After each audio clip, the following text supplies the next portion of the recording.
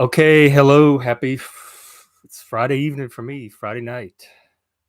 We just got through watching The Beach. I'm here with Chris. Emerald's going to join us, and whoever else wants to come on.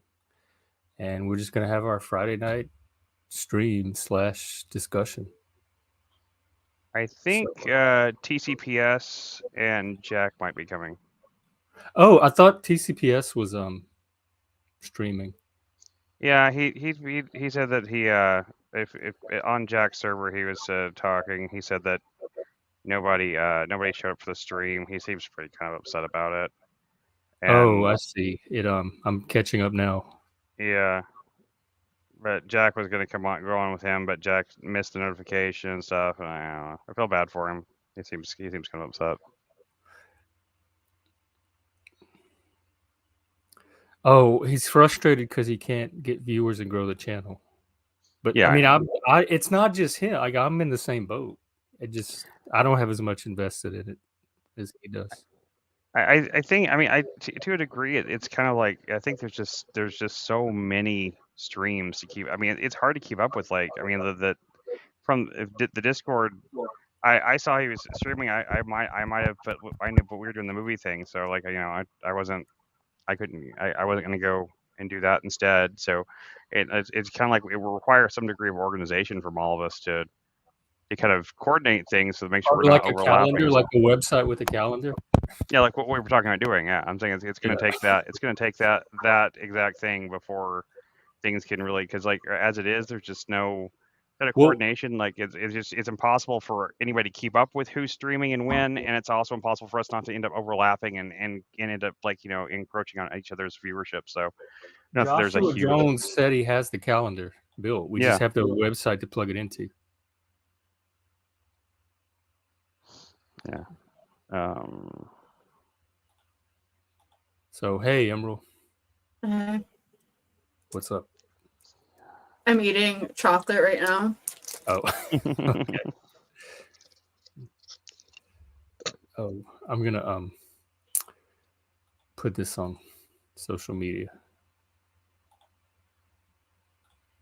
That's another. That's sometimes I get viewers from doing that. If I put a link that we're live, like in certain discords or on Twitter, some people will trickle over.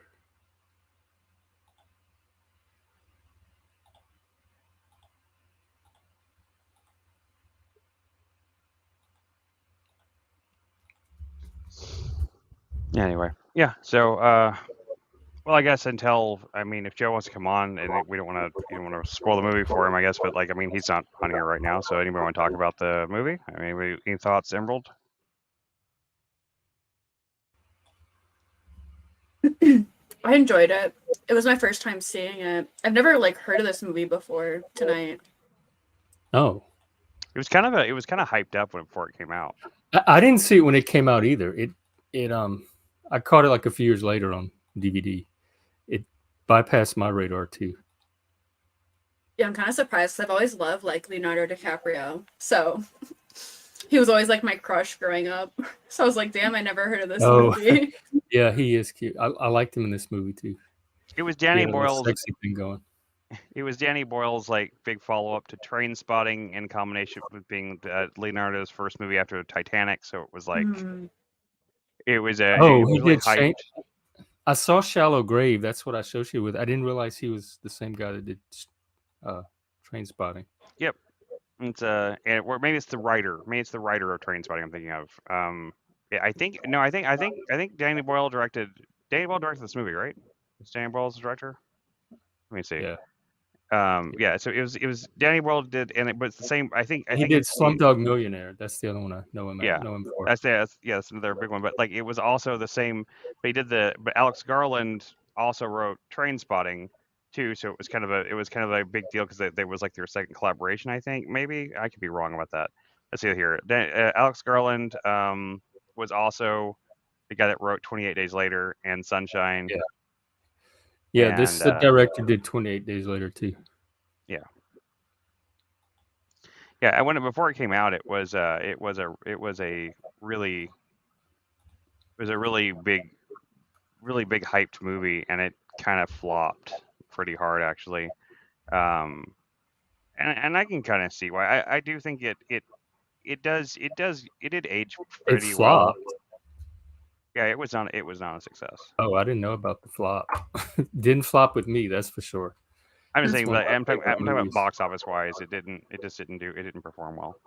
Oh. It technically made money. It said the budget was 50 and made 144, but you know how it is with movie studios. Unless it like makes like 10 times its budget, it's not considered a success. So, Yeah. So they hyped it up at like his next movie after Titanic. That's what it was following. yeah, it was like his first big movie after Titanic, and like he became such a huge sex symbol thing for that. And yeah, I mean, I think it. I think the movie it feels like three different movies to me. I feel like the first third of the film is like one movie, and the second part of it is something pretty different from what you get in the first, and then the third part of it. I don't think the third act works that well. I still don't. I think the third act is That's one of my favorite acts. That's the mental okay, health crisis act. but it's done so cartoonishly. I feel like I the don't cart. think it. I think the acting was very.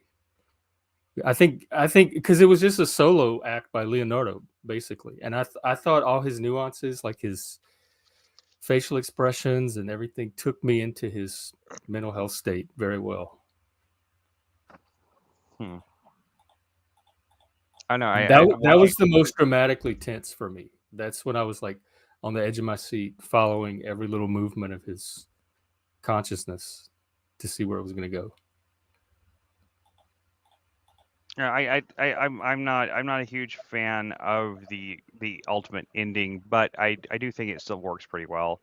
I think the ending it ends on a really weirdly happy note that I don't know that it quite earns, but like I think that it works pretty well. I still think that the little video game sequence thing is the cringe that kind of when I first saw it like that with that one scene is the one thing that probably kept me from like loving the movie at the time.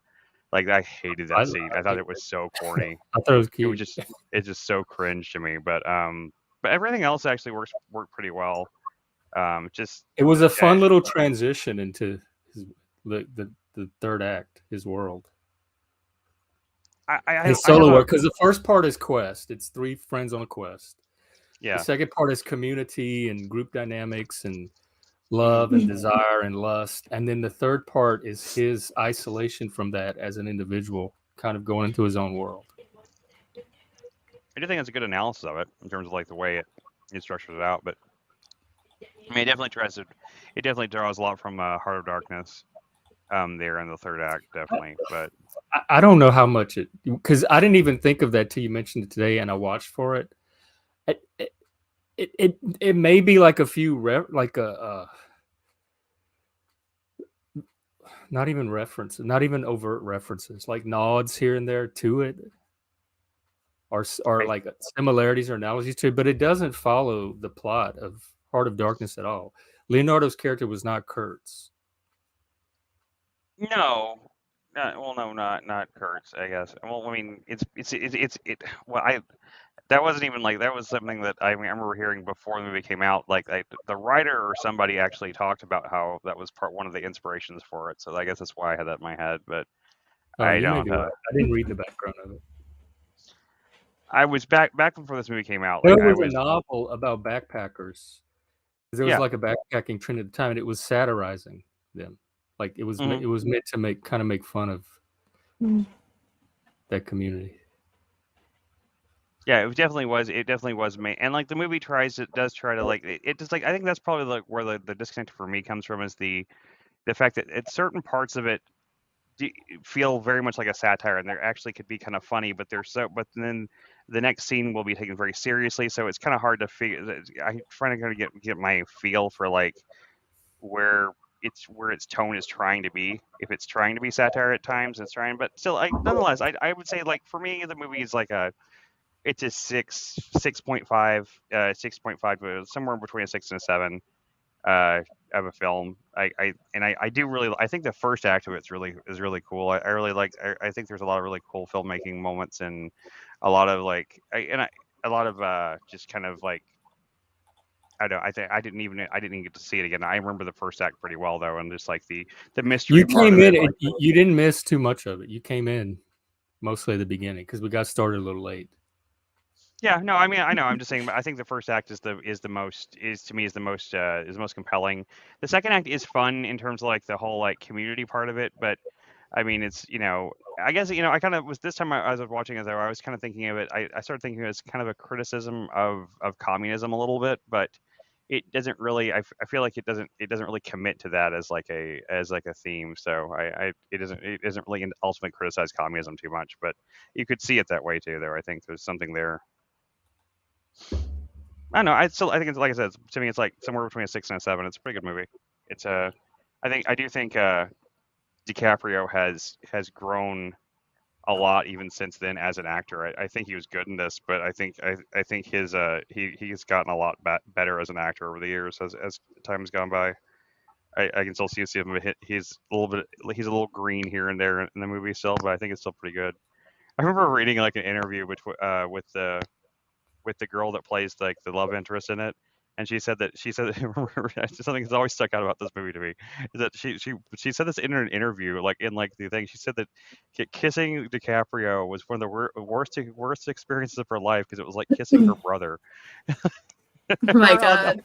I'll never forget reading that. I just kept. I mean, she really goes French and stuff, and so maybe that's something about French culture that where they just talk that sort of thing really openly. But I just thought that was such a horribly embarrassing thing to say about your Yeah. co-star during the publicity of the movie. Like, just so weird. It's just such a It's weird wild. thing to say. But yeah, it's I don't think that I don't. I didn't. I remember. I remember the movie developing the characters a little bit more than it does. Really, I mean, that first act has just kind of developed the other two characters, like the two friends, a little bit more. But man, they really do disappear after that in the movie. I'd forgotten how little like the other characters even like seem to be in it after after they get to the island. It's just kind of like everybody but Leonardo and kind of Tilda Swinton's character kind of like disappear in the background for like long stretches. Um, it kind of makes it a little hard to care about the other characters a little bit because it's kind of like you kind of almost forget they're there. But yeah, I don't know. I never cared much about them to begin with. The French couple. Yeah, I mean, but still, like it seemed like I don't know. I thought there was going to be something more. I felt like there was going to be something more developed between like the dynamic between them and in terms of like stuff. Instead of the French guy was just kind of like angrily like, "Fine, go ahead and be with her," and then that was it. It's kind of weird. But it's an interesting little film. It's certainly it's a movie that when I saw it back then too, I felt like it's a movie I'd seen before. I'm not really sure what other movies exactly it is that it reminds me of, but it's a movie that always seems really familiar to me in a sense of like I feel like it's doing something I've seen in another movie, but I don't Is know what it it the is. Emerald Forest? Oh, maybe I don't know. I can't remember that movie off the top of my head right now. With Powers Emerald Booth Forest. and the little boy that gets lost and ends up in the Amazon from Emerald 1985. Forest. That's another one of my favorite movies. Yeah, but yeah, I think I have seen this movie. Yeah, that may be it. Because like, this looks like something I probably would have watched. Like my mom would have rented or something. We would have watched on VHS whenever I was a kid. That might be it. It's when you kind of like just looking at the poster here, it's giving me like this kind of flashback feeling, but I don't remember it exactly. But I do love John Boorman as director. He directed a couple of a couple of movies I really liked. Like what was that one he did? Well, he did Point Blank, which is a cool movie, and he did. Oh, I guess he directed something in 2014. So I thought that got a dialogue. I don't know. But he did. Oh yeah, I ever seen Beyond Rangoon? That was I used to like that movie a lot. That's a really good movie. Anyway, it was fun to see again. I definitely it's not a movie that I. Oh, he did Zardoz. That's the movie that. Oh, I love Zordoz. John Yeah, Boorman did Zordoz? yeah. I love. Oh, that's one of my favorites. Yeah, that movie is amazing. That one and Barbarella. Movie is something so like only Zardoz is a movie that exists on its own. Like there's nothing else like Zardoz really. Never seen it. Oh, if you had seen what, it, you'd 1972 or something? yeah, It's shot- 74. It's oh man, hang on. I'm going on mute. Okay. Just look up Zardoz, Emerald. You'll see immediately. You'll see a picture of Sean Connery that you'll never get out of your head for the rest of your life. So, Okay. Yeah, it it's will a burn Sean itself in your Connery memory. like sci-fi movie. He walks around in his panties all day. It's like it's real kind of silly, like Barbarella. Well, it's real silly, but until it isn't, until it becomes this really serious Oh thing. my gosh. Yeah. See, that's it. I'm not gonna The only- unsee that now. Yeah, I told you it's gonna burn itself into your retinas Oh forever. my god, no. Oh my god. The movie's actually fairly interesting, philosophical. Like after, like there's I'm not gonna go into it because you haven't seen it, but like it's actually worth watching. The first time I watched it, I didn't know what I was expecting, and I admit I kind of like lost interest in it, like halfway through until I went back and watched it again, knowing what I was getting into, and then like knowing that it kind of had a more philosophical bend to it. Watching it with that lens, like it's a really interesting film about. It's actually kind of a relevant film to all the things we talk about in terms of like what masculinity is, what femininity is, like what those things like mean in like context. The ending into it's pretty bizarre, and I don't know what the ending actually is supposed to mean. But other than that, I think it's definitely worth watching. It's maybe that'll be our next one. We'll watch Zardoz. Oh my god. Yeah, it's great. It's crazy. It's one of those movies you'll never forget. Once you see it, you can't forget it just because of if nothing else. The opening scene will be remembered by you forever.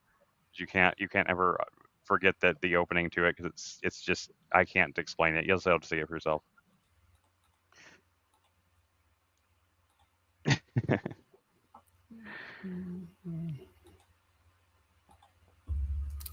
Are there any date updates?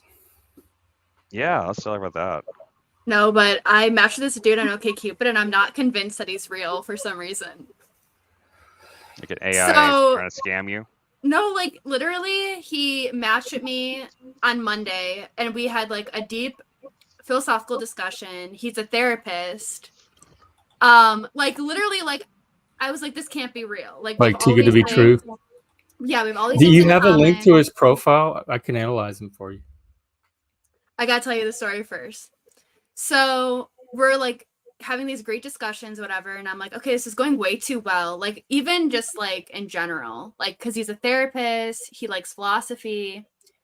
I told him about my favorite band, The National. He's like, oh, I'm listening to it while I'm at work in between clients. I'm like, there's no way. Like, this is like, did he walk out of a Hallmark movie? That's like, scary. I've never met the dude. No, he walked out of a horror movie. So I'm like I was like getting excited, right? Because he asked me on a date this weekend. So he wants to grab coffee on Sunday, but like I'm genuinely concerned on who I'm going to be meeting because so we were texting, right? And like things are going way too well, like I said. And he gave me his number. So I did a background check. There's no identity attached to this number. Could it be a new number? Yeah, that's not really that weird. I mean, I think there's probably I think most of the numbers I have, if you did a background check of them, there wouldn't be anything attached to them because like I'm pretty careful with sort of thing. Okay. And I'm not super careful. Now you have his name. You know his name. I just have his first name. Just his first name. I mean, if you could get his last name, like that would be the thing to do. I mean, just do you have his address? First last name.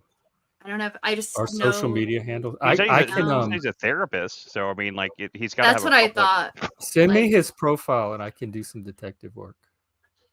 Okay, but like I don't know. Like, should I get excited, or does it sound too good to be true? Just because it this sounds is how good me and the X where it does sound too good to be true. Because that's how me and the X were. Like every card we turned over matched and matched and matched more and more, and then you turn over like the sociopath card after enough matches, and it became really scary. See, that's the thing. Like we have differences. Like he likes different food. He doesn't really like scary movies. So there are differences. But I'm just like, it still sounds too good to be true. And I'm like, well, the fact that he doesn't like scary movies is kind of a plus if you're trying to filter out sociopaths. Yeah, I mean, and the fact that he's willing to disagree with you too. But so it's not, my it's thing not is, like it's just coffee. with like everything. Coffee dates are such low investment. Yeah, for real. It's just coffee. I mean, no, I wouldn't get too excited, but I wouldn't get excited about anybody before I met them. I'm excited just because we've had good conversations, but I don't even know why I'm excited before meeting Talk on the him. phone, or is this all Snapchat? This is just texting, like on the app.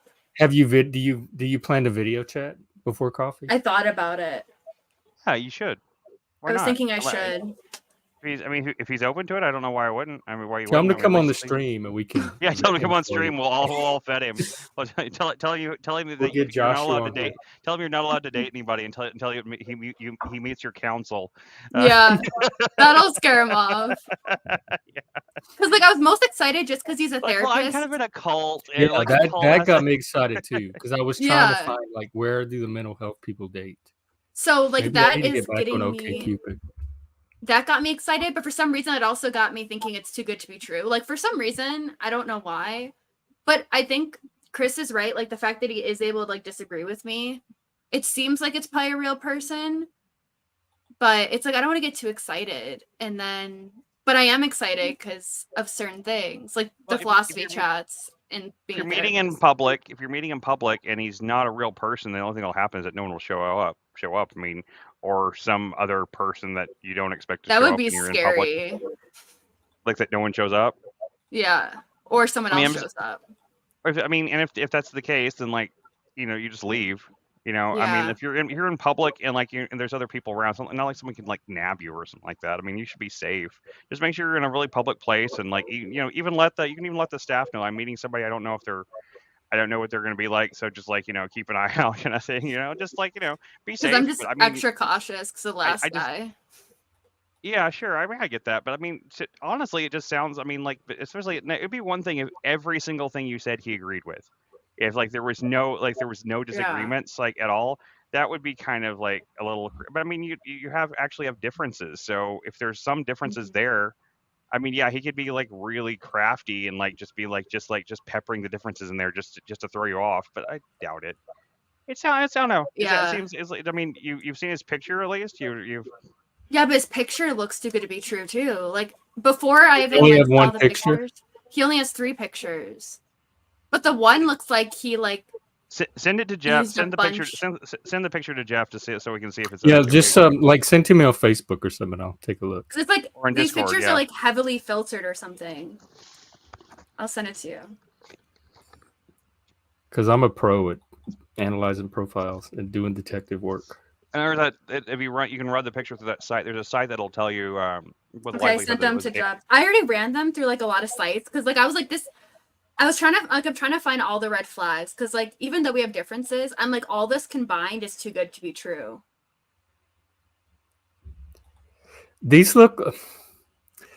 He does look like a therapist and a nerd. That his hand looks like it's AI generated. Yeah, But that's this what I'm looks like thinking. a normal OkCupid profile picture. But it's like he filtered his hand. Can you show Chris so he knows what we're talking about? Because like it's the hand that throws me Here, off. just send to me a Discord. Just send me a Discord. That's what caused me to think this is all fake. But then, like Jeff is saying, he looks nerdy and like a therapist. Like that's probably his like therapist LinkedIn profile picture. Have you done an image search on the pictures? I've done like 25. Like I'm literally like I told all my friends, I was like, I think I'm losing my mind. Like this is too good to be true. Like it's so rare to find a therapist that has like I don't even know, like similar ways of wanting to do therapy. And he loves philosophy. He's currently reading The Republic or rereading it. The Republic I would want to do a Plato. book club on that. What But type I of don't therapy? want to like get excited and then no one shows up. You know what I mean? You guys know my track. Well, then history. don't get excited. Like I'm definitely telling you not to get excited. But I think 'Cause that's you a don't even bad know if way to he's- go he into may not it. even be into you. Like there's still his end of it that you have to Yeah, that's true. worry about too. So if you reverse image search and you're not seeing that picture coming up anywhere, I mean, No. then it's not a stock photo then because it would come up right away if it was a stock photo. And No, I mean it if looks like a it's- real photo. It looks like Yeah, it the looks photo real. It looks is- real. OkCupid is usually because you have to like you used to have to take this big test to get on and everything. It's usually real people. I find less fake. It's just profiles his than there hand anywhere. though. You know what I mean? What about that? I don't see what's wrong with the hand. The hand doesn't look AI generated to me. I thought it does. It caught my eye right away. That's why it just I mean, it's an awkward angle, but it's probably just the way that it was just. It's probably just the moment it was snapped at. Come on, you're like look Look at how like smooth it is. It's like silky smooth. that's why it freaked me out. Well, that and then not being able to find anything with his phone number is what like sent off little alarm signals. But it looks legit to you guys. I was trying to blow it up a little bit so I Photo could does, get but, I'd have to see the rest of the profile, and then, like I said, you could video chat with him. Yeah, if you video chat with him, that kind of that completely. I mean, you're right. It does look like the hand might be like kind of like an airbrushed Photoshop thing. It doesn't look AI. It doesn't look it generated, but it looks like maybe he did edit his photo a little bit. Maybe there's some. Maybe there was like a. Maybe there's a blend. Yeah, it could be. Oh, that's right. Don't forget the fact that all these phones have those freaking skin smoothing things on everything now. Oh yeah, that's another thing. And he may have the new iPhone. I would be more worried about compatibility than if he's a fake person or not. Because he's probably a real person. You just need to worry if y'all are compatible or not. Look at what even here on StreamYard. Look, I can turn on like the touch up my appearance thing, and turn it all the way up and look what I look like. Yeah. Okay. So wait, StreamYard has touch up appearance. I don't use any of that. Yeah. Go to camera, and right there's touch up my appearance there. You turn it all the way up, and see it makes my face look all like ultra smooth looking and like kind of weird, and like even see if it dips on my hand, like. See what my hand looks like. I don't know. I probably need to turn the blur thing off. Yeah, I look unnatural.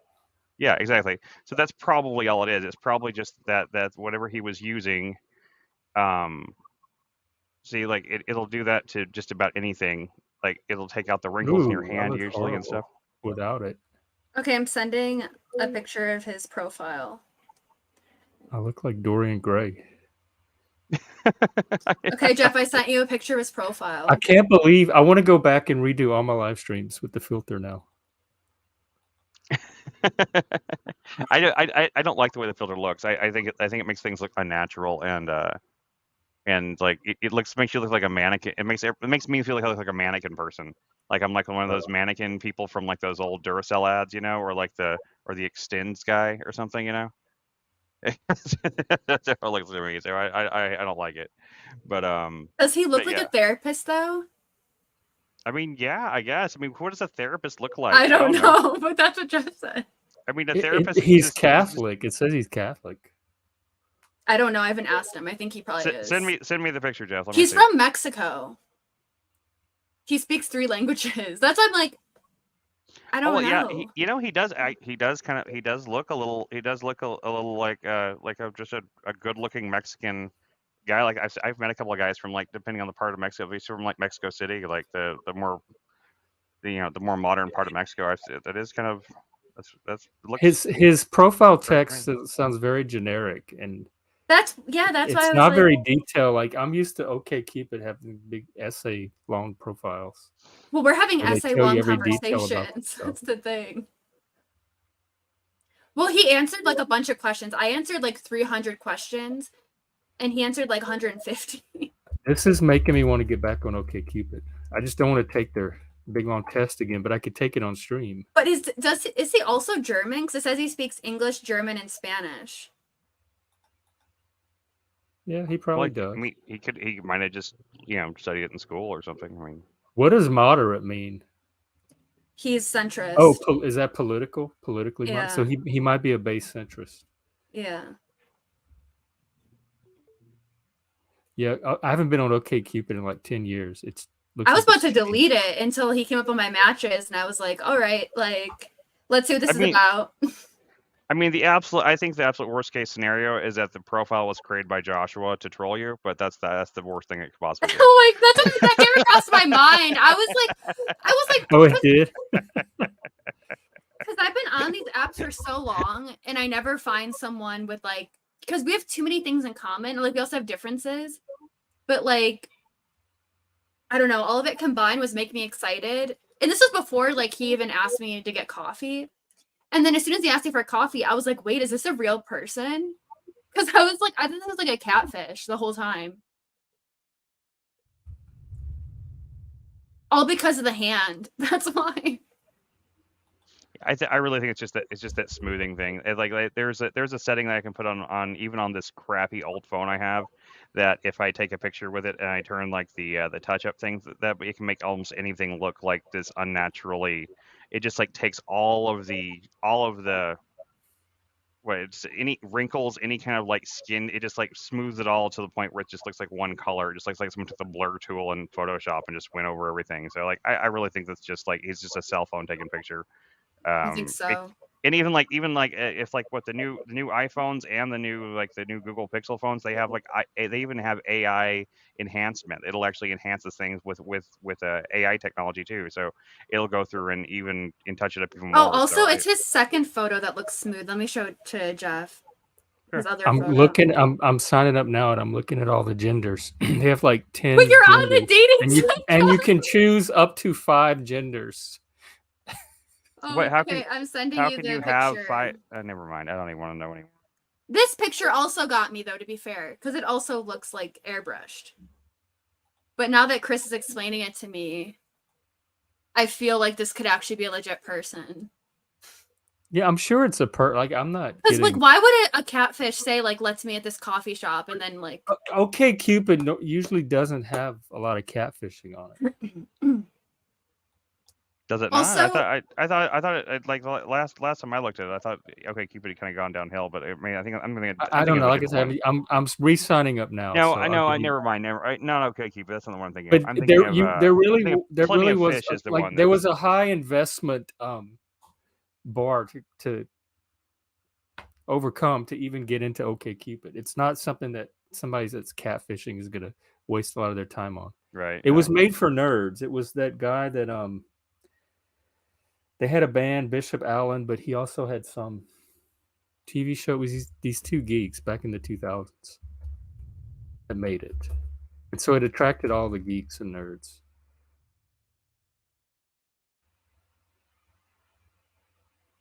Christian. Yeah, whenever I was going through my, whenever I like talked about before, that there was like this one app, I can't remember what it was called, but that was actually like the entire based on your music preferences. From what I saw, there was nobody on it. I don't think it ever took off. I thought that was a cool idea. Well, they have a whole section of non-monogamy options. I love how I inspired Jeff to make a profile, and I'm doing like a Because whole I'm curious investigation about, on this yeah, dude. I think maybe I've I lost my haven't been on it in mind. so long. I want to take a peek at what the local options are. What is short-term dating? That is where you just put that if you're just like looking to hook up. That's the secret. Because they have a whole separate hookup. Wait, they do? Yeah, and I So don't know if I'm looking for friends or. I went on a date with a guy that had short-term dating on his profile, and it made no sense to me. It's kind of like the in between, like you don't know what you're looking for, so you just put short-term dating, and then you kind of, I don't know, you date someone for a month. I don't know what short-term dating is.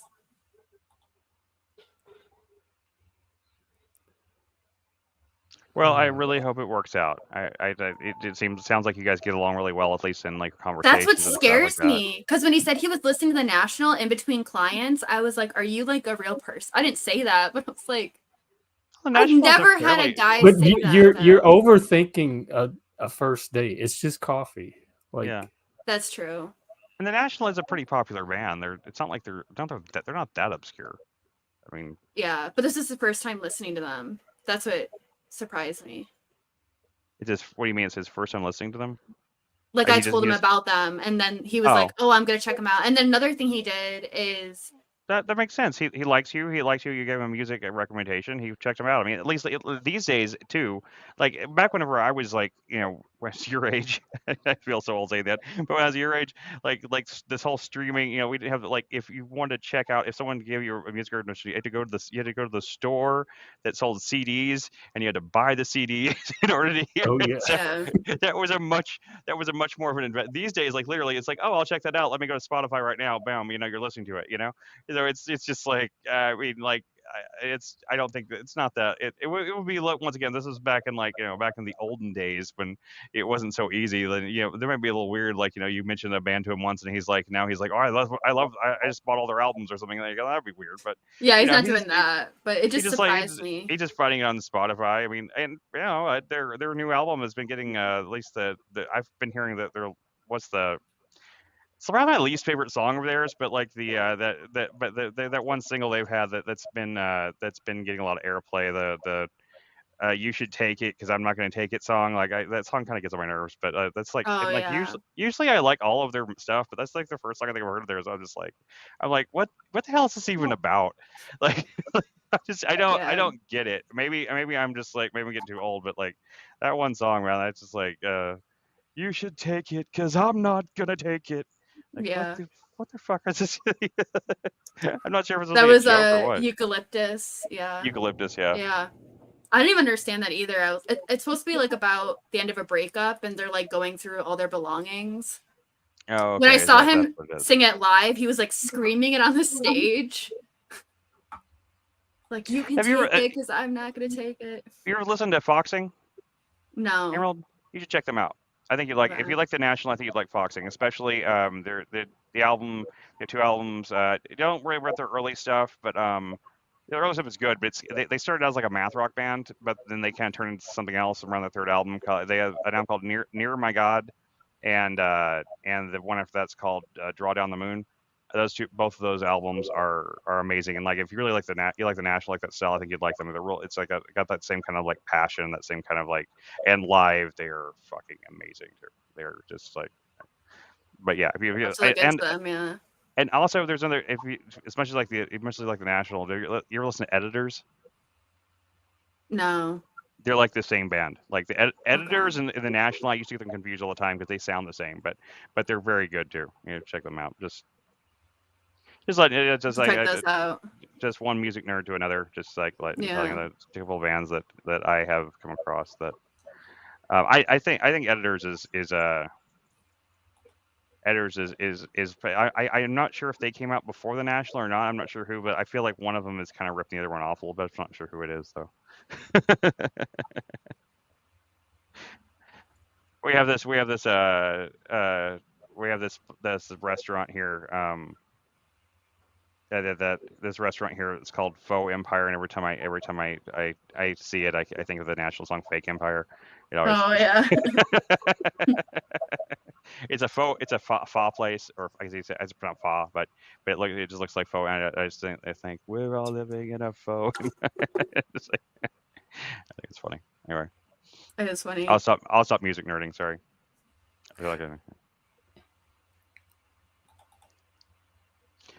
TCPS just said he's going to be here soon. So.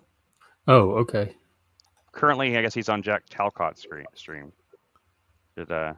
Oh yeah, I forgot to see who was streaming right now. Are you creating a profile, Jeff? Yeah, I'm picking up my photos right now. I think OkCupid's the best. Oh my god, yeah, Jack has a ton of people on. Joe Cool's on, Machine, Flow State, Jesse, TCPS. Okay, yeah, y'all keep talking or music nerding, whatever, and I'll get this profile made. I think I'm usually not this excited for a first date. I think it's because of all the interest, the mutual interest, and the fact he's a therapist. I think that's what got me. No, but it's a bit dangerous that I'm this excited. That's why I think I started thinking it's not real. I get that. Just don't, just try not to try not to sabotage it for yourself. I have a tendency to do that. Not intentionally, but I'll just get like subconsciously. I've done it. Yeah. Too. Because I'm like, this is too good to be true. And if he likes me back on some chance, then that's when my self-sabotaging tendencies will kick in. Well, he likes you enough to want to at least meet you in person, and after about a week, I guess, or so of texting or is that too soon? I don't think so. I think getting past. I think it's better to get. I think it'd be better if people could meet in person in the first place It's without the just online. coffee. My God. Well, like before the internet, that's how you met people. Were I know, in that's what I'm person. saying. I think like the faster you get past the stupid online part of it, the better. You know. I mean, as long as you're not meeting in a dark alley somewhere, you know. Oh yeah, that's like, where we're like, meeting, the dark alley yeah. and the coffee shop. Well, I did suggest, I was like, oh, we should get coffee, because so we're meeting at 4 and the coffee shop closes at 5. So I was like, oh, we could grab the coffee and then like we could walk around the Grange, because he's never been to this town. So I'm already like making it probably a 2-hour date or something. I don't know. I like dates like that where I'm like kind of like a tour guide. Like I show them different places and Yeah, it kind of relieves some anxiety. That's a good. I mean, I must say that it's always a good way to kind of. Plus, it lets you see people in different. It lets you see the person in different kind of circumstances. It lets you get a kind of a feel for who they are. And yeah, that's what I wanted to see. Yeah, because I think that was the mistake I made with the other dude a week ago, where we just went to that Irish bar and then I just saw him in that dynamic, and then I didn't see him in another setting until the arcade, and he was paranoid. Right. Yeah. Thankfully, he hasn't talked to me, so I don't feel bad about that. I think it was just like a mutual splitting. Yeah, just both of you kind of realized that it wasn't really working out. That's the best way for it to go, I guess. So that way nobody's getting too invested or hurt by anything. So. Yeah. So I think after like 3rd, 4th date and you're not feeling it, then you have that responsibility to be like, hey, I'm not really feeling it. But the 1st or 2nd date, it's still early. Sure. I would say, I don't know. I generally, I can usually tell. I mean, I'll give people chances, but I can usually tell pretty fast when I meet somebody if I'm really gonna like not vibe with them real well. I can't say it's never happened that I've met someone that, I didn't like at first, and I may have grown appreciation for them, but I can't say there's too many people I've liked and really not vibed with at all, and then later on just was crazy about later. It's just like it's typically just as I might grow an appreciation for them. I might like them in one way or another later on, but it's probably not going to turn into like even like, I mean, not even necessarily romantic love. It's not going to turn into love in general, like a love of that person usually. I mean, I can't say I'll never say anything's impossible. It just hasn't happened in my life per se, but I'm kind of the same way. Like I can tell right away. Like I think most people can, if they're honest with themselves. They can usually, if they're being honest with themselves, they can usually tell pretty quickly, like within minutes of meeting somebody, whether or not like it's someone that they have a good chance of being like. I feel like there's a greater chance of like meeting someone and liking them a lot at first, and then growing to dislike them than the other way around. Yeah. Did you set up the coffee date already, or he's still waiting on your answer? I set it up. Oh, okay. I already know what I'm gonna order and everything. You know what you're gonna order? Yeah. I want to try your new iced Vietnamese coffee. He asked me if I'm a planner because I like have it all set out. Definitely are a planner. Wow, I can't plan anything that well. So he asked me that because I was like, I didn't ask him like what he's gonna get because he has no idea. But I was like, I want to try their new Vietnamese iced coffee, and like we can go there for an hour and then walk around. And he's like, "Are you a planner?" I'm like, "Yeah." I'm always the kind of person, like anytime I've ever like tried to like plan out dates or something like that, do plan type things, like something always happens and it always ends up having to take on like, I kind of like that though. I like to like the ability to be not impulsive, it's not like my not the word, but like improvisation, I guess. Improvisational, like with stuff like, like rolling with the punches and like doing this and that. The best dates I always had with anybody were always like that, where it's something that evolved as it went along instead of it just being like sticking to the plan. But like, but I respect somebody that can actually plan something and actually see it through, because like I never seem to be able to. I mean, sometimes it's my fault, but a lot of times it's not. It's just like circumstances just never seem to allow any of my plans to actually go forward. So I really had to learn to adapt to see the situations, Welcome, TCPS. Do you have any dating advice? Oh, is that what we're talking about? For the moment. For the Yeah, moment, we sure. are for the moment. Oh, interesting. No, I just joined. I had an attempt at a stream that nobody watched and it failed, and I deleted it. And it was actually going to be sort of kind of about relationships. So I think that's interesting. Oh, what about them? What time was your stream? It was going to be at 7:30 Eastern Standard Time. Yeah, it was right in the middle. It was starting when we were doing the movie. Oh, yeah, we were in the movie. Yeah, we were talking about the fact that like we're gonna try to get this website up and running so we can kind of like have like a calendar schedule thing so we can all kind of coordinate all of everybody in our kind of community that way, because like that way we don't accidentally like kind of poach through people's streams, like we can actually kind of have a sense of like working together to make sure like we're all kind of being able to like because like sometimes nobody knows like what the other person's thinking. So like when I was streaming and then like the other person also streaming at the same time, and then everyone's like, why isn't nobody at my stream? And then it's because they're all over this one. So we need to get that worked out. I see. I don't know. I'm just like, well, it's interesting. So wait, hang on. You have a website, Gen X Jeff? No, but we were thinking about making one, and Yeah. we have a calendar ready to go. We just have to have a website to plug it into. Okay. No, that would be interesting. So it's very, very likely that my YouTube channel is going to be gone within the next 24 hours. I've already privated all my videos. So, Like YouTube's gonna take it down.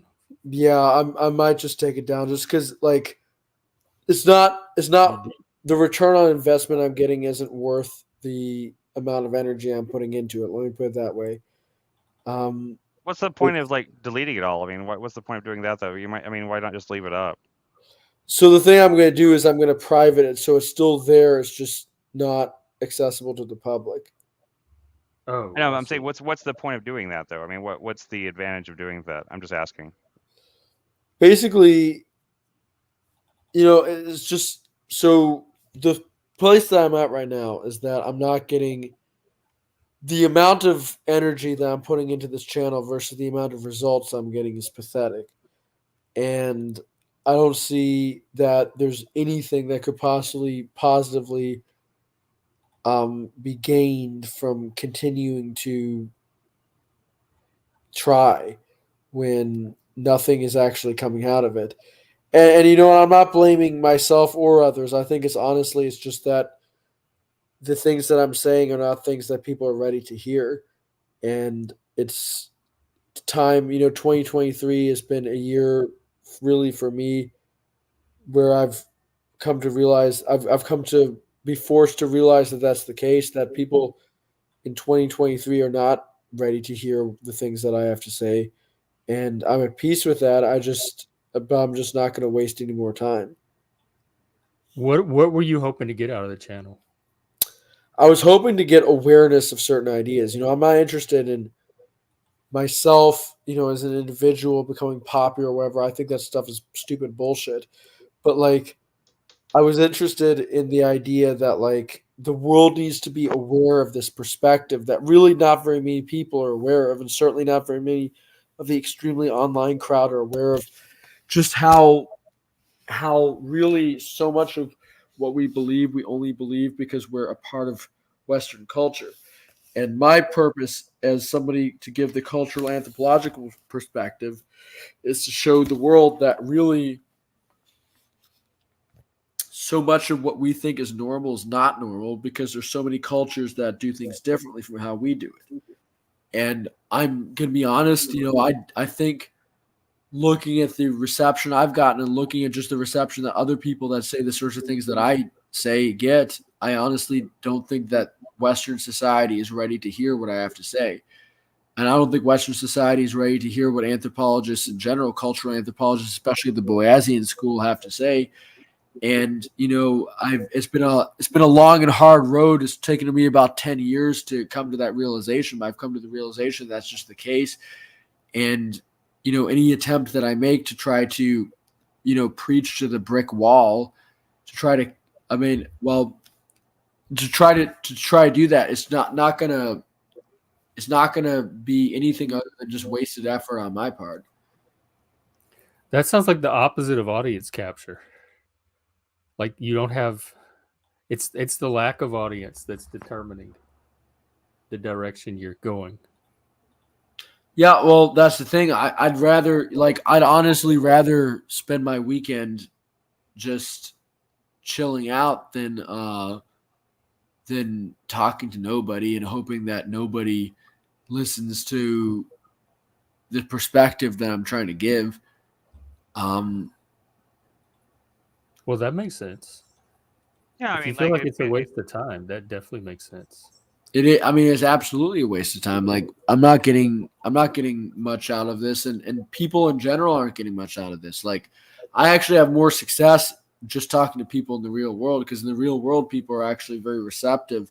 I found to my ideas. I tell just ordinary people, hey, we got to learn from traditional societies. We got to learn from like hunter gatherers, and generally speaking, most of them are fairly receptive. But then I go online and everybody's a douchebag, and everybody just like creates problems and things like that. It's just it's. I think I've been going about things for the wrong way for about the last 10 years, and I've come to that realization. And I will probably under another name. I do intend to have a debate against a guy that has over 100,000 subscribers if the stars align properly, but I'm definitely not going to like spend a huge deal of my time trying to, preach to the wind, trying to preach to dead air online anymore.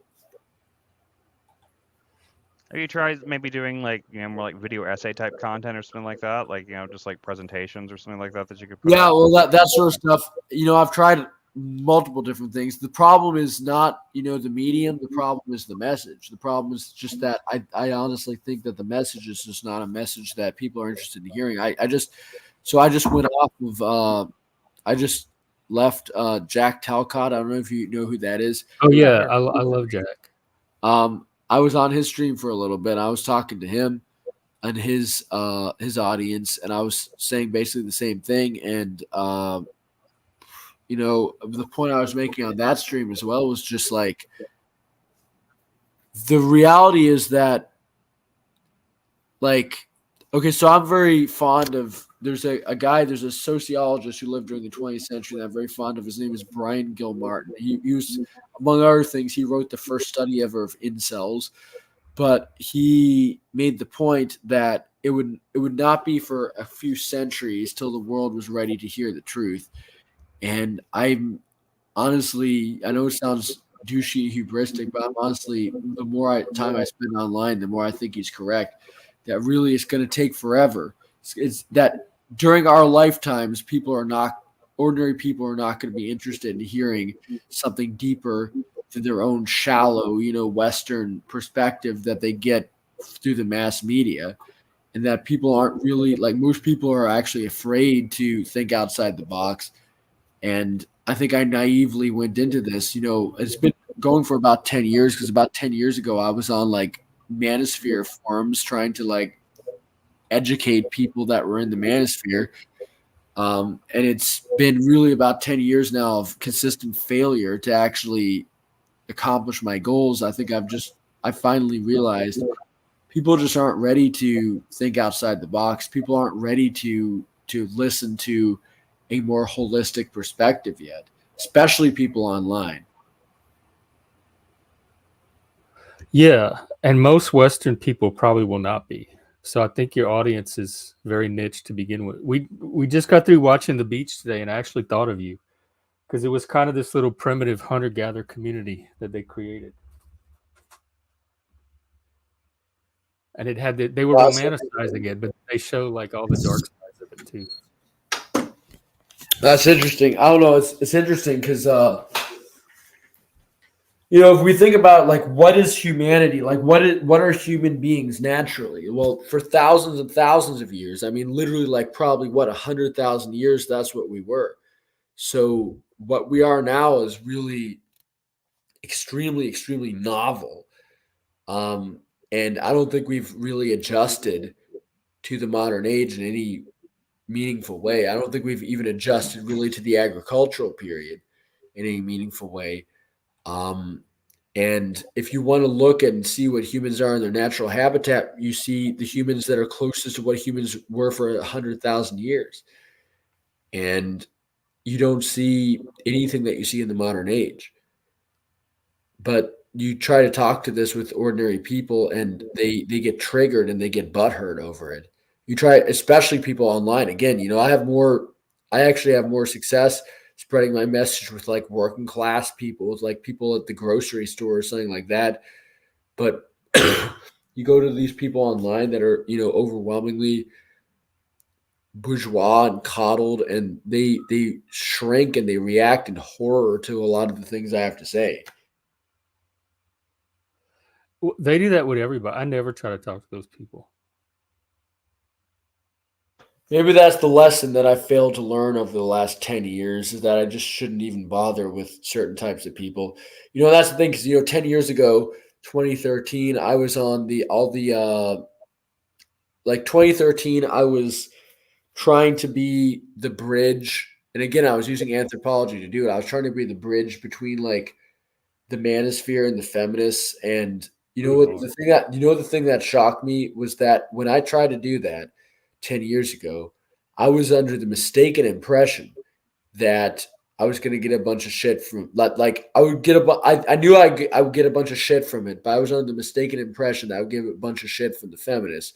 But what I actually found is that about 80 to 90% of the shit that I got was from like the incels and the manosphere guys that were mad at what I had to say. Like that they were angry that I was going around and basically just giving, an empirically verifiable, scientifically correct perspective, that they didn't want to hear it because it went against their ideology. And it's been like that ever since. It's been like that for the last 10 years. I've been just trying to present the facts as, they've been presented over literally hundreds of thousands of pages of ethnographies from all over the world. But the problem is that it runs up against people's ideology, because the truth is much, much more complex than just people's ideology. It's just people's emotional worldview that helps them make sense of the world, simplify the complex reality, and people don't want to hear it. And they get mad when you try to present these nuances, and they throw hissy fits.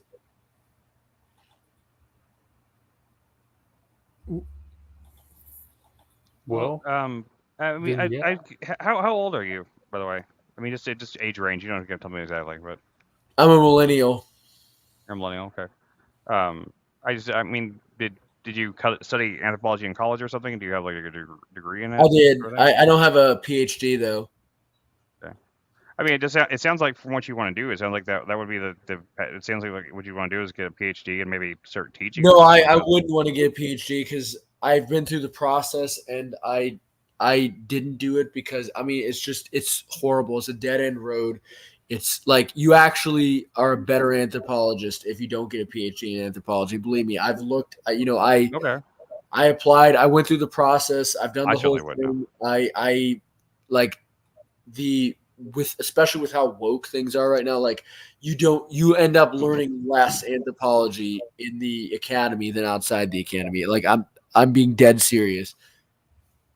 Well, I mean, could you maybe get a job like teaching though? I mean, would that be an option? I'm a middle school teacher right now, and to Okay. be honest, I get more, like, I end up making more progress, oddly enough, with my message as a middle school teacher than I do with the person online talking about these issues. Well, I mean, I think I would encourage you to not necessarily to give up entirely. Keep coming on streams like other streams like this one and other ones, and keep collaborating with people. And like we're all trying to find that moment that we're all trying to capture that lightning in a bottle trying to like find like our audience, our niche kind of thing. And I think we have a really interesting, strong community building around here, around these parts. And I think, especially if we can just keep away like the obsessive acidic trolls that seem to corrode away at like all at streams like machines and stuff like that. If we can just keep that kind of stuff at bay, I think eventually will kind of start to catch some traction. I feel like. I mean, it's slow, but um, I don't know. It feels worth it to me still at this point. But I really, I feel bad. I feel bad for what you're saying. I really, feel for you. I wish that, I wish that it didn't, things weren't working out like that for you. I mean, I certainly know, my life certainly hasn't been any kind of like picnic lately either. So I understand. I understand how you feel. It's gonna be rough, man. It really is. Yeah, I don't know. I mean, and that's the thing. I'm happy to hear, the people, and I and people on Jack Talcott's stream were being supportive as well. I'm happy to hear that. Like, I don't know. I guess my perspective is just like, for me personally, like, I wish I didn't even have to do this. Like, I mean, I honestly wish I didn't have to have a YouTube channel, because I wish that there was somebody. Like, I wish that the ideas that I'm saying weren't so obscure, because they really shouldn't be. Because I'm not, trying to be like a douche and say like, oh, well, I've got all the answers. Like, the things that I'm saying are empirically correct, and none of what I'm saying is original. Like, literally, for the last 100 years of cultural anthropology, the things that I'm saying have been proven overwhelmingly to be correct. And to me, it's exasperating and obnoxious that I'm having to like talk here farting into the wind about like this stuff that should be second nature to people. If we were a halfway evolved, advanced society, everybody would know this stuff. But as it is, almost nobody knows this stuff, even though it has an incredible tradition behind it. And have you tried writing a book? Have I tried writing a book? Well, I could, like, I haven't tried writing a book, mostly because my experience or the experience of people that I know is that trying to get a book like that published is even more difficult than trying to like become successful on YouTube. I mean, self-publishing is an actual viable thing these days. I mean, I would like to. I mean, I personally would like to at least. I think a lot of what you have to say maybe might communicate better through the written word, maybe better than like through videos or through streams, maybe, because like you have a lot of really academic type stuff that, I mean, sometimes it's I mean, I've listened to you before, and like, I mean, I can understand you and everything. I'm not saying that, but you have a lot of like kind of like really academic level stuff, and sometimes for me, it's better to like be able to read something like that so I can kind of have time to absorb it and stuff like that. And maybe you can start up like working up some essays or something, like like building a chapter at a time, then you could like compile it into a book that you could self-publish or something like that. I mean, I think there's definitely a real good. I think you have things to say, and I think that you're passionate about them, and I appreciate that in anybody who's passionate about what they believe in, and actually have a perspective and have something to say. I want to see that encouraged, and I want to see that that blossom. It's just a matter of finding the right. I don't think it's just that I don't think it's just the message that people aren't getting. I think maybe like it's just maybe like the medium of video or streaming, maybe it's just not exactly the right way. Maybe it would communicate better in the written word. At least I tried anyways. I don't. I mean, I could consider doing something like that. And by the way, Jesse, I saw you on Jack Talcott's stream. I actually might go back on his stream in a few minutes. Okay. But he's hot and heavy right now. So what's going on? Somebody named Thomas came up and he started talking about Illuma Tommy. No. His name is Thomas, and so he started talking. We were talking about days of the week, and he was saying how all the Greeks, and he was actually giving us really good information. But apparently, him and Jack has some history, and that elevated Jack. And then Jack said, "I don't even know why you're here," and and then he freaked out, and then Joe kind of questioned him, saying that the information, what he was going good, and then Jack started even getting more elevated, and then he threw Joe out. And so after he threw Joe out, I just left, because Jack is just kind of elevated, lots of swearing and stuff. So I just not interested in being around that energy right now. Who's I've never Joe? seen Joe Jack Cool? get even slightly. Oh, he threw Joe Cool out? Yeah.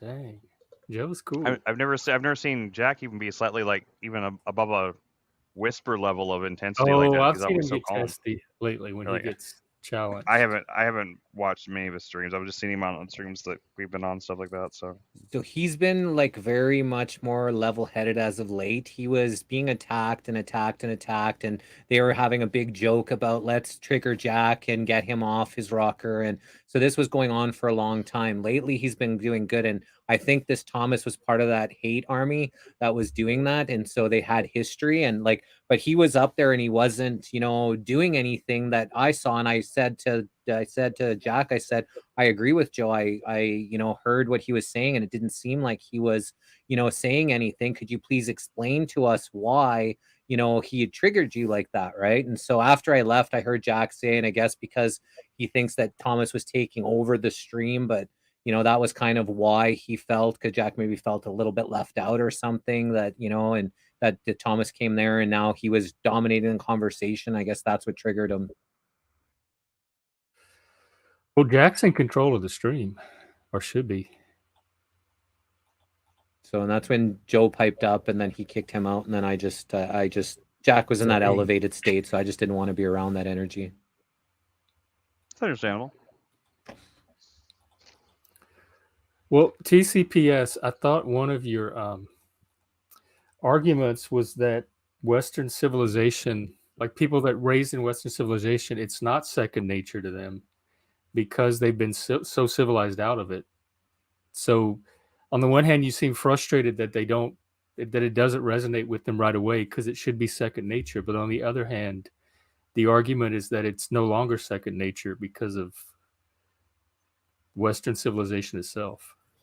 See, the thing is that like it's complicated though, because for many of these people, like a whole lot of people are actually, I think, aware of what's going on. Like a whole lot of people are at least aware that there's something wrong. And then we have, pulling data on this that like lots of people are aware. Like, if you actually look, and this is arguably an extreme example, but Pew Research did a study a couple of years ago that found that only half of people in America actually think that modern medicine is superior to like traditional herbal medicine. Like, which to me, I think that's an incredibly fascinating finding, because it indicates that like a huge percentage of people are actually aware that there's something wrong with modernity, and that there's something, that there's perhaps important lessons we can learn from pre-modern societies.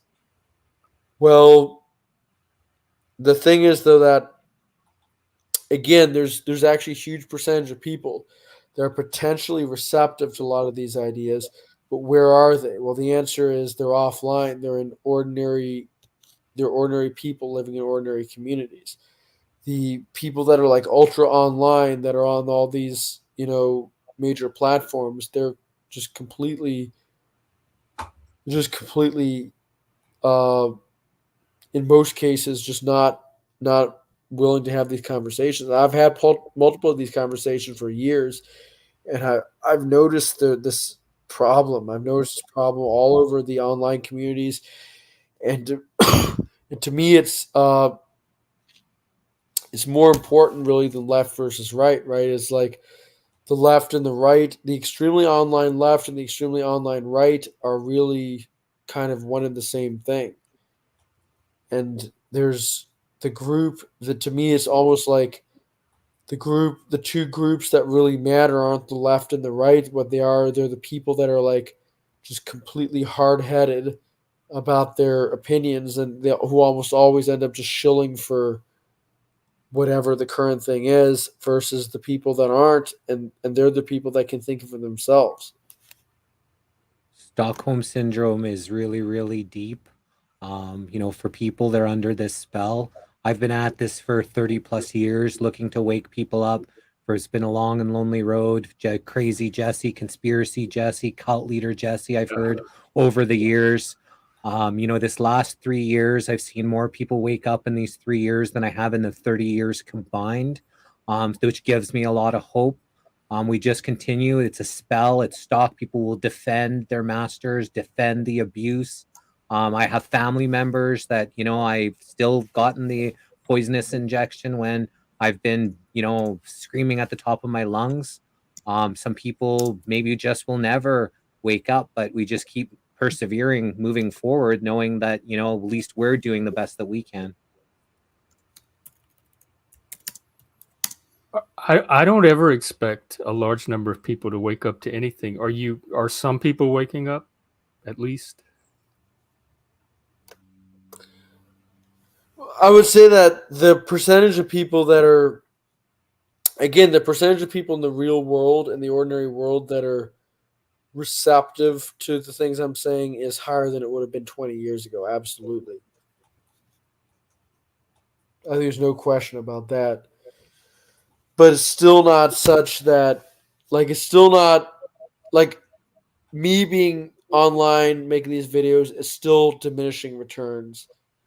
And, there's a certain point where you start realizing, I can make a 4-hour live stream that will take a good deal of time and energy, and it'll get basically no traction. And at that point, what's all I'm doing, I'm expending more energy than it's worth. So what's the point? Yeah. Things are very different now because of all the censorship. So if you were doing this same thing 5 years ago before a lot of the censorship, you'd be reaching a lot more people. Even people like I interviewed Lee Camp. I don't know if you know him. He's a political comedian, hammers both sides. He was getting 100, 200,000, 300,000 views on his videos. Now he gets 5,000, 10,000. And it's not because people don't like him. It's because the censorship is hard, and anybody that's kind of speaking out against what the indoctrination is, anybody that's rattling the cages, don't get a lot of traction. So as well as just what circles are we spinning in, or is that the target circles, or do we have to branch out and try to reach some of these other circles of like-minded people in order to get more traction on the work that we're putting into this? Where are those other circles? Is like Rumble and stuff doing better? My Rumble is getting better and better. I'm up over 6,200, I guess, subscribers on Rumble. Wow. Which How we much are you call on it. YouTube? Yeah, so I usually get anywhere from, I don't know, 60, 70 live viewers to 1,000 live viewers on all my different platforms. I got four YouTube channels deleted. This is our fifth one. For 8 months, I just said, fuck YouTube. I wasn't even interested in going on YouTube. Just because of Jack and, him being on and me being dragged in because of the bullying he was, receiving. I had to stand beside him because I don't like the bullying. And that's what kind of drew me back into the YouTube. So I created another YouTube channel, and we just hit 500 subscribers on YouTube, but, building that up. But that's not where my biggest one was Facebook, but I'm in Canada. So I got hit hard on Facebook because we were getting 5,000 to 50,000 views on Facebook, and now we're happy to get 1,000, and that's like a 50 times decrease in in the views and stuff. But my Rumble channel is getting bigger and better, and now we had, I think, 90 live viewers on Rumble on an interview today on a space guy. So our Rumble is getting bigger. I go live on 6 different platforms simultaneously, and then I upload to 3 of them, and then Dollar Vigilante TV picked up my show as well. Jeff Berwick, he broadcast my show on his network. Have y'all tried TikTok? I just started with the TikTok. And I think we got 1,600 subscribers. I don't know how to go, I know how to go live, but I don't know how to broadcast my show or rebroadcast my show. I'm not sure how to do that as of yet. So that's another avenue that you can really reach a lot of people. And the TCPS, I'm not sure if you are, sharing your information on this TikTok, but this seems to, really spiral. Once you have something that touches people, you can really get a lot of subscribers and a lot of eyes on you very quickly. I didn't want to go on it because of the Chinese owned and stuff, but I'm past that now, and I'm just trying to reach as many people as we can with the. Well, right now, what I'm doing, again, because I'm not interested in my channel, I'm interested more in the ideas. So I've already reached out. I have challenged a person that has over 100,000 subscribers to a debate. His name is Wheat Waffles. I don't know if you guys are all familiar with him. Oh, I've heard the name. Yeah. So it's a fascinating name. Like he's an incel guy, and I'm challenging him to a debate. He's like probably the top like incel black pill guy on YouTube. And I've challenged him to a debate. So hopefully, what I'm going to do, and I'm probably not even going to use TCPS as my name. I might end up using like a different name, but like I'm going to end up debating him, and I'm going to hopefully on Alex's channel, Playing with Fire. I'm going to force him into the perspective. I'm going to force all his listeners to listen to my perspective. And I guarantee you, I mean, they're going to be uncomfortable. They're not going to like what they hear because, they're a fucking cult. But like I'm going to force them into this position because really that's what I want to do. I want to make people that are complacent uncomfortable. That's my point. I'm not interested in my own clout. I'm not interested in my own channel. I'm interested in forcing people that are complacent and think that they can just rest in their own little dumbass worldview, even if it's a worldview that's supposedly built on not being complacent, like Black Pill, even if it's a worldview that's built on well, let's just all be sad sacks and feel sorry for ourselves and be suicidal and be like whine about how the world is stacked against us. That's its own form of complacency. I'm not going to put up with that. I'm going to force them to realize, I'm going to force them to question that. I'm going to force them to feel uncomfortable with their little childish worldview.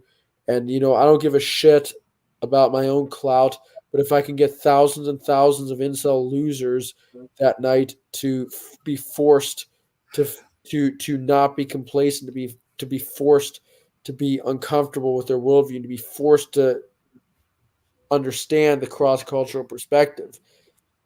That'll be a win as far as I'm concerned. It'll be interesting to watch. I personally have never seen that tactic have much success, especially if you're not very warm to that audience to begin with. Yeah, I think like if you're, the message you want to spread, I understand where you're coming from, and I appreciate the kind of the viewpoint you're giving there. But at the same time, if your goal is to make people uncomfortable, they're just going to recoil from it. They're never gonna absorb or listen to anything you have to say. But my point is that if people are presented with an alternative perspective, even if they're biased in favor of the one perspective, I don't think that there's finally anybody, unless they're like finally, because people have an intellect and they have their emotional brain, and their emotional brain can overpower their intellect, but can never completely erase it. And the point I'm trying to make is that if people become aware of a valid critique of a worldview, then the only part of their brain that they could possibly use against it will be their emotional brain. You know what I mean? Like if they're aware of a valid critique of a worldview, then that seed will be planted, and they can continue to resist what I have to say, but they're never going to be able to be at the position that they were before I said what I had to say. You're never going to be at the position, like there will be seeds planted, and there will be a certain percentage of that audience that will have to seriously rethink things, have to seriously rethink what they currently believe. I do like your idea of getting your ideas out there through going on debate channels, because that'll be a way for them to get a hearing from a larger audience and contrast it with other ideas at the same time. Yeah, well, that's the thing, and that's, to me, that's why I do these debate channels, is because even though 95% of people, at least probably 98, 99% of people that watch these debates are completely unsympathetic, because again, they're completely plugged into the system. But there are those people. There is that 1 to 2% that are like, wow, shit, like I never thought of it this way, but like now I'm being forced to rethink my worldview. And that is something that is significant. I mean, it does add up, even if only 1 to 2% of people are intellectually honest, that 1 to 2% of people that are intellectually honest can proliferate, right? And they can start thinking, wow, I'm starting to rethink my worldview. And then that 1 to 2% can talk to more people they know, and that'll be another few percent. And all of a sudden, before you know it, you have at least a significant percent of people that are not complacent with this dumbass answers that society gives them anymore. What do you ultimately want or expect them to do? Are they going to take some kind of action? Right now, I'm just interested in raising awareness. I'm just interested in raising awareness to the point where people are no longer satisfied with the various answers that they're given, and they're given various answers. The system gives you multiple different routes that you can go down, multiple different rabbit holes you can go down to avoid coming to the conclusion I've come to. But right now, really what I'm hoping to do really is just raise awareness that none of these different rabbit holes are successful. None of these are good. We're still zoo animals. No matter what no matter what type of cage you live in, you're still a zoo animal. And I'm interested in creating a situation where more and more people are aware of that, and they can't hide from it. And even the people that try to hide from it, that idea is out there. That idea has now entered their head, and they're now realizing, wait a second, even if they resist as much as they can what I have to say, there's still that idea, that impression's still been made on them, and it's going to be just that much harder to resist what I have to say if that impression's made on them than if it's never been made in the first place.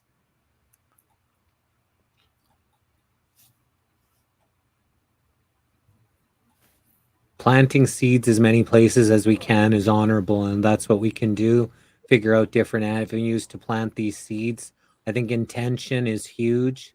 When we talk about forcing people to force feeding this stuff down, I think that intention, we don't want things forced upon us. And so when you're forcing things upon others, that when I say forcing, I'm saying that like basically making it such that people can no longer rationally detach from the arguments. You know what I mean? Like people, yeah, obviously people are completely free to reject what I have to say. But if anybody listens to the points that I'm making and they are rejecting it, at that point they're no longer rational agents. At that point, they're no longer, unless maybe you can come up with a rational counter argument to what I'm saying. I'm not going to be a jackass and say like, oh, I'm obviously right about everything, and like you're just stupid if you disagree. But like I'm saying that like people, what I'm interested in is I'm interested in what I mean by forcing people is I'm interested in presenting a situation where people are no longer allowed to just live in a bubble, where people are made to understand that there is this alternative perspective. And if they're not going to accept this alternative perspective, that's fine, but they're consciously rejecting something either irrationally, or if they are doing it, or if they are doing it rationally and they think they're doing it rationally, then okay, then we can have a conversation, we can have a debate. I guess what I'm saying is if you go into the debate saying, I'm here to force you guys to listen to me, you're going to get a lot more closed ears, opposed to say, hey, you guys are all in this safe bubble. I'm here to pop that bubble and just introduce some new ideas. You're more likely to get more ears open and respond to it. How you go into it is going to, respond how people react to just that energy that you put into it. Because when people say things like, hey, I'm going to force people. And when you said on the last one, that's hard for people, to hear, is because that's kind of what they've done, is forced us to be indoctrinated by their bullshit. Perhaps, but on the other hand, if people are so desperate to be forced to be indoctrinated by bullshit, that perhaps if you force them to hear an alternative perspective, a lot of people that just never bother thinking, if they're interested in alternative perspective, I believe that there are people that are open-minded in the world, and lots of people that are open-minded, if they hear an alternative perspective they never heard, they're like, oh shit, maybe there's something going for an alternative perspective. Maybe, I'll tell you what, if I hadn't read anthropology, I'd be a stupid fuck, right? I'd be a complete fucktard if I hadn't have Like the only reason I'm a halfway intelligent thinking human being is because I was so interested in anthropology that I wasn't willing to listen to the stupid lessons that modern Western society was teaching me. And I read things that they didn't want me to read anyway, and I came to conclusions that they didn't want me to come to.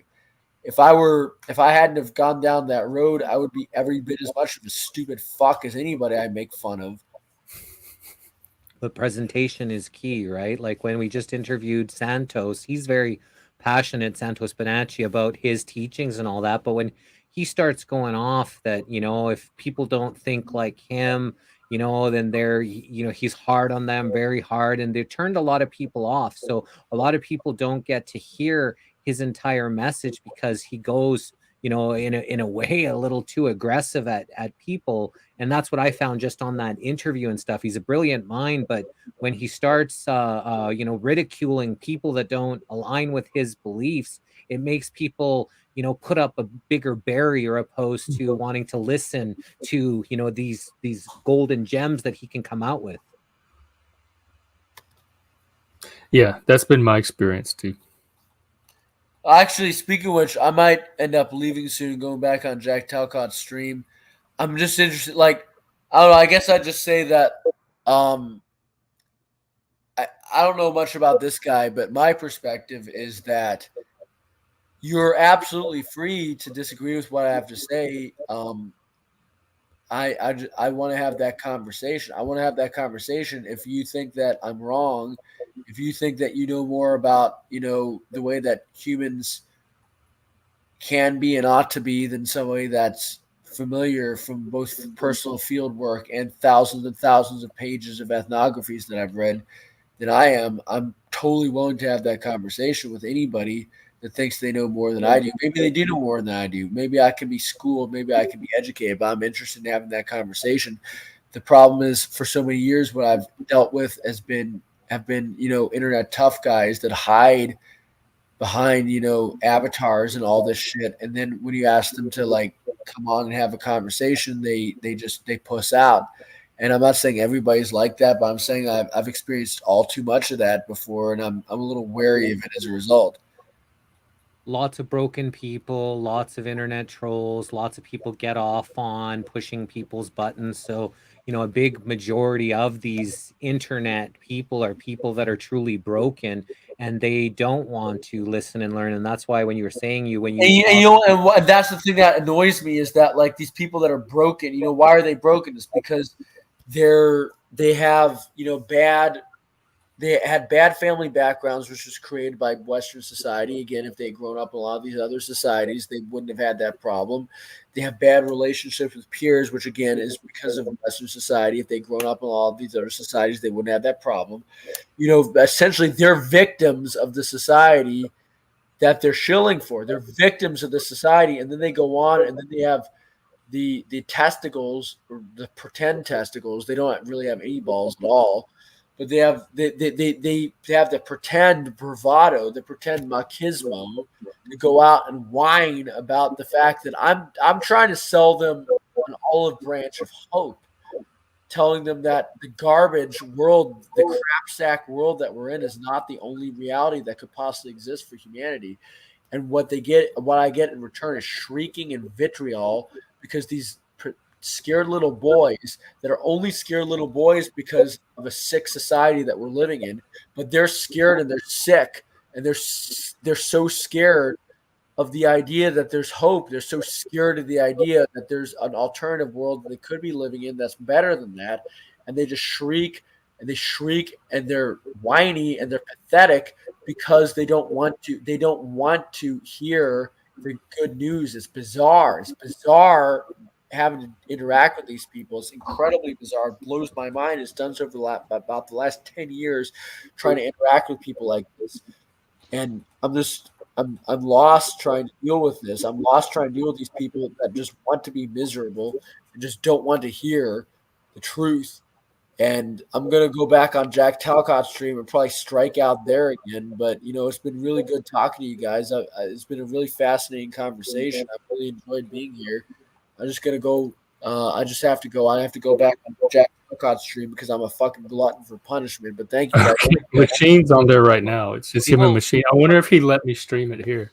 Did you take down my email address, because I'd like to interview you on my show, right? I'd love to have that conversation if you wouldn't mind just sharing it again. Okay, I'll put it in the private chat here. And can I ask you, TCPS? Can I ask you just do you have like?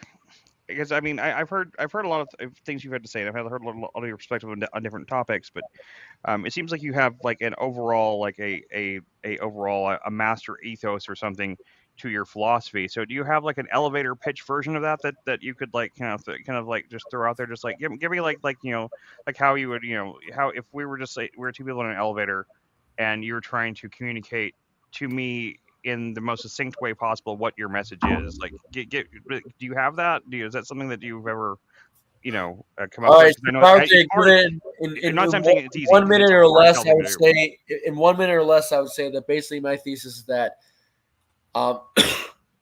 human beings adapt to their environment in multiple different ways. That there's some ways that certain societies have adapted that are adaptive, that are positive, that promote human flourishing, that promote human function, that promote psychological, mental, and physical health. And there's some ways that people have adapted that don't, and we can study through anthropology, through cultural anthropology, through ethnography, of which there have been thousands that have been written. We can study what seems to work and what doesn't seem to work. And it would seem that the wisdom of the ages that's been perfected over thousands of years in many societies that have existed and flourished for thousands of years, like the Andaman Islanders, like various Aboriginal Australian groups, like various Native American groups, like various African peoples, like various Siberian peoples, like various peoples in various parts of the world have flourished for thousands of years and have done so using certain cultural customs, and we can study those customs. We're incredibly actually fortunate as a modern society to have access to all this, to have access to the human relations area files, to have access to all this anthropological wisdom that we can use to try and figure out what is it that works, what is it that leads to human flourishing, and what is it that causes the human race to degenerate and fall apart. And the problem is that we have all this knowledge at our fingertips, but we're not bothering to use it. We're not bothering to use all this knowledge to actually create a better world for ourselves. That's my elevator pitch. Okay, that's interesting. I really do think that message me on Discord. I maybe and like I have experience as a writer.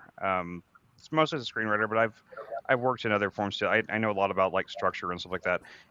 And I really think maybe something we can discuss, like discussing just an outline or something, like, because I really think that your ideas would communicate a lot better in a book that we could that maybe I could help you structure it or something like that. I mean, even if like I might not even I mean, I'm interested in your perspective, but even if I don't agree with it or buy into it 100%, I still think that's an interesting perspective that needs to be out there, and I'd like to help you get that out there to people in a way that maybe that might communicate it a little bit better.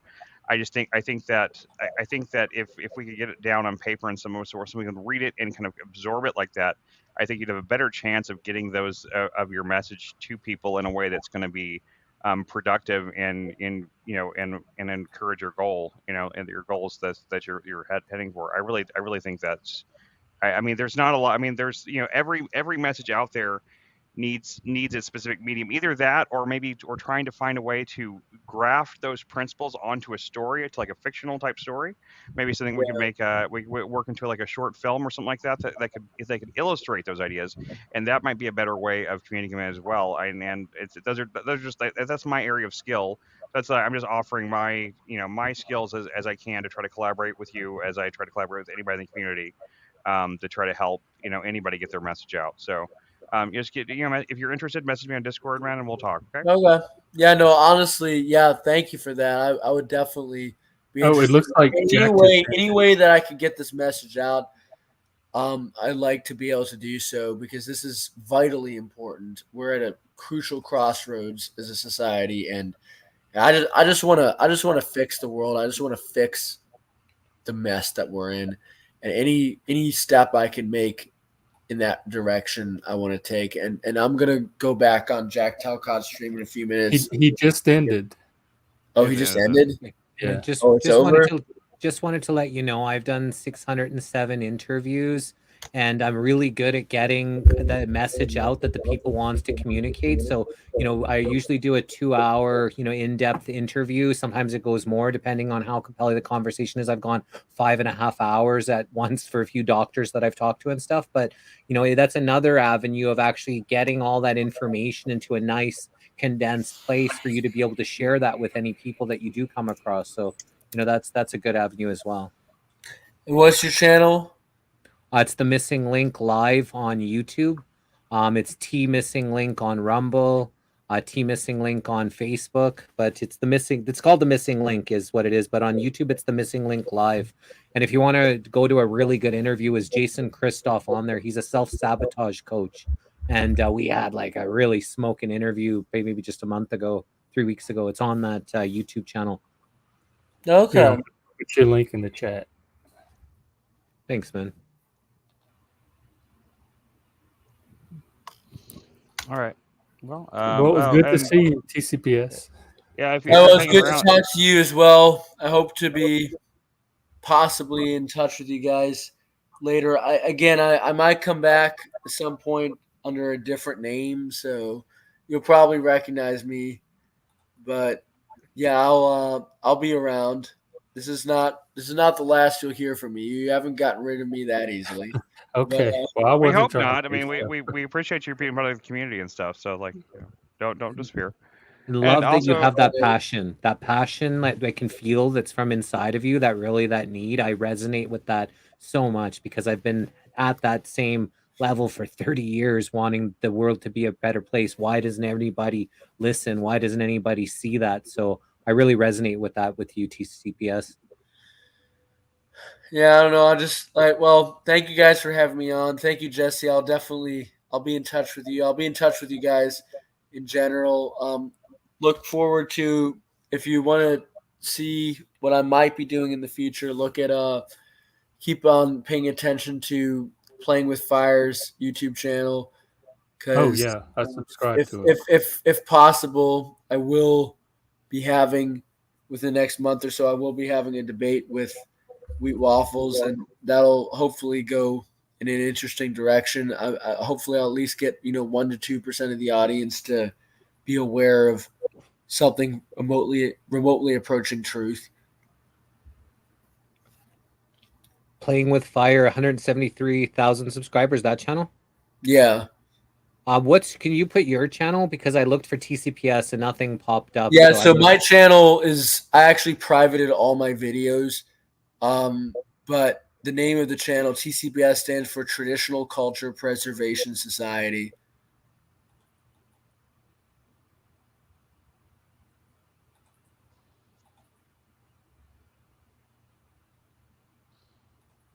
Oh, got it. Okay, cool. I'm subscribed now. Awesome, thank you. I don't know if it may or may not exist a month from now, so got it. Looking for, if I have a new name or something like that when I do my interview or my debate with Wheat Waffles, be looking for that. Awesome. Well, good luck with that debate. And, there's so many of us. There's more and more of us, that are, aligning together. For some reason, we've been put on different parts of the earth. I guess that's what it's needed to wake, the people up in the area. This internet is bringing us together. And I've been reaching more and more people, which is giving me more and more hope. I've never lost hope or faith that we can fix this place. I believe we can. I believe that's why we've all been brought here. So just keep at it, man. Some days are easier than others, but just keep at it is the best advice that I can give you. Fair enough. Well, thank you guys, and I'll be in touch. I'll see you guys around. Take care. All right. Take care.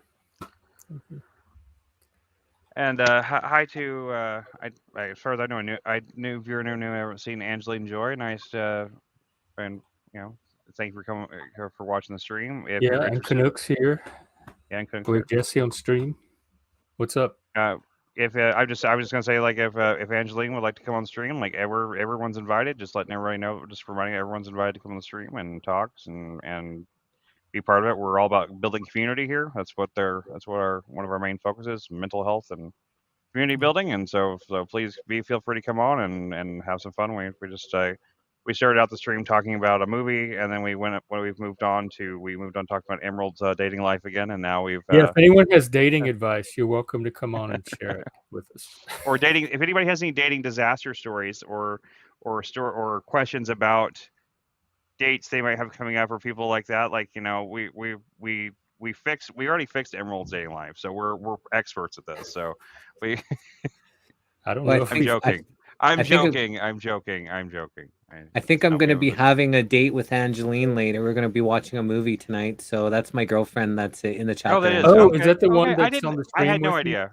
I had no idea about it. Yeah. Well, nice of them to come on. So okay, yeah. I've seen her on the stream before, sitting next to you. Yeah. Okay. Yeah. Cool. I don't know the names or something. I did see her once. So whenever we were on Machine Lies, I did see her on there. So really cool, man. Yeah, very cool. Emerald, has the new guy been talking about his ex yet? Okay, that's a good sign then. And I just learned that he's only been here for like 5 years. He's from Mexico City. So that probably explains why I can't find a background check. Yeah, and that's good too, because like Mexico City is actually Mexico is kind of a scary country. I'm not gonna lie. Yeah. But Mexico City's nice. Mexico City's very nice. So it's actually a very, very nice modern city. There's a few places in Mexico I've always wanted to go to. Have you ever seen you heard of this place called Real de Catorce? I've always wanted to go there. It's like a dream trip for me. You should look it up. It's like this amazing old world. They shot part of that movie The Mexican with Brad Pitt and what was it? Who else? It was like Julia Roberts was in it. They shot part of that movie there, and it's this crazy city that exists inside of this it's carved out of this mountain. It's in this big in this big crater, and the city it kind of almost looks more like an Italian city more than it looks like a Mexican city. It looks crazy. I've always wanted to go there, and I just never had the means to do so. But you should check if you're interested in interesting touristy type things to do. That's an interesting place to check out, I think. Maybe the new boyfriend could take you there. Welcome, Angeleen. Second date. Yeah, welcome, Angeleen. Second date, I'm going to Mexico City. Don't be alarmed, guys. Okay, you can stream from there. Could you imagine? I'm taking it so slow. I'm in Mexico City. Well, hey, Jesse and Angeleen, how long have you been dating? Do you have any tips or advice? Angeleen? Almost 3.5 years. Oh, well, that's long. Yeah. Mm-hmm. What's the secret to your success? Being in alignment is a big one. Yeah. I've said that before too, like shared values or shared interest. Equally yoked. I think a really wonderful thing too is that we both have similar visions. So we both have similar goals that we want to go towards, similar things that we're passionate about, similar things that our hearts feel strong for and for other people. And so I think that helps a lot, and it's definitely not perfect. And there's rocky roads in every relationship, but that's part of the learning and growing part, because you don't want something that's just going to leave you where you're at, right? You want something that changes you and something that you guys become together. You. Exactly. Yeah, some that challenges you. People have this really today, especially I've noticed this a lot with Zoomers and stuff. When I see TikToks about dating, they have this. They really have. I don't know where they've gotten it from, because they just media, I guess, in general. But there's this really toxic idea that relationships are just supposed to work perfectly, and there's not supposed to be any work involved in them. And if it's work, it's not love or something like that. That's just so stupid. Of course it's work. I mean, and it's not work it's not labor. It's not physical labor, but it's work. It's work in the sense of you both have to be constantly communicating. You have to be constantly learning about each other and not challenging each other with games and stuff like that. But you have to be naturally a natural match in that sense, where you challenge each other as I think it's really toxic when people test each other intentionally, but it should be kind of like a natural testing of each other, just by existing. There's a chemistry that existed with that. Look at chemistry itself. It's whenever you join two chemicals together and like it creates reactions, right?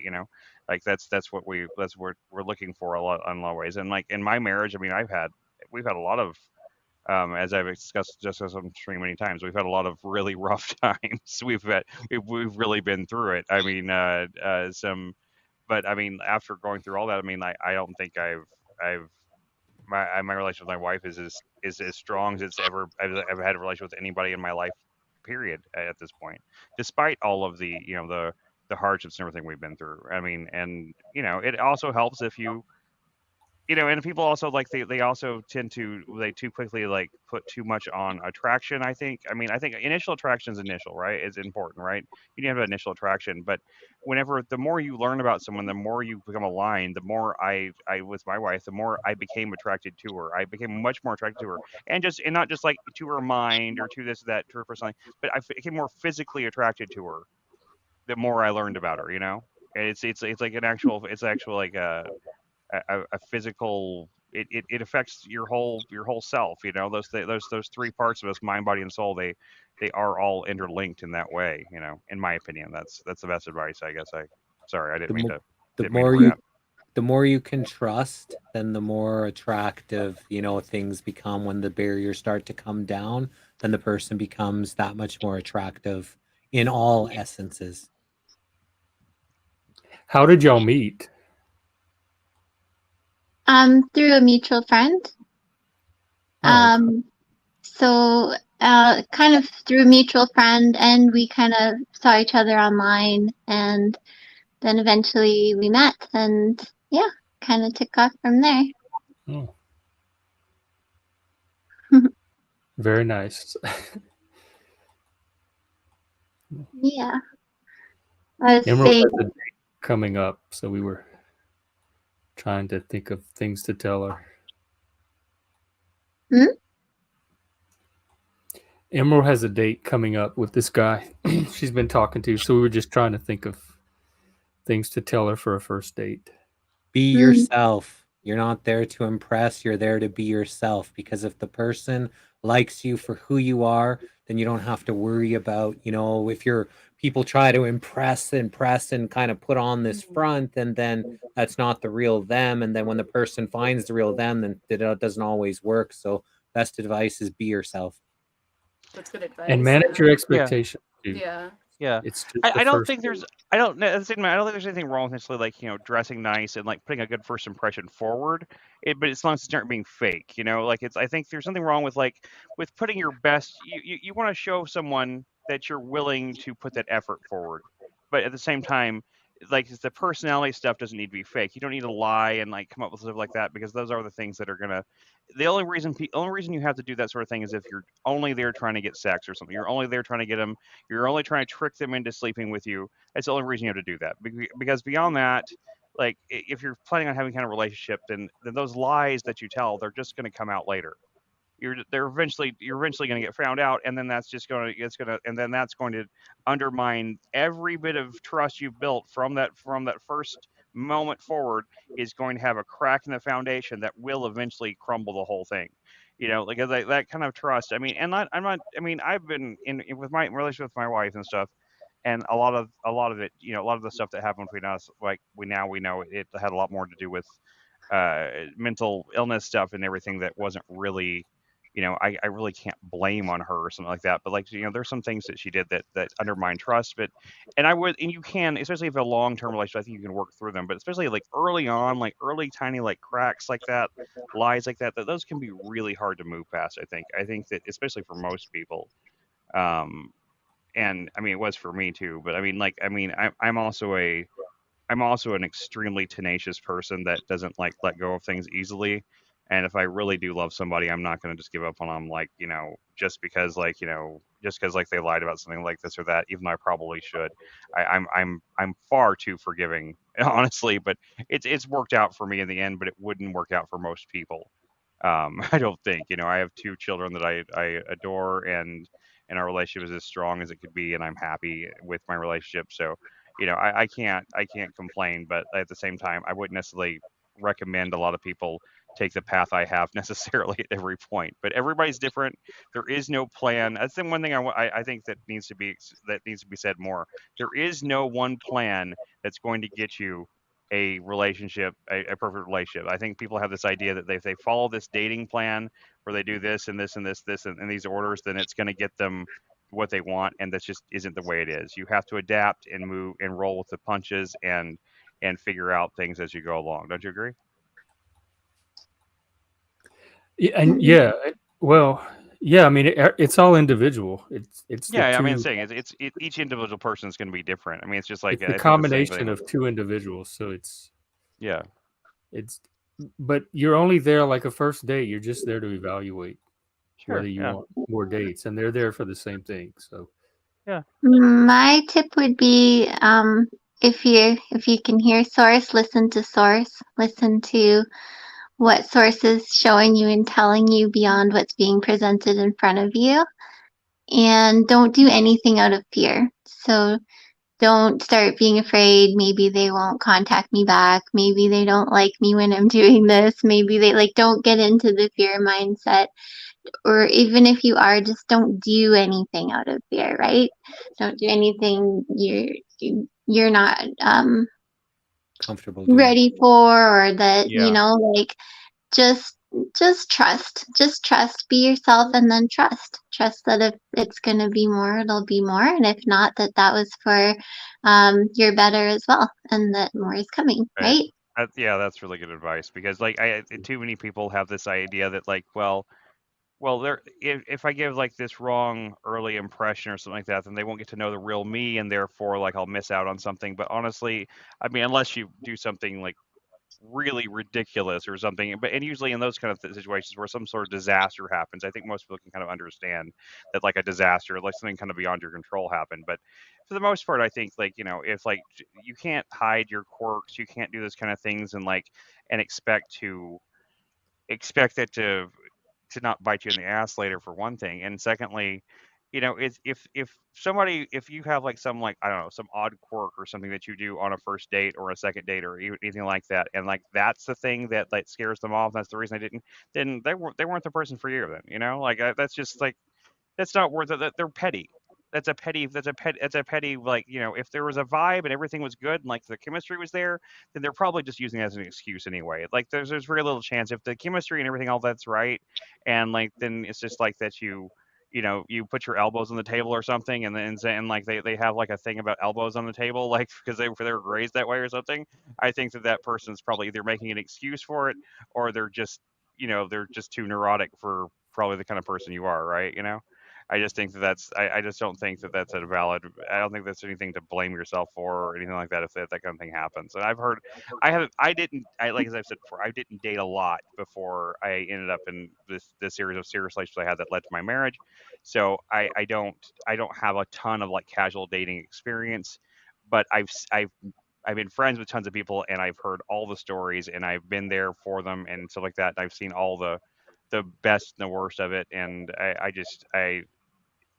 the best, and I'm a people watcher too. I watch people really closely and how they interact and stuff like that. It's just part of being a writer, I think, and just studying people and stuff like that. And those are the things I see that I think people really, really get confused, and there's still too many people, especially men, but now it's certainly more and more women, that really do equate sex with love way too much, and just put too much emphasis on it. I don't think sex isn't important. I'm not saying that you should never have sex. I'm just saying that I just don't think that it should be the focus of any, early dating type of thing. Is and I'm not saying you are, Emerald, but I see that too much. I see all these people online, when they talk about dating, it's I can't even tell if they're talking about dating, getting to know someone, or just talking about fucking.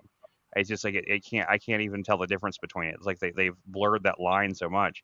And there was a time when I was younger that I used to think that maybe that was more healthy, that if we destigmatize sex and make it more normal, and if it was more casual, then maybe it wouldn't. it is normal. But I have not.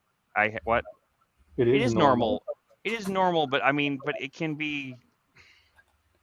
For a lot of people, sex is an important part of a relationship. It is, but I'm saying, but early on, I don't want a relationship that sex is not important in or that I have to downplay. That's just a friendship to me. That's not what I was saying, though. I was saying like early on when you're meeting someone, like I think that it gets people put too high a value on sexual stuff. Whenever I think, but I think they do that because it's important, even down the road. Like they know that it's going to be an important factor at some point, so it's something to pay attention to. Well, I see what Chris is saying, because having sex too early when you get to meet somebody, in a lot of times ends up not being a long-term relationship. It's that too, but that's not even what I'm saying. I'm just saying like I just don't think it should be the focus. I'm not saying I don't think if two people connect and they have. Well, I think that's up to the individual to decide how important sex is or is not to him. But it doesn't have to be the focus, but it can be a focus. I mean, yeah, I mean, I'm not telling people how to be in general. I'm not saying that everyone should be like this. I mean, it's not the way I was either. I'm just talking about from what I've seen and experienced. I just think that there is overall this kind of almost a confusion, or people conflate the two things. They conflate sex with love, or sex with relationships in general, to a degree that I think that I'm not saying that sex isn't important, and I'm not saying it's wrong to even have sex on the first date if that's what you want to do. If the chemistry is there and it's something that you both want, then go for it. I just don't think that it should be the focus of every potentially romantic meeting is whether or not we're going to fuck or not. I just don't know. I think that I see that a lot with a lot of especially Zoomers these days and millennials, that being like this like thing where like I just think that they're putting their focus in the wrong place. I'm not saying that the second relationship shouldn't be sexual, and I'm not a prude. I am very open. I've always been very open sexually, but I just at the same time I just don't think that. I think society has really conflated these things in a way that's kind of devalued sex to some degree too. I hear because of this internet and social media that the generations are having now less sex than ever. I know. I think there's so much illusion out there because we're a quick fix generation. And when we're just not happy with something, we just change to something else. And we have this illusion of all of these kind of fake, not full picture people all over social media everywhere. So the minute we're unsatisfied, we just go to the next profile that seems to fit better, right? And I think that's a lot of this generation, is that they don't know how to really connect. They know how to connect online, but they don't know how to stick out a long lasting relationship that you actually get to really learn and connect to somebody on a real level with a real person, not just the perfect person that's presented out there, right? And even scared of the physical, because all they know is that online interaction, that the whole physical part is really nerve-wracking for a lot of the new people that just have their communications online now. It's true. That's very true. I've noticed that in just the people skills of the millennial generation and beyond. Well, I have, I'm not sure if Emerald knows any Spanish, but I lived in Mexico. I lived in Cancun. I lived in Mexico City for a little while, and lived in different parts of Mexico about 25 years ago. And one of the things in Spanish, in Mexican, is way. So they say like si way is like hi, like dude. So dude is like, if you're saying dude is their way. So si is like hi. So if you say si way, he'll probably laugh, because that's it's a slang that they use, but they use way in almost everything at the end of what they say. They'll say way like we say dude. Huh. That's interesting. I didn't know that. I'll try to remember that. I don't know any Spanish, so all you'd have to say is si way. Yeah. And he would probably, that would be a good icebreaker, and he'd probably laugh if, because like that, I'll try to do that.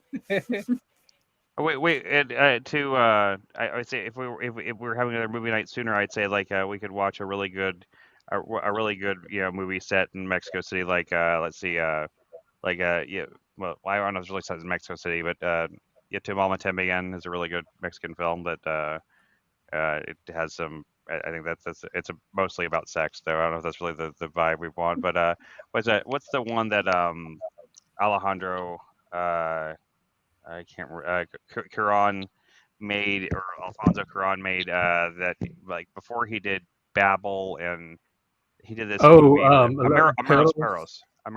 Yeah. Maris Ferris is a really that'd be a fun one to watch. I haven't seen it in years, and I loved it. It's kind of like Pulp Fiction, but Mexican. It's kind of like In Mexican Pulp Mexico Fiction. City. Yeah. It's like Pulp Fiction, but in Mexico City. Um, I think you to Mama Timmy is one of the best films of its generation. Really, it's a great film.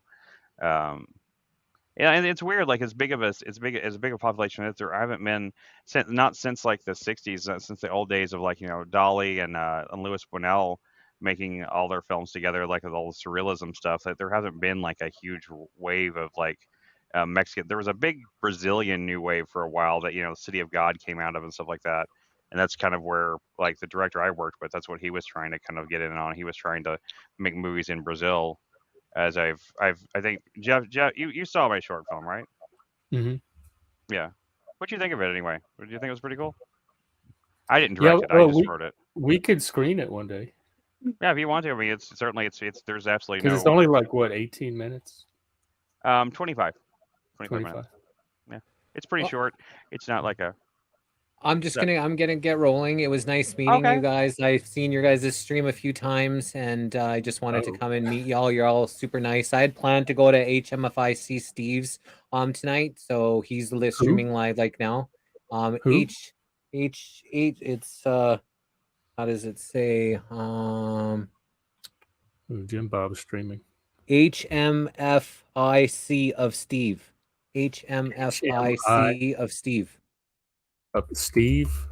HMFIC of Steve. Oh, okay. I've seen him on some panels. Yeah, he does every Friday nights or whatever. So I had planned on going there, and then after I left Jack, Tommy's on every single panel I try to go on. Tommy's sitting up there. So Jesse, no way I'm going on a panel with Tommy. Jesse, before you go, we talked this a little bit with I think before you came on. What do you think of like we're talking about doing this kind of calendar, website type thing where we're going to have like kind of encourage like all the streamers we know and everything to kind of like coordinate and kind of come up with like almost like an old school like TV guide type like a calendar. They don't necessarily have to coordinate, but everybody will be able to post when they're streaming on this calendar, and then people can look at it and schedule around it if they want. Yeah, schedule. That's a great idea. Just that way, people aren't overlapping, and that we can kind of collaborate, and that way it kind of creates a more conducive sense of I think community, and it almost be like I feel like in a way it would almost be like we could kind of create like a slight like council of the people who are like that can kind of help to kind of coordinate some of the scheduling kind of thing. We schedule it kind of like so that way I mean all the streams are on anybody's channels, but then you can go to one website and kind of see who's streaming now and when and who's streaming after and that sort of thing, and that way it kind of gives like an overview of what kind of content they do and that sort of thing, and that way it gives people like a kind of a chance to like if they like this kind of content, this is a place where you can go and kind of and kind of a one it just kind of I don't know I'm really interested in trying to build this community in a way that so we can all kind of work together and collaborate instead of like feeling like we're all stepping on each other's toes occasionally. I know no one's trying to do that, but some people want to compete against each other. Some people there's some battles, but I know what you're saying is if you know what to schedule and then you can pick a time in a day where there's nobody, where you can start filling in some spots so you're not competing against other people. Yeah, I think that's and then great. those people and those viewers can come over to yours. You can literally like lead one stream into another. It's almost like making a loosely almost a decentralized TV network, or internet TV network kind of thing. It's kind of a more online version of the thing that I was trying to start for years. Was I wanted to start a physical place that was going to be what I called and always online. It would be an internet TV network that was just always on. That people come in like they could get spots, and like we would we have studio time, and that way like we'd have shows and like we kind of schedule it, and it would just be this live thing that we'd have we'd have coffee shop type stuff and other stuff going on there too. It would just be like a place for like people to like go and like live stream in person, and like they could have audiences live and just like a really like a meeting type place. But I was never able to get like that kind of thing off the ground. There's no one was ever interested in it financially, but that was like my goal, my dream for like years and years and years. But like try to do like an online version of that, I think would be. It's going to easier to do virtually. I think. Oh, Yeah, definitely. you build it, they will come. It's a great idea. Yeah, we just gotta build it. Yeah, you build it, they will That's what come. we're And working on. I think that's if people knew that they could upload that there's, hey, I'm streaming here and these are my days. Like I do the missing link, 5 days a week, right? It's usually at 10 a.m. Mountain to noon Eastern, but I let people pick whatever time. So like today we started at 2 Never see p.m. you. Eastern. Am I subscribed? Let me check. And So then it's the missing link live. So if I'm at like 5, Oh, 6, I'm not sometimes subscribed. That's why. Okay, I'll start looking yeah, I'm for it. 6 days a week, sometimes 7 days a week, but I like every day is usually the same time, but I let the people pick and I'm booked 2 months in advance. So I'm booked all of November, I'm booked all of December, and I'm booked the first week of Oh, you January do already. interviews. I interview people one-on-one interviews. So we just interviewed Santos Bonacci. I've interviewed David Icke, Del Bigtree. I've interviewed 60 doctors against the agenda. A lot of very. How did David Icke go? I've always been curious about David Icke. He was my 15th interview when I first started the show like 2.5 years ago. And, it's I got hammered in the truth community. He's this and he's that. So I asked him some tough questions like, have you ever been asked to be in a secret society? I asked him, and they know better than that. And I'm like, I asked him, why are you allowed to speak when so many of us are being censored? I'm allowed to speak. I can't go here and I can't go there. So I pushed a few buttons on him, which most people don't do. I ask people like real questions. I don't, cupcake when it comes to these things. I just try to get the best out of the person, but I ask real honest questions like other people when I hear, and then I involve my audience a lot. So I put all the comments up onto the stream of everybody's comments and then good questions I ask of the audience. So I kind of have it so we're all doing the missing link live together. So it's a little bit different than what most people do because I really try to include the people that are actually watching. We're building like a really amazing community because of it. It sounds great, man. I really, I mean, I've only encountered you in a couple of streams down. Like, I'm really glad you came on. So I'm right. So if we get that kind of thing, you would be interested in joining our little, our loose affiliated network, maybe. You'd like, Well, like I said, yeah. So for me, I'd say if you have that, you have that thing going on where I can say, hey, these are my this week's streams and these are the times, and you guys post that to help get other people. Of course, I'm just trying to reach as many people with the, the work that we're doing. We don't ask people for money. We don't really make any money off of it. It's mostly, just our service to humanity. People can subscribe on Facebook. People send like some stars. People send sometimes checks and PayPals and stuff. But really, it's been self-funded, and like I've probably made less than $1 per hour per time that I've put into it. But it's really important that I reach more people than I do get any financial remuneration out of it. I know. I always I liked that idea of like early or more early YouTube days where there was a lot of like that those I can't remember, like they were like all those advertising collectives that would collect all these good YouTubers and kind of lock them in these horrible contracts and stuff like that, but it gave them easier advertising. I would like to do a benevolent version of that maybe one day. I think that might be there's something. I think there's a good idea there. It just became predatory. It was like these big like machinima I think was one of them, and like a lot of the other like those ad network type things that like they'd pull people into, and then they get stuck in like these contracts where like they basically made no money, but the main company was making all the money.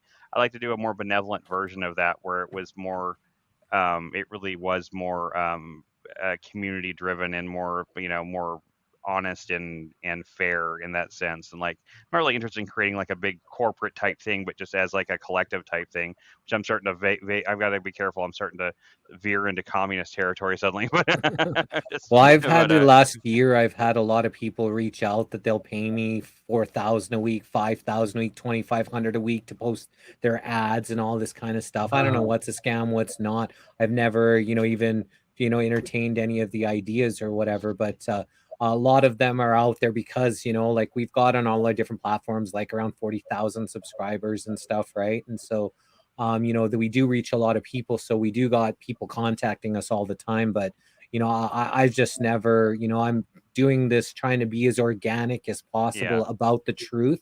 I go onto people's streams, and the first 5 minutes they're thanking all their sponsors and they're doing all this, and I turn right off. I'm like, I'm not here to listen to you thank all your sponsors and shit, right? Like, so a lot of things turn me off of what other people do. So I don't want to be like that. I want to be about the truth, and I want to be that people know that my heart's in the right place, because you get hammered in the truth community. He's this and he's a shill. He's interviewed this person. So there's already enough of that, just trying to get the truth out there. So that's why I just want to be as honorable as I can. I'm just throwing ideas out. I'm not saying like that's necessarily my goal. It's just like something I always thought that might be an issue, because I feel like there's a way for us all to be able to work together into this community type thing where it's actually beneficial, not just I'm not talking about financially, but beneficial to everyone's community is trying to, everyone trying to build their own little community and make something really positive about it. I mean, like at some point, I guess like there will be financial concerns, unfortunately, but I don't really focus on that kind of thing. I just want to figure out a way that we can make collaborate in a way that, I like that idea, what you're talking about, of actually a place where people can go and people can upload when they're streaming, and so people in that community can start knowing all these different avenues and stuff. Like I like that. There's this one guy that I've had. He's going to be on next week on Friday. He's up and talks about the truth and very adamant and very smart and stuff, but he is asking people for money all the time. And he was telling me he made like 150,000 US, but he's constantly, I need your donations. Thanks to donations. He's mentioning all the time. I need a new laptop. I need this and that. And he made $150,000, but I can't believe people are actually willing to give. I see like Tim Cast, I see like people super chat like $1,000 and shit. I'm just like, what the fuck? But when you ask, people are more willing to do that. When you don't, I don't ask. I just let people organically. If they want to share, they want to share. I don't do that. All I do is I thank people at the very end for anybody that's donated. Thanks for the stars. Thanks for the shares. That's all I do, is thank people. I don't ever ask anybody, because that's not what I want to be about. But I see the people that are constantly talking about the money and talking about making a living off it, and they do get a lot of people donating because of that, putting that into the consciousness. But that's just not me, and how I want to do this. The begging for donation thing I'm against. I'm also against shilling, like whenever the ad companies, they want to pay you to stop your thing and then pitch our product for them. I have no problem if they want me to even produce a commercial that's separate from my thing, that I can cut to it just like they do on television. It doesn't really bother me, because it's separate from what my content is. It's a commercial that's separate, and it's clearly not the same thing. Like because YouTube's doing that anyway. YouTube is dropping ads in all of our shit anyway. Like when people are watching, they're going to see ads. So like it doesn't really bother me to do that as much, but like I really hate it, like this thing where like every YouTuber has to like stop their thing and like pitch this thing to you that they don't believe in. They tell you about the Raycons, they got to tell you about the Helix mattress, and like this. I think it started with podcasting is really where that trend started. Was like, because like it was very common in radio for the radio announcers to do those ad read type things. And I find it every time I see a YouTuber doing that, I lose a little bit more respect for them. And like I lose interest. I lose interest a lot of time. Like I said, when I turn on somebody's shit and all they're talking about is thanking everybody before even getting into any of the meat of things, I turn right off. Like I actually turn right off. And a lot of times I won't even watch their shit, because I've been turned off by how they've started the whole thing. There's like two YouTubers I've watched over the years that do what I do think they do the commercial thing right. There's the guy that does internet comment etiquette. He makes his commercials into these productions, and they're hilarious, and like they're like skits and everything. It doesn't even, you don't even like care that that's being pitched, something is being pitched, because like I'm surprised they even like pay him for him, because I don't think he really gets much product engagement off of them, because like his skits are just like really funny, and they're really elaborate. And like he did, in order to promote I think it was promoting Raycons, and he did an entire shot for shot remake of the scene in Mulholland Drive, in the cafe scene on Mulholland Drive. Like he shot for shot, like him and his friend playing those roles, and did the whole thing, and like it's beautiful. It's just beautiful and funny. And there's one other guy that does really good, that actually does ad content right. And I can't remember who it is right now, but anyway, there's a couple out there that it's like Cat Icarus. is another he's a British video gamer YouTuber that does he does a really good job of separating his ads from his like content without it being like too like shilly. I really hate that like thing that where I think that if like someone wanted to pay me to advertise something, I would have to like literally compromise my values to like actually say like, no, I really believe in this whenever I clearly don't. Like I don't want you to play Raid Shadow Legends. No one should play Raid Shadow Legends. But if Raid Shadow Legends just like advertise a commercial on my stream, it just cuts to a commercial and it's a commercial for Raid Shadow just like it was whenever we were kids and it was a toy commercial. It doesn't reflect badly on the show that it's watching. It's just like that's just a toy commercial. That's what it is. That's what pays for things. I don't have a problem with advertising as a thing. It's just whenever they make you integrate it into you. They make you the advertisement. I just don't like that. I think that's icky, and I think it's like it's wrong. But I think like if we ever did get to that point, I think that's like having a strong coalition could probably negotiate things like that where we wouldn't have to worry about that sort of thing. It's one thing I would like to avoid because at some point, in order to support such a thing, I think like some financial considerations have to be made. But that I mean, I'm talking 100%. Like there's I'm some talking way down products the that I'm there's talking way some down the road products here. that people can buy on my thing Mhm. that I do get a little bit off of, but I don't talk about. I don't push them during my shows. I'm about the entertainment and stuff. But because of that, most people don't buy anything off of it. Every once in a while, I'll have the person and that product be an interview. So they get to know the person, they get to know the product, and then a bunch of people do actually buy it. But I don't ever push the shit during the shows. I don't ever say, hey, we're sponsored by all these people.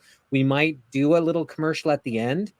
Thanks to all the people. If you want to support the show, you can buy these products just to put it maybe into consciousness right at the end of the show, just doing a video at the end. That's one thing that we are thinking about possibly doing. But I do got to get going. You guys have an awesome night. And sorry to keep you late. Sorry to keep you longer. You have a great one. It's okay. It was great meeting you. You're all really nice people. So y'all have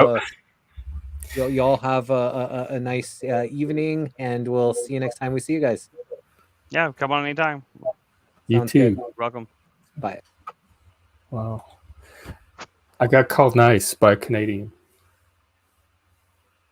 Well, I mean, we are nice people, I think. I start out nice. I tried to. Yeah, you can I be don't want people to mean. get fooled. I don't want them Never to get seen you low. get mean though. Yeah, like Jeff. Oh, Jeff, I yeah, definitely can get You mean. know what? I just said that and I just realized I'm like the only woman you've ever accepted it on this planet. So Well, you no, and Sarah, really. Sarah, yeah. yeah. He doesn't hate on my wife. He doesn't hate on Juniper, so they're both females. Like, I mean, He's gonna start hating on Juniper.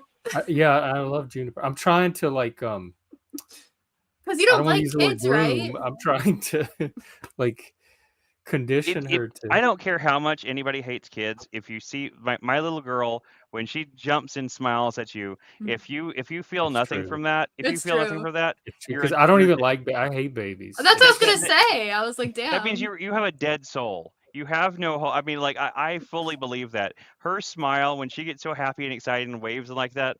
Like if I ever saw that at my point and felt nothing, I would take myself to the hospital and be like, there's something wrong with me. I think my heart died or something. Yeah. It's just I mean, and yes, they're my kids, so I'm biased. You're Don't biased. get me wrong. I'm very biased, but I also generally I don't typically I don't go out and I don't coo over babies and stuff like that. But whenever I take our daughter out, everyone. I mean, it takes me an hour to do a 10-minute run through Walmart or at a grocery store because we have to stop like every few minutes for someone to like interact with the baby because I carry her in this harness thing on my chest. That's just like the only way I can do it. And like so I carry her in this harness thing on my chest and she just sits there and just waves at people and smiles at everybody the whole time. That's all she does. She just waves and smiles at every person she sees and she just attracts all the attention and like she's just like I don't know, she's got an exhibitionist personality. Certainly she's gonna be like out there like wanting apparently I was as well. Like I really went introvert for a long time in my late teens and early 20 and late or most of my 20s and stuff like that. I'm becoming more extroverted again, but my parents tell me that whenever I was a kid, that's why I was like I was always ready to put on a show for people. I was always ready to try to like dance or sing or tell a story or something. I wanted people to pay attention to me. And I don't remember that stuff really because I was really young, but apparently that's why I was. So it's weird how those kind of things can change over time, but anyway. And then the rambling, and then suddenly I realize I'm rambling, and I just kind of trail off because I don't know. You don't notice when you're rambling? I notice it, and then when I can't do, stop? I stop. I don't notice I'm rambling at first. Right, that's not the way rambling doesn't typically How work. does it look to your brain? Just like I'm Like just talking, and then suddenly I realize, wait a second, I've been talking way too long without stopping, and then like I have to stop. Like it's like it's I'm just it's not intentional. I don't do it to be No, a I dick. don't. I I know do. it's not intentional. But Yeah, I ramble because like you don't. my So you brain, don't have an awareness of how long you talk. it's a delayed awareness. I do eventually. The awareness does kick in eventually, but it's usually like I usually notice it because I can see the expressions on people's faces, and I'm like, that's the expression. That's the expression. I'm like, okay, I've been talking too long, and that's how I have to. I can't. I also, especially since the vertigo, and I don't know what this has to do with it. My sense of time, and I have no idea what this is been so fucked. Like I seriously like I can wake up, and I do most days, like wake up at like 7 in the morning because the baby, that's usually when the baby gets up, and I get up with the baby and then I feed her and play with her and stuff like that, and I'm trying to do like this and that, and then like I swear like there's days that I feel like last for like where the same exact events happen on the same days, but some days just, I mean, I know it's like that for everybody, but it's like it's extreme with me where it's like I swear I lose time. I don't, or I lose time where I gained way too much of it, and I'm just like weeks go by and I'm just like, wait, this is next week already, and like I never used to be like that. I used to be really conscious of like my days and my time and how I spent my time, and maybe it's not having a scheduled job, maybe that's part of it. Do you think Doing the ADHD medications need to do with it? Because that's common with ADHD, that kind of time blindness. since I've gotten on the medication, my time blindness is getting better already. I've already getting a better sense That's what I of, was asking. yeah, I'm getting my time blindness is definitely getting under control again. I mean, it's never been 100% like I even before, but it's like the combination of the dizziness causing the brain fog plus the ADHD, like there is the cause of time blindness for a while there. I mean, I swear, like an entire day could go by and I didn't even know what happened. Like I would just be like, "What do you mean it's night?" Like I just woke up. I mean, seriously, I just woke up. I haven't done anything, and it wasn't like I was just laying in bed. Like things would happen. I'd be playing with baby or something like that. But I was just like, how did 8 hours pass without me doing anything besides like feeding the baby once and like changing a diaper here and there, and like it's just like over. It just I don't know. I mean, I know it's just there's a lot of when you have like the vertigo itself, it slows me down. I can't get up and do a lot of things, so there's that part of it too. So there's a lot of sitting that I normally wouldn't do. I normally am a much more active person. I wouldn't just like sit in a spot and like not and just watch YouTube videos, or I don't even watch YouTube videos sometimes. I'm just sitting there, just like just playing with the baby or something like that. But um, like I mean, like my house is a disaster, for example, because I literally I can't clean. I mean, I try to clean. I used to, I was always the cleaner of in the relationship. I always kept everything clean. I was the housekeeper. I did most of the cooking and the housekeeping. I was the wife, I guess, if you want to call it that. But I put most, and a lot of that was because I was working at home too. So I mean, it was more convenient for me to do that. But Lindsay's never much of a housekeeper, and that never bothered me. I grew up with my mom. I was homeschooled. I was with my mom, so I learned chores. I learned how to organize chores and all that stuff. I was always good at that kind of thing, so it doesn't bother me. But since all this bullshit started, like I have on numerous occasions, like a lot of my like two of these teeth got knocked out, like the ones on this side, they got knocked out because I was trying to clean stuff, and I vertigo felled and knocked a tooth out, and then I didn't have the same thing happen like a week later. This one fell in my sleep, but it was cracked from the same kind of thing. I mean, like a lot of like this. It's just that's the reason why I haven't gone back and get a job at a warehouse, because I'm like I know it. It's so easy to get killed in a warehouse if you're 100% in control of your faculties, or at least get severely injured. I've seen tons of people get like paralyzed in Amazon warehouses just from not noticing like the forklift behind them or whatever, or boxes like being stacked too high and falling on people and shit like that. So stuff happens a lot, and being like having the vertigo in addition to that, man, it's just like just asking for it, and that since that was a lot of my experience was Amazon experience the last few years. That's mostly, I think, when I apply for jobs and stuff like that, they see like, well, he worked for Amazon for a long time, but that's not necessarily what they're. Even though I worked for customer service for them or whatever, I don't know. Maybe Amazon's reputation's gone down, maybe something like that. But I don't know. I once again rambling. There you go. So Yeah, I was like seeing how long it would take you to notice. Oh my god. I mean, I was trying to get to a point, but it kept escaping me. So But I've gotten a lot better about being quiet and listening to people. I don't talk constantly. So I know I did that at first when we first started streaming. I used to just talk constantly without stopping, but I think I'm pretty good at not talking over people anymore. I think I've improved. When I go back and watch our streams to see if I've improved, I feel like I have. I try anyway. Yeah, I don't know if it's talking over people so much as when you do talk, you have like 20 or 30 dialogue trees going on to get to the point. It goes down every path. Like Jordan Peterson, that's my same thing with Jordan Peterson. He's trying to get from here to here, and he takes you down every single possible path along the way that he could take you down. That is not my ADHD, and that is not any mental illness thing I have.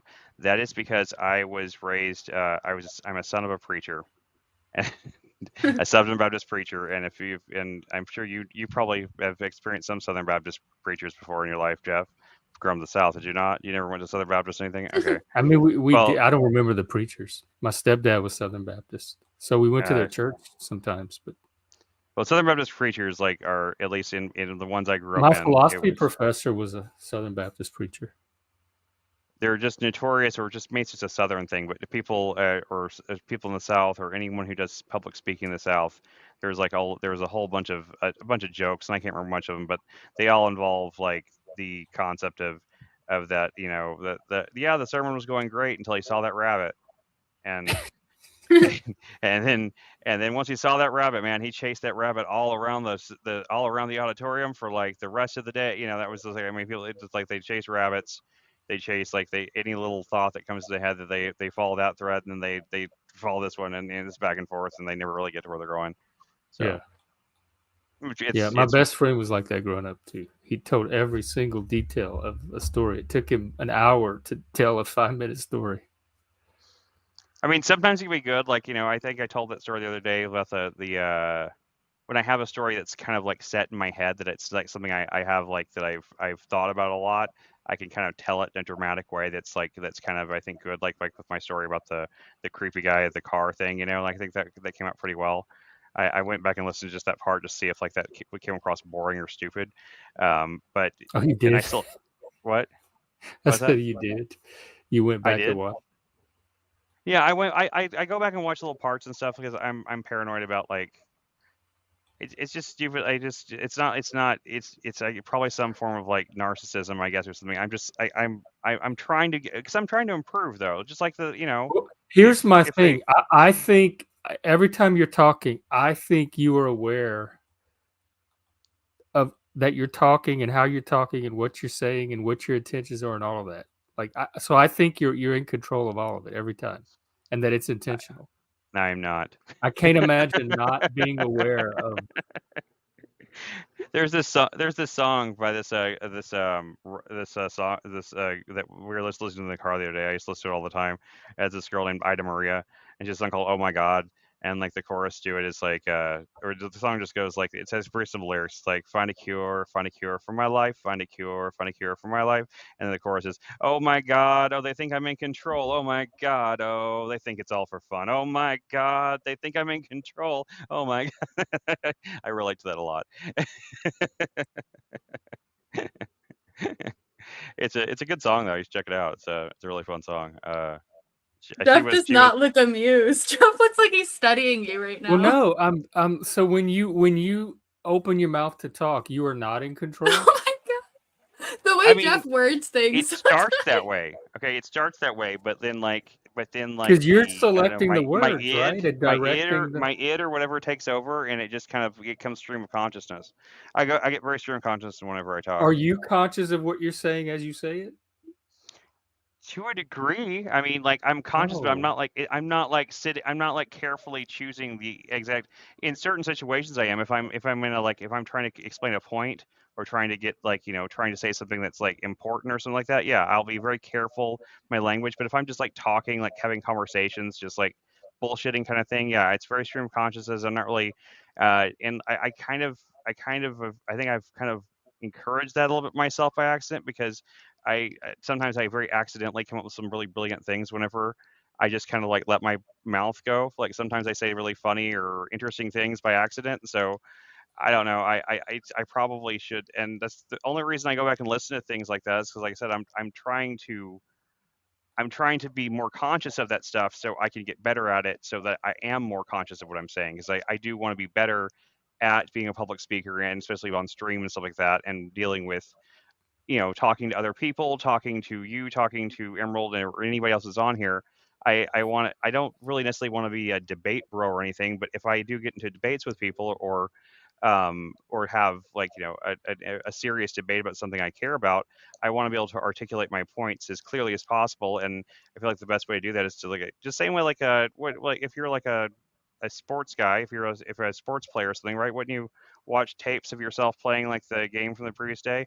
I can't I well, can't I debates are can't going to time stand. you, so they're going to Yeah. like Yeah. you'll have that external assistance. But I can give you some amateur tips. When you go back and watch, take a watch with you. Mhm. Time how long your average story is from Mhm. the beginning to when you get to the point at the end, and count how many tangents you go down on the way. No, I do. I mean, not the exact thing that you just said, but like I do something similar to that already. So I will incorporate that into my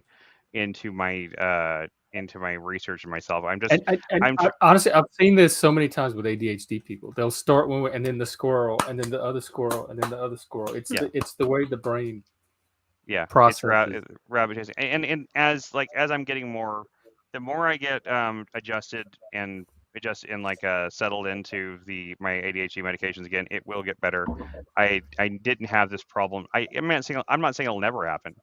It definitely is just it's part of my personality to some degree that I can't Yeah, ever fully. I don't see it changing. That's why I just like But I roll get with less it. scattered. I get less scattered whenever because like I said, like the way my ADHD brain is the thing is that it's cycling thoughts so quickly and thinking too many things too fast And you're too trying to wide. communicate every one of them all at Right. once.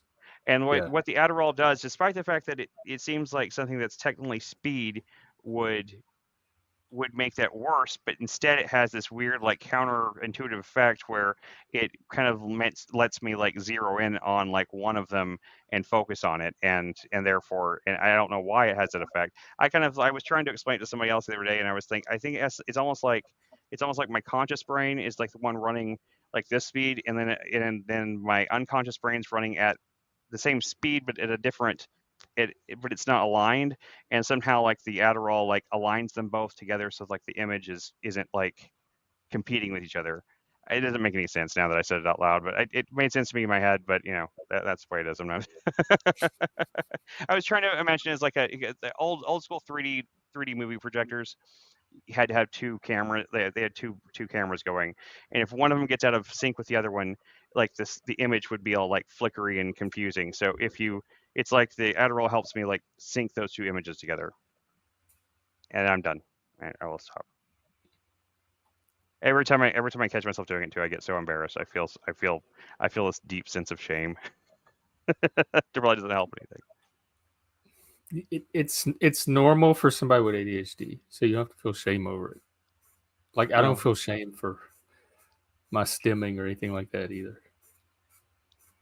Just accept it as a normal part of you, but just be aware also of how it interacts. I've been aware of it for a long time. I'm unfortunately I'm all too self-aware of a person in a lot of cases, but and it's caused a lot of my anxiety. But I don't.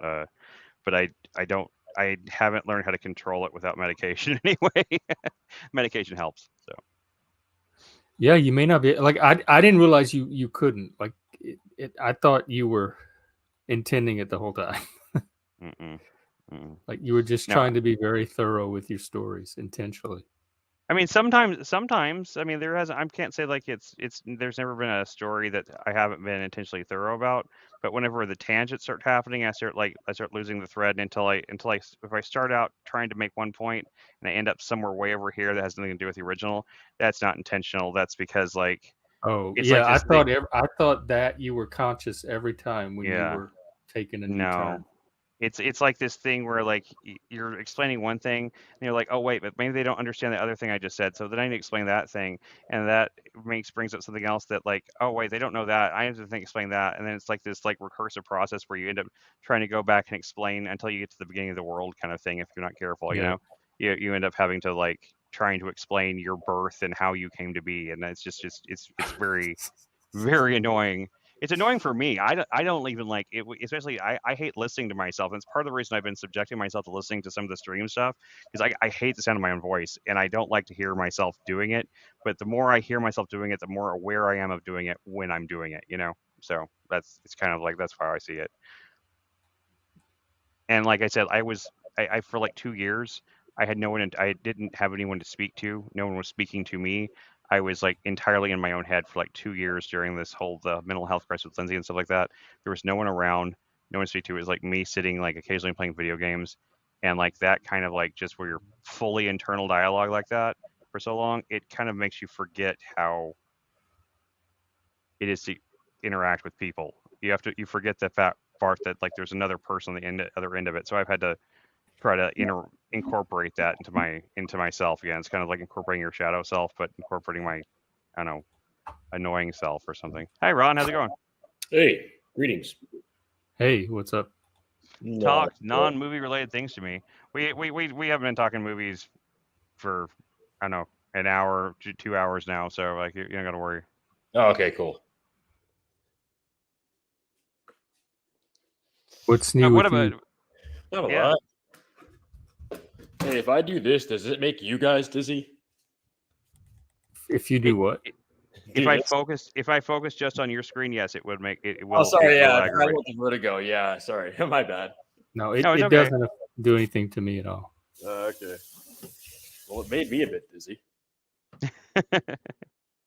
So sometimes I really forget that I have the vertigo's there, and I'll be playing with my daughter or something, and I'll pick her up and kind of spin her a little bit or something, and it's like, and then I'm like, oh shit, why did I do that? Because I almost fall, and yeah, so I forget it sometimes. I just like it's like you don't have this thing for most of your life, and then you suddenly have it, and then it just like it doesn't matter if you had it for 2-3 years, you still forget sometimes.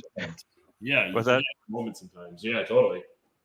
It's almost like the phantom limb thing. I've heard of somebody had a leg or an arm amputated or something, and like even like years later they still have this impulse to use that leg or that arm. That would fuck with my head, I'm sure too. That would be insane. Yeah, well, because they may have cut off the leg, but they didn't cut off the neural circuitry that fed to the leg the person's whole life. That's still there. Yeah. So, that's so messed up. Yeah. Yeah. Mm-hmm. What's been going on with you this last few days? I guess we talked to you a few days ago, right? A few days ago? How long has it been? I don't know. It's been a few days, right? Yeah, the days kind of just blur for me sometimes. For real. Yeah, just things are good. Work's fine. Exercise is fine. Reading is good. So busy with stuff I like and good balance. Yeah. What's your you have any this is typically it's our movie and also talking about Emerald's dating life stream. So like what's your dating life been like that? Give us some dating horror stories or something to go into.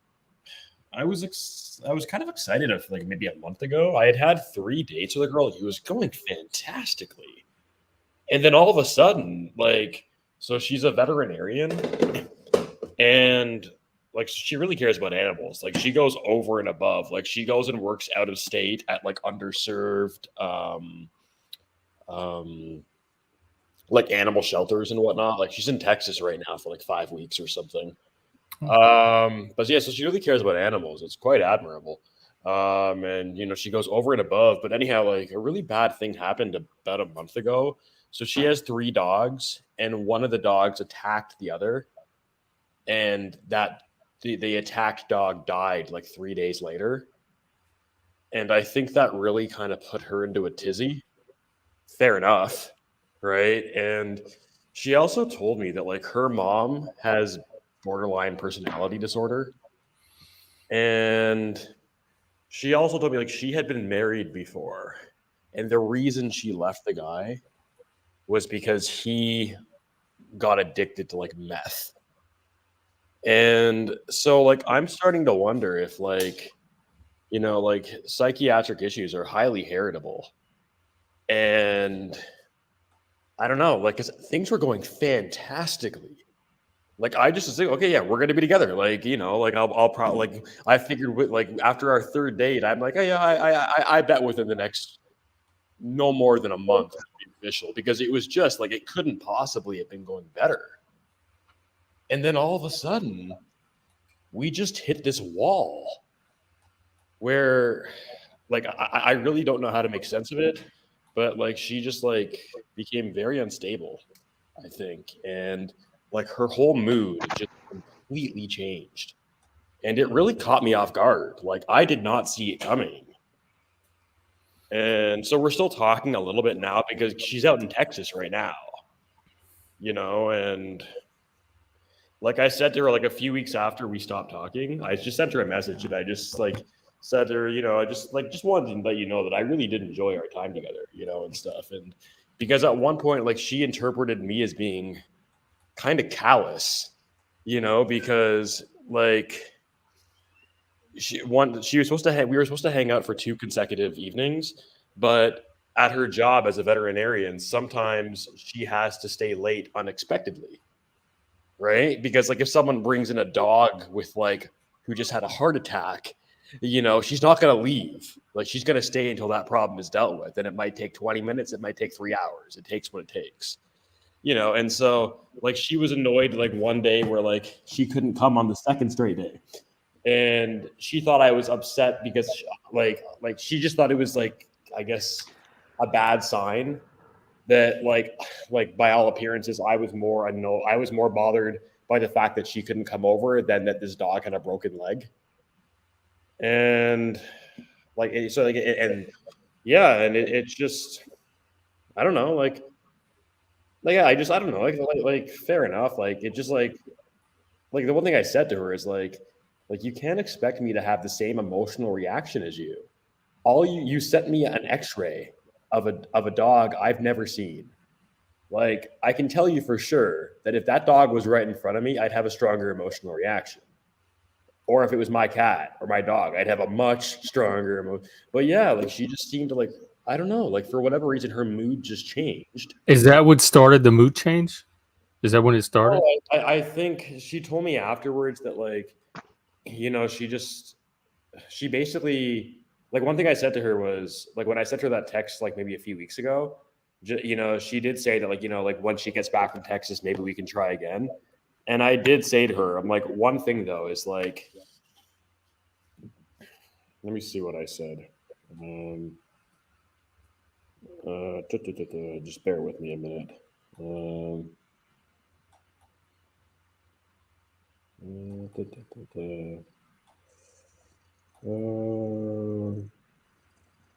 Almost there.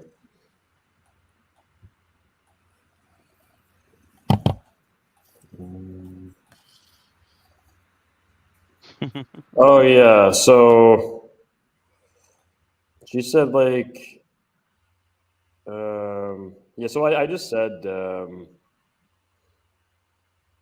you know, I just like I sent her a message like after like a few weeks of us not having talked really at all, like at all. I just said, you know, I sent her a message saying, "Hope you're doing all right," and she just said like, you know, I appreciate you checking in. Hope you're doing well too, and then I just said like, you know, I really enjoyed our time together. I just wanted to tell you that I was actually quite optimistic and hopeful. I just wanted you to know. And her response was, "I'm sorry and thank you for this. I'll be back at the beginning of December and maybe we can stay in touch and see how things go. Maybe some Gulf air will be good for me." And I said, "Sure." Then I said, "Though I'd want to talk more with you. I think you're great. I really enjoy spending time with you. but it seems like you're in an unstable place, and that's not a deal. It's true. Like she admitted it herself, right? Right. And I said, Yeah, I said, but it's like you're not supposed to say it though, right? no, but I said, like, so I said, but it seems like you're in an unstable place. And then I said, and that's not a deal breaker. I've dealt with anxiety, depression, etc. for the majority of my life. So I'm perfectly comfortable with that sort of stuff. But I wouldn't want to enter into something where there could be big shifts in moods on your part that would leave me frequently feeling like I never quite know how healthy the relationship is. That's really my only concern. I'd happily be of support for you during difficult times. And her response was, I totally get that. And things were much more stable for me before the last 3 or 4 weeks when this all happened. I'm generally very consistent. This was particularly traumatic and not something I'm rebounding from quickly. When what all happened? The dog? Yeah, like one of her dogs mortally attacked another. Oh. And like and she has a heart for animals the size of the moon. So imagine what that would be like when it's her own dog. And the thing is too, is that like she made a mistake and that actually kind of led to it happening. So I think what happened was she gave treats to the dogs, and then the dog that got killed is deaf, right? And so the dog that got killed, he started eating some of the treats of the dog that did the killing. And when that dog, I guess, started giving warning signs to that dog, like growling and barking, because it was deaf, it didn't hear him. And so that it became just a big fight. And so she took the dog to the veterinarian, the best veterinarian's office she knew, which was in Phoenix, like close to a 2-hour drive away. There, she could do it herself, but like she can't do it with her own animal. It's too emotionally close to home. But yeah, so that's what did it. And the thing is that like, yeah, like the reason I said the unstable thing, I'm not an idiot. Like I realize you don't go around telling people they're unstable, especially women you're dating. I get that, right? But the thing is that there was no other word for it. And like I know. You know what I mean? Because it's like things were just going excellently, and then wham, you know. And then she went like a few days where kind of like it was oscillating, where maybe instead of unstable, say like not the best place right now or something like that. I don't know. I just find that like the word unstable seems to trigger women really badly. I know, but I would date him just for his honesty. That's the kind of direct communication that I like. Mean, I mean, I think that you're. I don't think you're wrong to say it. I just know in experience, like with not even just with the girls I've dated, but I've seen it happen with other people. Like the term unstable or crazy, they tend to like tends to explode I things. didn't say you're unstable. I said you're in an unstable place right now. It doesn't really matter. I wasn't putting a globalized label on her. You know, I'm not saying you're wrong, man. But she either appreciates that or she's the type to be sensitive to it. But it's better to know. I don't know. But the thing is that it really was a big concern for me because that wasn't fun for me. You know, because I thought things were going fantastic because things were going fantastic, right? And then all of a sudden, wham, right? Like everything changed. And then like we went through a period of like maybe 4 days where there was like repeated oscillations where, you know, like it was wham down, but then it's like, okay, well, let's hang out in a few days, you know? And then she canceled on me at the last second. She's like, I'm not ready for this right now. Like not like, no, like, and I'm not in that tone. Like, just like, but like basically, so it was way up here, then wham, then it's like, okay. And then again, right. And so, and then like, kind of like her having strong reactions to like, kind of like things I'm saying, which I think are relatively innocuous. Right. And so the thing is, it's like, I need to be clear about this, right? Because the thing is, it's not just about me getting her to date me. I don't want to date someone who's going to be like that. And so I'm not going to beat around that bush, right? Yeah. Because I would rather be single than constantly be feeling like I don't know where we stand. So yeah, like I'm not an idiot. I realized it was a somewhat socially risky thing to say. But like, it's something that I needed to make clear because this isn't just about her like wanting to be with me. It's about me wanting to be with her. And I can't be with someone if there's massive fluctuations, which there had been in this window of time. And so it's like, and that's why I also said, like, you know, like, it's like, not that I'm uncomfortable with like things like that, like this, like I've dealt with depression and anxiety all my life. So it's like, I'm completely comfortable with it and I'm more than happy to be of support to you. But like, Yeah, so, and all that's true. That wasn't me just trying to like soften the message. I Oh mean, no, absolutely. I didn't think that. yeah. If you really, maybe you could, oh, never mind. I was gonna say something really trolly. I was making a joke, but it's okay. No, I was and gonna- the thing is, part of it's like people need to adapt to each other and get used to each other, and part of that's me, right? So, like, I will admit, like, when she sent me the picture of the dogs, the X-ray of the dog with like the clear like total break of one of the legs, like, yeah, like it wasn't like I just became all compassionate. Like I was just like, like my response was like, basically it was just like arg or something like that, or and she's right. Like I was primarily disappointed that she wouldn't be able to hang out. But it's just like I wasn't in the same mindset as her. Like for one thing, I work in healthcare, so I see medical results all the time that are like bad. And so like, so it's like in that sense, it's not going to hit me the way it might if I worked in like accounting, because you get used to these things to a degree. And then secondly, it wasn't like I saw the dog. I just saw a depersonalized X-ray. But the thing is that she really cares about animals, like to the point where she does like external charity work. Like she on a monthly basis goes to like a homeless clinic where she will give free veterinary services to the dogs of homeless people. Like she's a freaking saint. You know what I mean? And so like the dog world, like animals mean so much to her that I think it's probably very important to her that the person she bees with can understand that and has. And so, for me, it's like, like that's part of the adaptation on my end. Like that, like it's like I actually respect the hell out of her orientation on this. It's very admirable. But yeah, like I will admit, like it wasn't like I was at all overwhelmed or even, I was barely bothered by it. Like I was about the dog a little bit, but again, there's only so much you can feel when it's just an X-ray. You don't see the dog. And you work in healthcare, so it's like you see. You never met the dog either, right? Yeah, like, exactly, right. And you can feel bad for her, but like she wanted you to feel bad about the dog itself, not just for her and emotional that probably was heightened by the fact that her dog just died 2 days ago. Yeah. So. Oh wait, the dog with the X-ray was a different dog. Different dog. Oh. Yeah, that was different dog. Yeah. I thought the X-ray was of her dog that died. No, that's much weirder. Okay. Yeah, that's totally. Much weirder. Oh yeah, I'm not a monster. Like I got her a card and everything for her dog.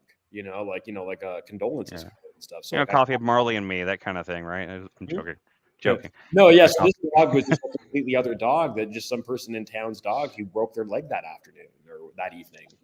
And but I guess it's like her compassion for animals was probably super heightened because she just had to have her dog put down probably like 2 or 3 days prior. And it was, so I don't know. You have to watch out for relationships like that, though. There's so many movies you have to avoid.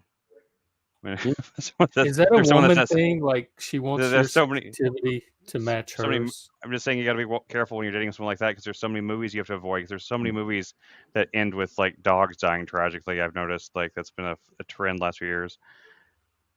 There's apparently a movie called A Dog's Purpose. It's literally about this dog that dies and gets reincarnated over, and it's like the dog dies like 6 times throughout the movie. And so I was saying, like, you gotta be careful with that sort of thing, Like, you gotta be careful with movies you go see. You gotta be. Yeah. I was just trying to add some. I was trying to add some humor, and it didn't work, so I just move on. It's okay. No, I'm just like I don't know because I try and think and psychoanalyze and stuff, and yeah, like, I almost wonder like okay, like. Her mom has BPD, and that's obviously a major source of stress. Like, it's not like she obviously, like, if she could turn that BPD off on her mom, she would in a second. I'm sure. It's like it's not a fun thing to deal with at all. That's one of the ones I don't understand. That one I don't understand borderline personality. I don't actually understand how is that defined. I got my first education on it this year when there was a borderline in one of our communities that tore the whole community apart. Oh yeah, like so, like it can be like a lot of manipulation and narcissism, and a whole lot of emotion dysregulation, emotional reactivity. Yeah, and then blaming the other person for their emotional reactivity. So it's like it's your fault I feel this way, for example. Yeah. I thought that was just narcissism. I didn't know it was called borderline Oh, personality disorder. No, there's an emotional component. When you meet a borderline, you'll never just like when you encounter a narcissist, you never forget that type after that. You will never forget a borderline after that, and you're going to start noticing all the borderlines. Yeah, Okay.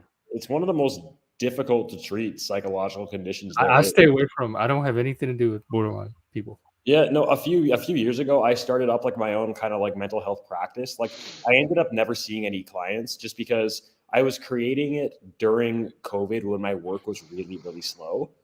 And then once I launched the website and everything, like pretty much just purely coincidentally, my workload started picking up. And then so it's like once you start getting patients, like once I got my first patient, I would have to like get my insurance, like my business license and my practice insurance. And so for like the first few people I saw, like it would be a total financial wash on my side, right? Because like all the money I'd make from them would be going towards like, you know, the insurance and business license, at least for the first person. And, you know, so between like my workload picking up and then that would increase more complication when it came to doing taxes and all that kind of stuff. And to be honest, like I was, I think I started realizing as it got closer and closer to the real thing, I started feeling more and more nervous because I'm just like, I'm only going to be self-pay, right? Not insurance. And so anyone who sees me is going to be paying like $120 an hour to talk to me. And that's a lot of pressure because I like, that's their own money. You know what I mean? But anyhow, one of the people that called me about actually coming to see me, he said he just got diagnosed with BPD. And I told him, like, I just said, like, you know, I would love to work with you and I think I could help you, but I'm not the best for you. Like, and what I said was, if I were you, I would try and see if you can find a dialectical behavioral therapy program that you can enroll in. It is, I told, because I when I did one of my OT placements, my senior OT placement, the last one, so the one that I was the most involved in and like the most kind of like responsible in and like, you know, had the most free reign to like do my own thing and like, you know, with my supervisor doing little, like, you know what I mean? Like kind of like, you know, because you know what I mean? It was a dialectical behavioral therapy clinic as a part of a hospital. And so we had two different groups going. So I was a part of group sessions. I was teaching mindfulness. I was part of one-on-one sessions. So like I even like before talking to him, I just so happened to read a whole book on DBT because I wanted to like refresh myself on the techniques because they're useful for people who don't have BPD. But because of like that, refamiliarize myself with how difficult it can be to work with someone with BPD. Like you need so much expertise, a level of expertise that would blow the expertise required to deal with depression out of the water, or, you know, or anxiety out of the water. And so like I would have loved to have taken him on, but it would not have been the right thing to do. I wasn't the best. I do hear that it presents differently in males. I have encountered a lot of male BPDs recently, and they don't strike me the same way that the female borderlines do. Do you guys ever see that show Crazy Ex-Girlfriend by any chance? No, never. It's a show that was also, it was like a comedy drama / musical show, but it was literally the show was really went hard into about mental health, but the main character was ultimately diagnosed with borderline personality disorder. But the show didn't make it very clear to me what it was. But actually, now that you explain it, it actually seems like it portrayed it pretty accurately. Notes on a Scandal and Fatal Attraction are two that show the extremes of borderline. Sure. Can I tell you? What's that? I was going to tell you guys an absolutely crazy story from my placement. Like it's just like it's like a philosophical ethics thought experiment. You ready? You interested? Yeah. Okay. So at the time when I was doing this placement, I was still a hardcore progressive. Like a few months after this placement, I went to Occupy Wall Street's Toronto thing. I was watching the Young Turks every single day, all that stuff. So I had a blog at the time, which I talked about a lot of like political and like kind of like politics, atheism, religion, stuff like that, philosophical stuff. And it just so happened that maybe half a year or so prior to this placement beginning, Ann Coulter came to speak at my university. And so I went just because I'm like, fuck, I got to see this thing. Obviously I wasn't on her side, right? And actually, it's kind of funny because I actually asked a question, and she actually said in front of the whole audience that she hopes I sweep the nation of Canada, because basically I was a lefty that was being very fair and reasonable with her. And so it was almost as like, she's like, I hope you sweep the nation. But yeah, and actually funny, I actually found it online a few months ago just out of curiosity, and I had hair. But yeah, anyhow, so I was at this event, right? And it was run by one of the conservative campus groups. And so I'll tell you the name of the person and anyway, because he has publicly disclosed this. One of the people that was organizing the event was Andrew Lawton. Andrew who? Lawton. Lawton.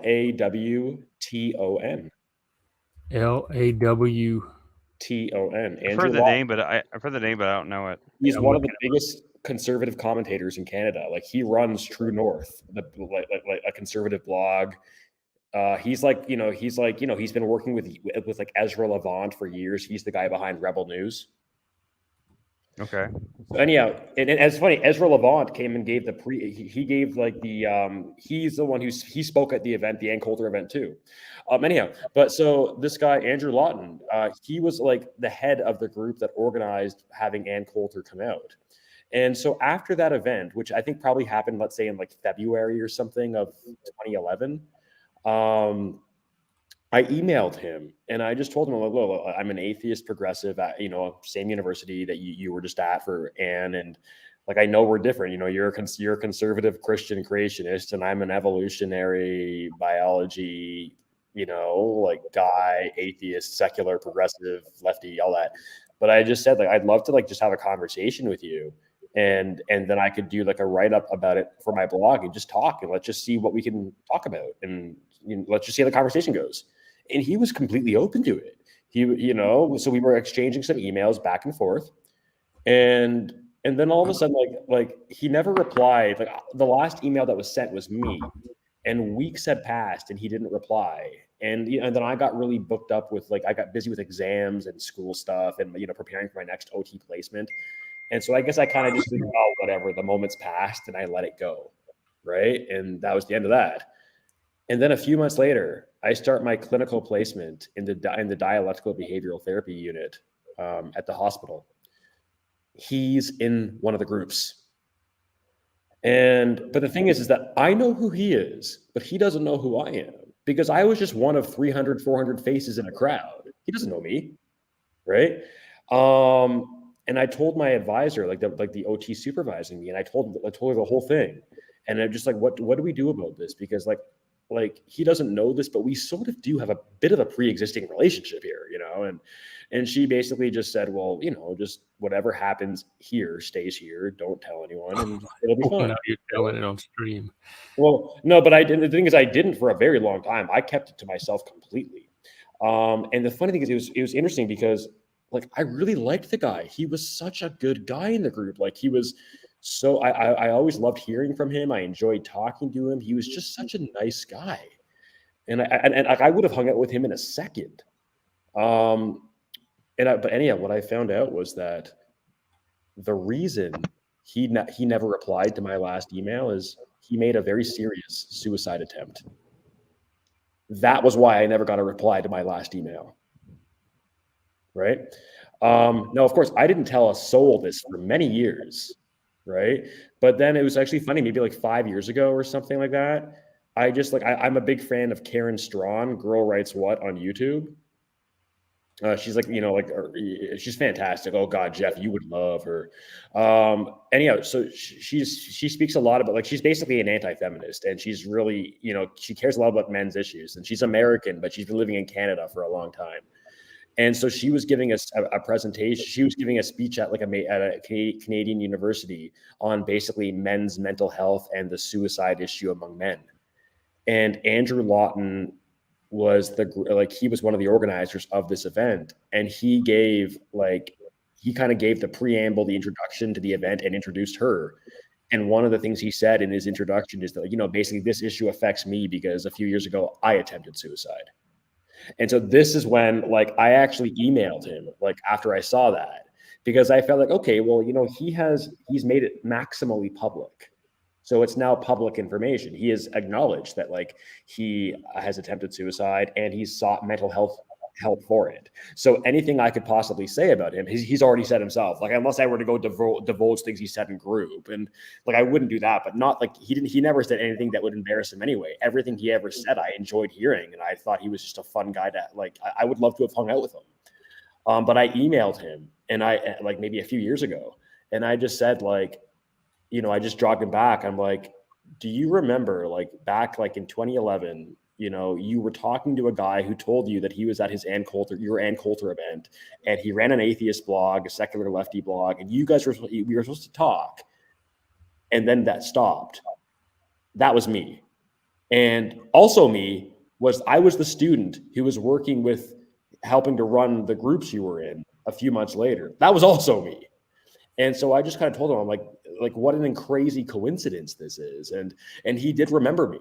Like he told me his memory was kind of foggy because it basically was the worst year of his life. You know what I mean? And so his memory was patchy, but he did remember me.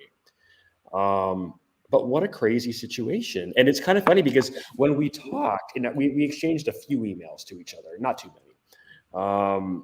It's funny because he said to me, he's like, he kind of has moved, like he's not as far in the direction politically as he was back then at the time we talked. And I'm like, that's kind of funny because so basically what he's saying is he's not as far right as he was then. And it's funny because I'm not as left as I was then. Like it's like we've kind of like, if he was like, what's right? That's left, but you guys see it as right, I think. Yeah. Right. So it's like he was here and I was here. And then like maybe he moved a little bit less right and I moved from being left to being center right. And so we kind of moved toward each other in a big way. But that was the end of our interaction. But like what an unbelievable coincidence this was. And yeah. Was that the end of your exchange? Yeah, it was. Like I didn't like the guy's a busy guy, like like the email back and forth kind of just dropped off. And well, I actually recently emailed him again, maybe a few months ago, about something totally unrelated, which was that, that crazy professor I talk about sometimes. Yeah. So he sent like, and I think I told you about how like I've kind of become sort of friends with the publisher of his books because that publisher eventually realized this guy's an absolute lunatic. And that I think I told you about this, where he actually said to the guy, he's like, it pains me to say this, but Ron Brown is right about you. Right. But anyhow, so he and I have been on good terms for like a while now. And a few months ago, the asshole professor, he sent out an email to all sorts of people, like Gad Saad was included, Frances Widowson, who's another professor in Canada, who's like in a similar, who's basically lost her tenure, a few different associations that for free speech in Canadian academics. Like he sent an email to there probably were 10 or 12 different recipients. Some of them were organizations and some of them were prominent people. One of them was Andrew Lawton. And so I just and he was just smearing the publisher. And so I just sent an email. I sent an email to the two people I'd ever talked to before. I'd spoken to Gad Saad in email previously, and I'd spoken to him. I've never spoken to any of the other recipients at that point. And so I sent emails to Gad Saad and to Andrew Lawton, just basically saying look, your mind is your own to make up, but I can tell you from extensive personal experience, this professor is a narcissist. He quite possibly is schizophrenic, and he is completely indifferent to the truth. So your mind is yours to make up. But I would not put any stock in anything he says about anything. And his response, and the guy's response, Andrew's response to me basically was just that, he basically said, I know the email you're talking about. And he's like, I didn't even read it. And yeah, because it was so long. But even he acknowledged that, they basically, he's he in the message acknowledged that this professor has completely gone off his rocker. And it's unfortunate. But is he still working, the professor? He owns a health food store that he bought. Oh, but he got fired from the university. Oh, completely. And he absolutely deserved it. Like, by all appearances, I think he might have been trying to get fired. Like, actually, because like I've talked to his ex-wife, and like she told me he was happy when he got fired, because I think what he wanted, and everything he's done subsequently is completely consistent with this. He wanted to be the next Jordan Peterson. He wanted to be the next academic dissident who becomes like this darling of the free speech and conservative movements.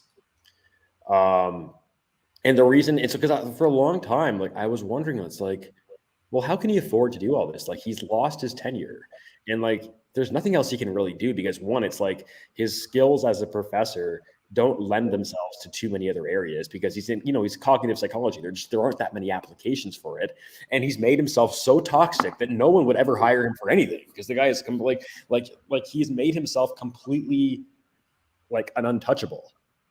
And then also he buys a health food store, and he has like a few $1,000s to like, spend making his bullshit books. And he actually was awarded a $50,000 settlement from the university. And one of the terms was that like he can't talk about the contents of like the proceedings. And he went out and like went and blast on and like went all over. He was talking about it a lot on Twitter. So he could afford to lose the $50,000. And he made a few frivolous lawsuits that were so frivolous and bullshit that the court ordered him to pay like $10,000 or $20,000 in damages to like to the opposing counsels for basically wasting their time and money. So it's like, fuck, how is he affording all this shit? Well, apparently, like, this is what seems to have happened. I don't know for sure, but I think like this is what his ex-wife told me, and a lot of it makes sense of a lot of things. He's gay. His mom, the professor?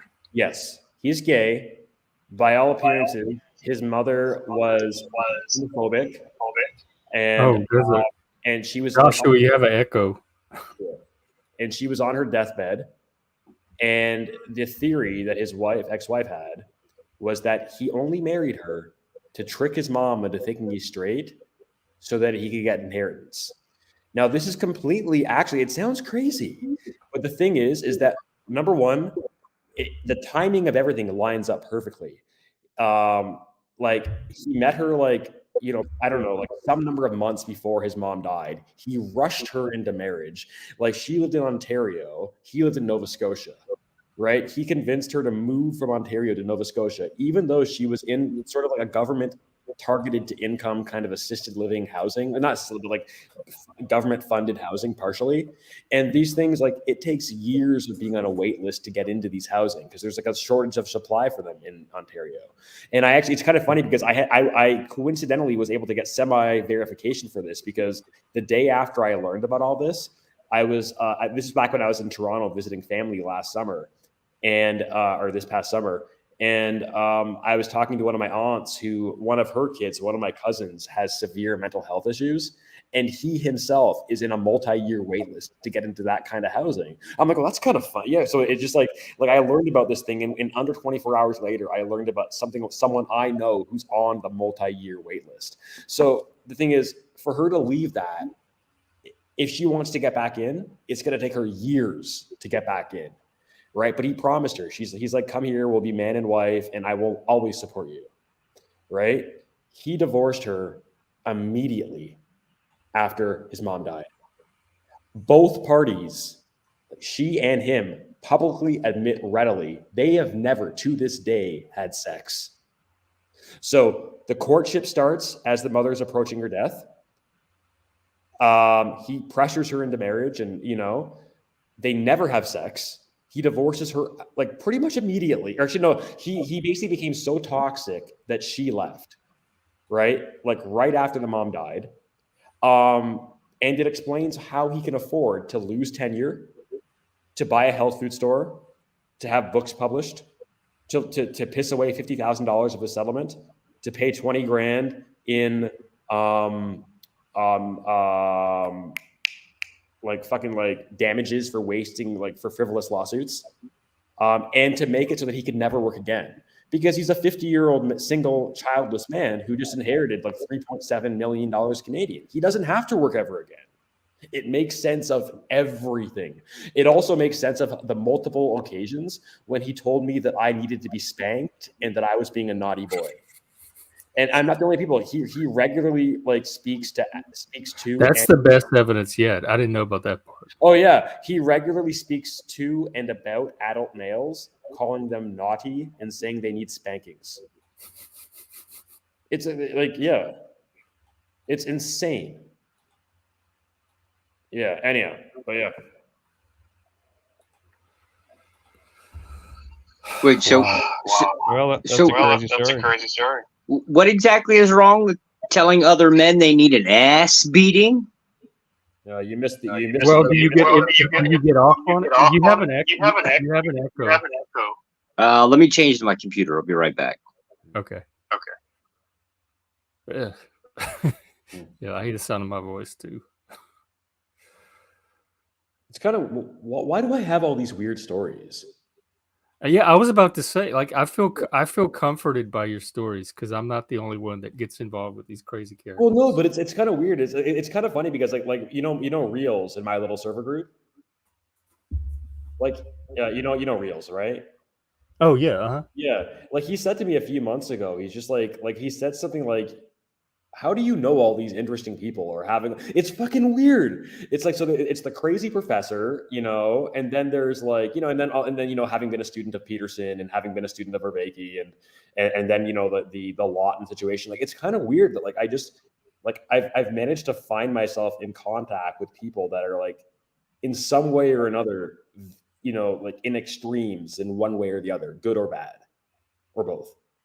Does it take you a while to figure out they're crazy, or does it take you a while to break off after once you do realize? I figured out that the professor was crazy very quickly.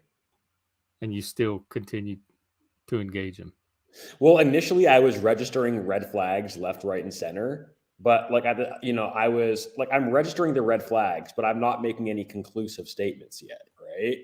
Like I'm seeing, but once I read his bullshit book, I'm like, oh, this guy's fucking cuckoo for Cocoa Puffs, right? And then I kind of kept tabs with him because, like, he is like a perpetual. He enjoys wasting other people's time. He's an attention whore. He's a troll. He likes people mad. I feel about these trolls on the stream. Right. Well, so on the stream right now? No, there's some other streams that we go on that have trolls just like that hijack the stream and ruin it. But yeah, so I was kind of following him on Twitter and responding to him basically as a sense of like a social duty kind of thing, because unlike most internet trolls, like most internet trolls, like people like, oh, like they you know, they'll figure out rather quickly they're just a troll and they'll ignore them. But with this guy, he is like he was on the news in Canada and he even got some like coverage internationally. And he's a professor. And so for all these kinds of reasons, like people will probably often give him way more leash than they would for just your garden variety internet troll. But the thing is, he does not deserve an extra inch. He is. No, I know. Yeah. And so I was doing this like as a service, because it's like, no, I'm not like, because like I wasted a fair bit of time with this guy, right? You know what I mean? Because I was giving him more leash than he deserved. And so I kind of made it like almost like a bit of a crusade on my part to prevent him from wasting the time of others. And because I also saw him attacking people. And like, again, because he's like, you know, a professor that was on the news, like I was kind of worried that people might give his attacks more weight than they deserve. They deserve no weight. And so that was kind of why I followed him for a while. And then also I will flat out admit, he is an excellent troll. He is a world-class troll. And so he had me for a while. And like now I've managed to kind of like just like get unhooked from him, because once his wife explicitly told me like, yeah, he is trying to get attention. Because I had this theory. I'm like, I feel like he's just a troll. You know, he wants to be respected and admired, but that clearly is off the table. That is not going to happen. And so now his options are to be hated but known, or not hated but be unknown. He chooses hated and known every single time. And so once, like, I had that theory because it was very obvious, but still, though, like, once his wife said, yeah, that's exactly what's happening, right? Because she talked to him, like she, like, you know, when they were still married in that brief pocket, like, yeah, like, he explicitly said, like, yeah, he's trying to get attention, he's trying to get other people's skin. And so once that was made explicit to me, I'm like, okay, good, I was right, and so now I can disconnect. Well, there you go. There's your let reals know that. That's how they end up in your life. But it's kind of funny because, like, he's been trying to bait me, his publisher, and the other professor for the last few days.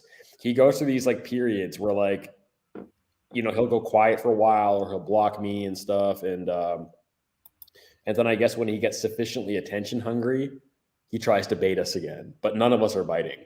You just ignore him. Just ignore him. Yeah, we're laughing at him.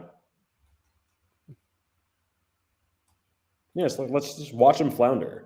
Like, he's trying to, like, say things that'll get us to get baited. Like, you know, like, he's basically, like, he said I'm mentally ill, and he called the other professor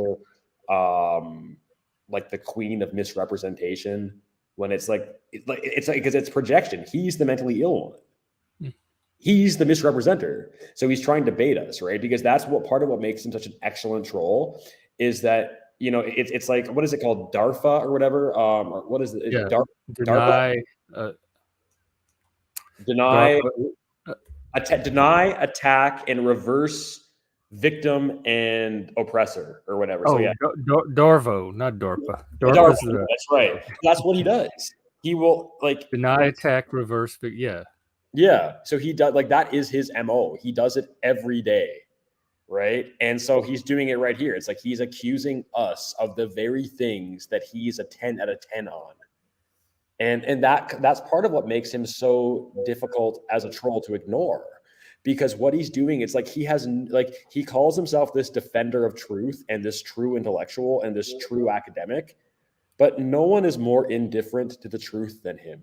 He will lie with utter boldness and shamelessness to serve him. You know, so it's like, and that's what makes him such a good troll, is because it's so brazen. And it doesn't matter that, like, all you have to do is go look through his tweets and his Facebook posts just a little bit, and you can see the proof is everywhere. And so you can even respond to his statements with objective proof. You did this, you did this, you did this. But he's so shameless that he keeps on doing it. And it's a very effective troll because it's just exasperating. That's what Trump does. That's Trump too. You think so? Well, yeah, no, because Trump would shamelessly, brazenly lie and not care and keep doing it. Yeah, but yeah, I think it's even crazier with this guy because Trump is just much, much, much better at it. You know, this guy's a fucking retard. He's an idiot. Yeah, I didn't think this guy. The minute you pointed me to him and I read his Twitter feed and watched a few of his videos, I didn't think he was that great of a troll. Oh, you know, like when you're on the receiving end of it and you watch him closely for a few months. It's quite impressive. Like, and I hate it. Like, it's not impressive because I'm basically saying he's really, really good at a very shitty thing. You know, it'd be like saying that is a very skilled house robber. You know, he knows how to pick locks. He knows how to case out joints to know when the family's not going to be home. Like, he's a very efficient robber. It's like, it's not the kind of compliment you want to give, but like, dude's got game. He's got trolling game. He has no other game, but he's got trolling game.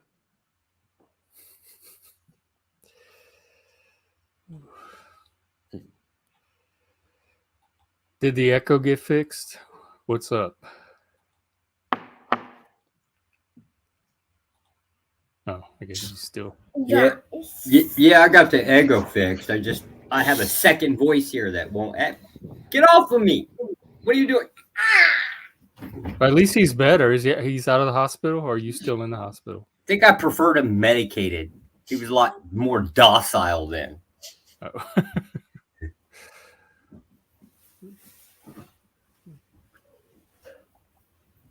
So I want everybody to know that I now have the official stance that children ought be drugged.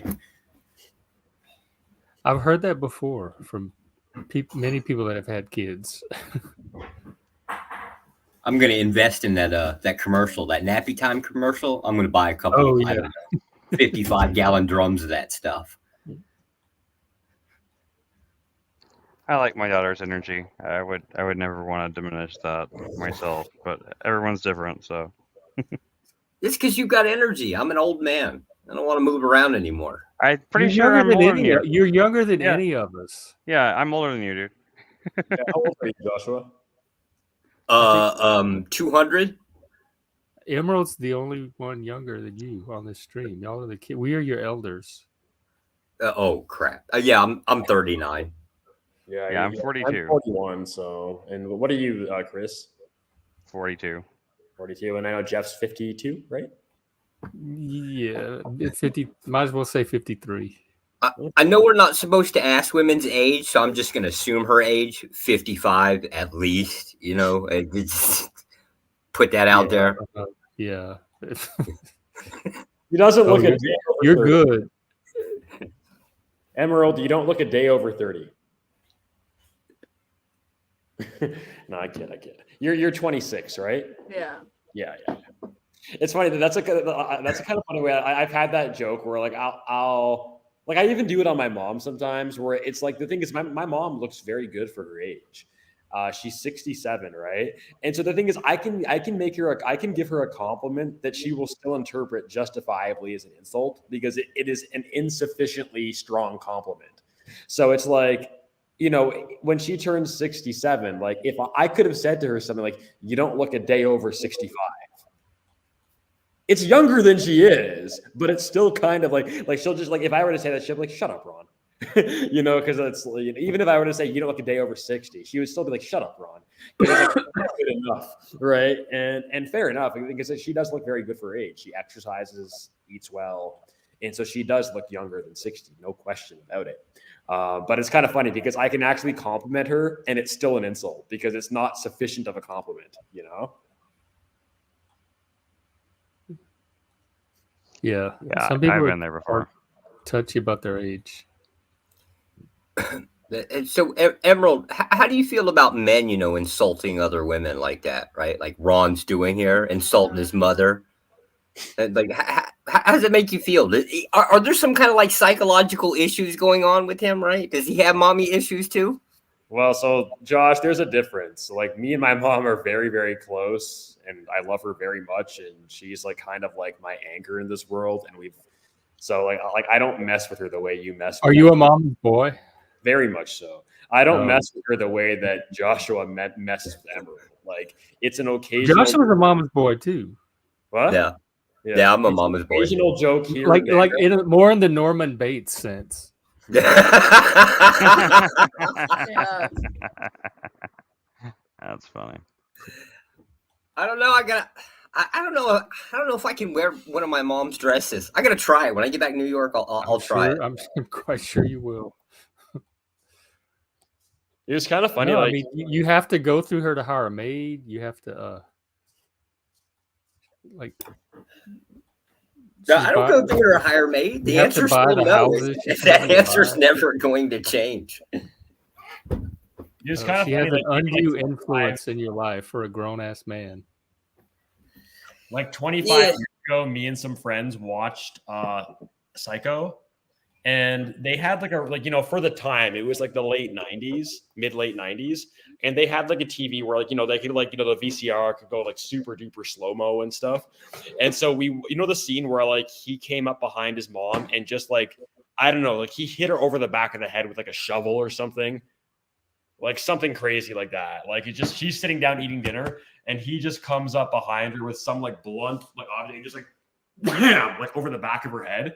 And so like we just rewound it and put it in super duper slow mo, and you can see where like it replaces the actress with like a dummy that's just like dressed like her. It's kind of funny. Yeah, I've seen that before. Yeah. Yeah, because in 1996, that's like that's a neat little hack. Like Are you talking about the remake? Oh no. You talking about the remake or the original? I don't know. Like we watched it like it probably was around like 98, maybe. Yeah, probably it's like 1998, 1999. We watched it. Sure wasn't this? Sure wasn't? Are you sure not about Psycho 2? It might have been. Yeah, it was one of the Psycho movies. They were at That sounds like Psycho 2. I think I know exactly what you're talking about because I watched that. I watched Riff Tracks on that not that long ago. I'm Yeah, pretty sure very it's that awesome. Psycho 2 thing. Yeah, I don't remember. It was one of those movies. I just don't remember. I don't remember which one, but yeah. I saw in Vegas in Planet Hollywood. They have the skeleton in the chair. The real one from the movie. You could go see it. They have it behind glass. Ooh. The memorabilia. I wonder, like Jordan Peterson could probably do a pretty cool little it would probably be very quick. I bet he could give like a 3-minute analysis of that whole scene. Jordan Peterson can't give a 3-minute anything. Oh yeah, because he'll start talking about 17 other things, and then come back. Yeah, no, but because it's like, what's the thing? Was Mrs. Bates, was she like an overbearing mother that was overprotective and that led him to kind of like have almost like an Oedipal complex kind of situation, like an overbearing, but no, he's just not attracted to his mom, but like, that whole thing Peterson talked about how there's that, like, it's like some women who, like, when there's no father involved, like, and then because they're so invested in parenting and, like, maybe they have to work and they're a single mom, they don't really have much time for dating or for friends. And so their child becomes like really the center of their universe in a way that goes beyond just what your one child Yes.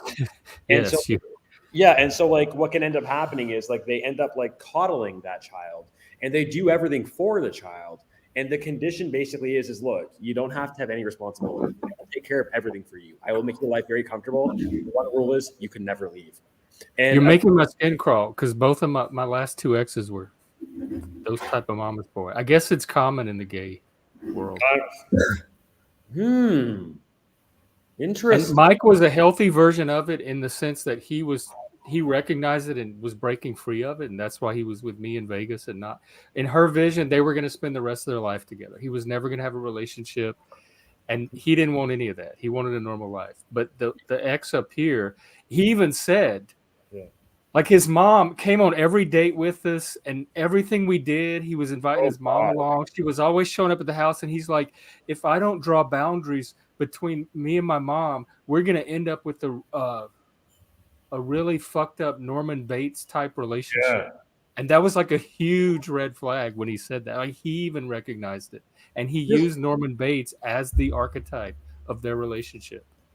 Here's a question. I've never thought of this before, but I know I'm not the first one to think of it. Are gay males more likely to be to have had single mothers? I don't know. I had a single mom. And now that I'm thinking of my exes, well, the first one did, and he had an intact nuclear family, but everyone after that were not only single mom, but only children. Like, all the mama's boys I'm talking about were also only children. And when me and my ex first started talking, he's like the very first time we messaged, he started talking about his mom. And I asked him right away, like, it set off this little alarm in my head. And I said, are you a mama's boy? I asked him that in the message. And he downplayed. He's like, oh no, man, she just needs help fixing her printer or something. But something bothered about it even then. And then when I moved up here and she was around all the time and the Norman's Bates thing and all that, he lied. That very first message, he lied. And my instinct and my intuition was right to question whether he was a mama's boy. And he was deliberately obfuscating because he knew he was a mama's boy. And he probably also knew it was a red flag. Yeah. Yeah. So like and he was a narcissist and borderline. So like from the start, he was lying and manipulating the perception or how he came across to get the outcome that he wanted, which is what they do.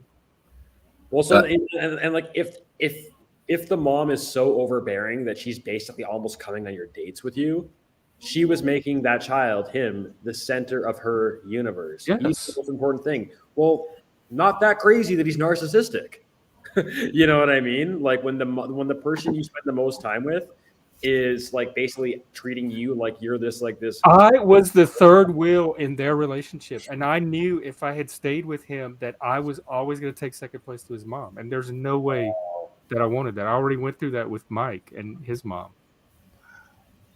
You gotta admit that's kind of funny. A gay dude like having to compete with another woman for a man. That's just fucking hilarious. Every relationship in Mike's relationship, the mom, I was the other woman that had stolen her son from him. That's how she treated. Like I was the other.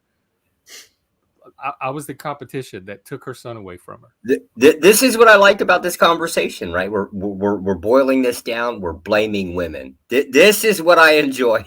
What, Ron? What's the problem? Well, it takes two though, because it takes the son to participate in that dynamic too, and that was the difference between Mike and this other guys. Mike was able to break free of it because he was conscious of it and didn't share that as a value, but the other guy was not. He was like coddled from birth, like Norman was. You know what it might be and like? So he's going to end up with her in a rocking chair in his attic. I know he is. You know, like some prisoners, they become lifers. Like they leave prison and then they just reoffend. They become institutionalized because they can't function outside of that setting. Exactly. So maybe yes. That happens in the mental health system too. There's an analogy here. You know, like the mom's overbearingness is like a prison. But at the same time, if you've been in that prison your whole life, sure, it's a burden, but it's also structure. It's also safety. It's also predictability. And so like it can be very, very scary to leave all of it behind because you're not just leaving the bad stuff. You're leaving the structure and security. But isn't that adulthood? Like, doesn't every child make like that's what like we lost male initiation, but every child is initiated out of the mother into adult society. If you get, they used to have rituals for that back before industrialization and Western civilization. So that's one of the risks that Peterson would talk about is that like when parents overprotect their kids, they make them fragile and unable to deal with the world. And you're not doing them a favor by overprotecting them. No, and that's what the wokeness, that's what the woker exploit. Yeah. Mm-hmm. Mm-hmm. Man, I agree. We ought not protect children or women or women. Just let them out. Okay, get out a week ago, you were on here. Right? You were on here like about your wife not doing enough to protect your kid. Well, but that was basically me still blaming the woman, like basically claiming that he got pneumonia because of her, right? Like that's me blaming. Yeah. As long as blame falls on them, I'm okay. Okay. Josh, I can't tell where the joke starts with you and the truth begins. No, they're one and the same. I just find the truth funny. That's always a challenge. I know that you're going for effect here. I don't know where. But I think he's serious at the same time. Like could be. You know what they say? There's always a little truth in that lie. Plausible deniability. Damn it! I think I'm catching pneumonia. Maybe I got it. Little bastard. Jesus. Don't blame your son. Blame your wife. Well, I am. I'm still like It's just a cycle. I'm just pointing it to the front of the cycle. That's it.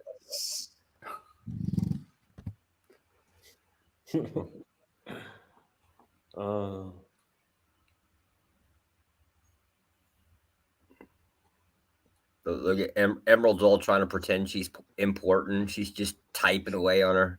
This is why she's single, right? She does this on dates. She sits there and types away on her phone at her dates.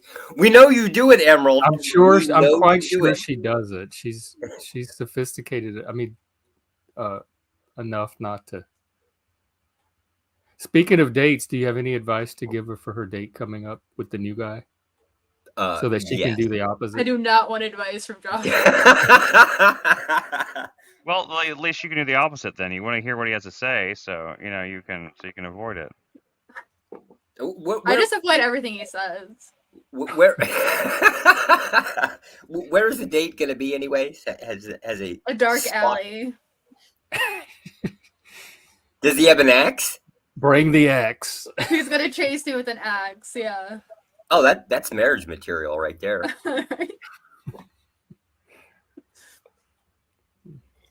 A nice candlelit dinner in an alleyway.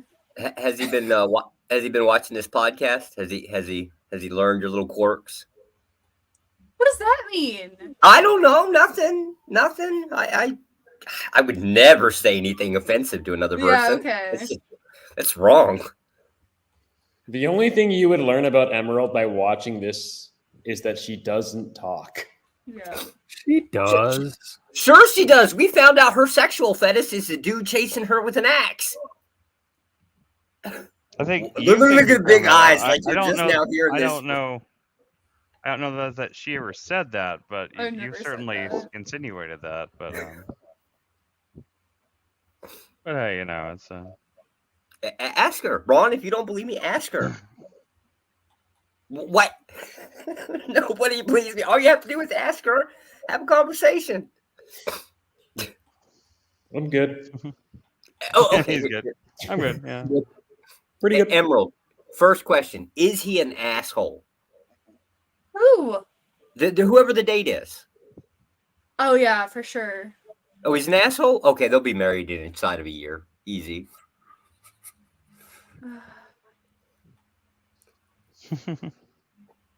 It's just coffee. I'm working on my coffee right now. Like I'm almost done. I'm getting there. It's You're going down a drinking little coffee? slower. Yes, ma'am. That'll help your pneumonia. You're in Yeah. a time zone completely, right? Like, where are you? Like, you're in like Asia or something, aren't you? Yeah, it's like 11 o'clock in the morning. I'm kind of just waking. I woke up real late. Okay. So Is it Saturday or Thursday? Saturday. Got it. I'm in the future. You're in the past. Sweet, man. You know, one thing I've never forgiven Australians for never telling us about 9/11. Huh? How many hours did they have? Wow. Speaking of, do you have any new intel for us? Nothing. The bombing campaign is going crazy. Because so for everything you said happened, like this strikes in Syria, and I saw something recently about they're running out of food in Gaza, and oh yeah, Gaza's done. Like there's nothing going to be new there other than it's gonna take a long time to play out. I guess the next trick is going to be what's up with the West Bank. Like how long is that going to take to pop off? But to be fair, I think we're the problem there. in the West Bank or yeah, in because the whole region? our active bombing campaigns are kind of like in their way. It's kind of like we're Israel, Lebanon, Jordan, and the U.S. are all kind of like fighting for the right to who gets to kick the crap out of who kind of weird thing. It's just this weird little plot of land that for some odd reason not everybody can operate in at the same time. It's a really strange thing. So I can't figure out when that's going to really pop off with the West Bank. I mean, there's active fighting there. It's just I'm waiting for it to blow up, and I can't really put my finger on when that might be. But you think it will? Oh yeah, it'll definitely happen. Obviously, for Israel, they're not really gonna like wholly focus on it till after Gaza's done with, or at least they've got some metric of finishing that up. But right now, we're in their way is effectively what the main problem is. So one of the views I'm having difficulty with lately is that Netanyahu and his government is more of a threat than Hamas or Gaza.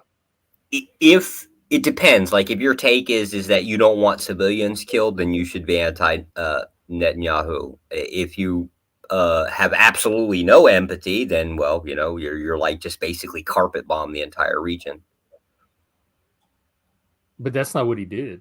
But like the radical religious Zionism, I think is more of a danger than radical Muslim terrorism. I don't know about from like a religious view that I mean it could be. I just never focus on like, you know, what's in a person's head. Well, I don't know. It's all speculation at that point, right? So what their intention is, you'll never know. All you can measure is what they do. What about and what even they then, say? well, what they say is it's politics. That's kind right? of my take on it too, because the evidence is like, well, this is the public statements they've made, and we should be really worried about this. But I look at what actually has been done. Yeah, all politicians seem like they're the same. They lie through their face and be done with it. I mean, it's just. But there's no way I would look at October 7th and say, "Oh my God, Benjamin Netanyahu's right-wing government is the danger we need to be worrying about," I would look at Gaza and Hamas. Like, it's just so striking to me that that's the current threat and they're the perpetrator. But some people are looking and seeing Netanyahu as a much bigger danger and threat to worry about. And part of it is World War III and nuclear war. Oh, that's not going to happen. Iran's backing off. Like, even they're backing off. Syria is trying to kind of distance itself. Jordan is. Lebanon's a little bit weirder. I can't make up my mind whether they want in or not. The people want in. The government wants out. So the idea of it escalating, not likely. It's really like, it's as time goes by, it's becoming less and less likely the case. But you do think Netanyahu is there's going to be more casualties because of him than some other shit ton.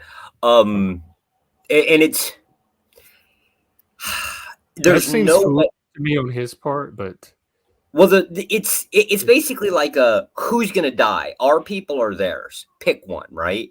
And so he's generally going to have to pick the other side no matter what. I mean, obviously, it's a terrorist organization. They're like hanging around in tunnels underneath of civilian populations. If they want to fight, they're going to have to kill civilians to get to him, right? He's going to look like the asshole, so he might as well be the bulldozer to go with it.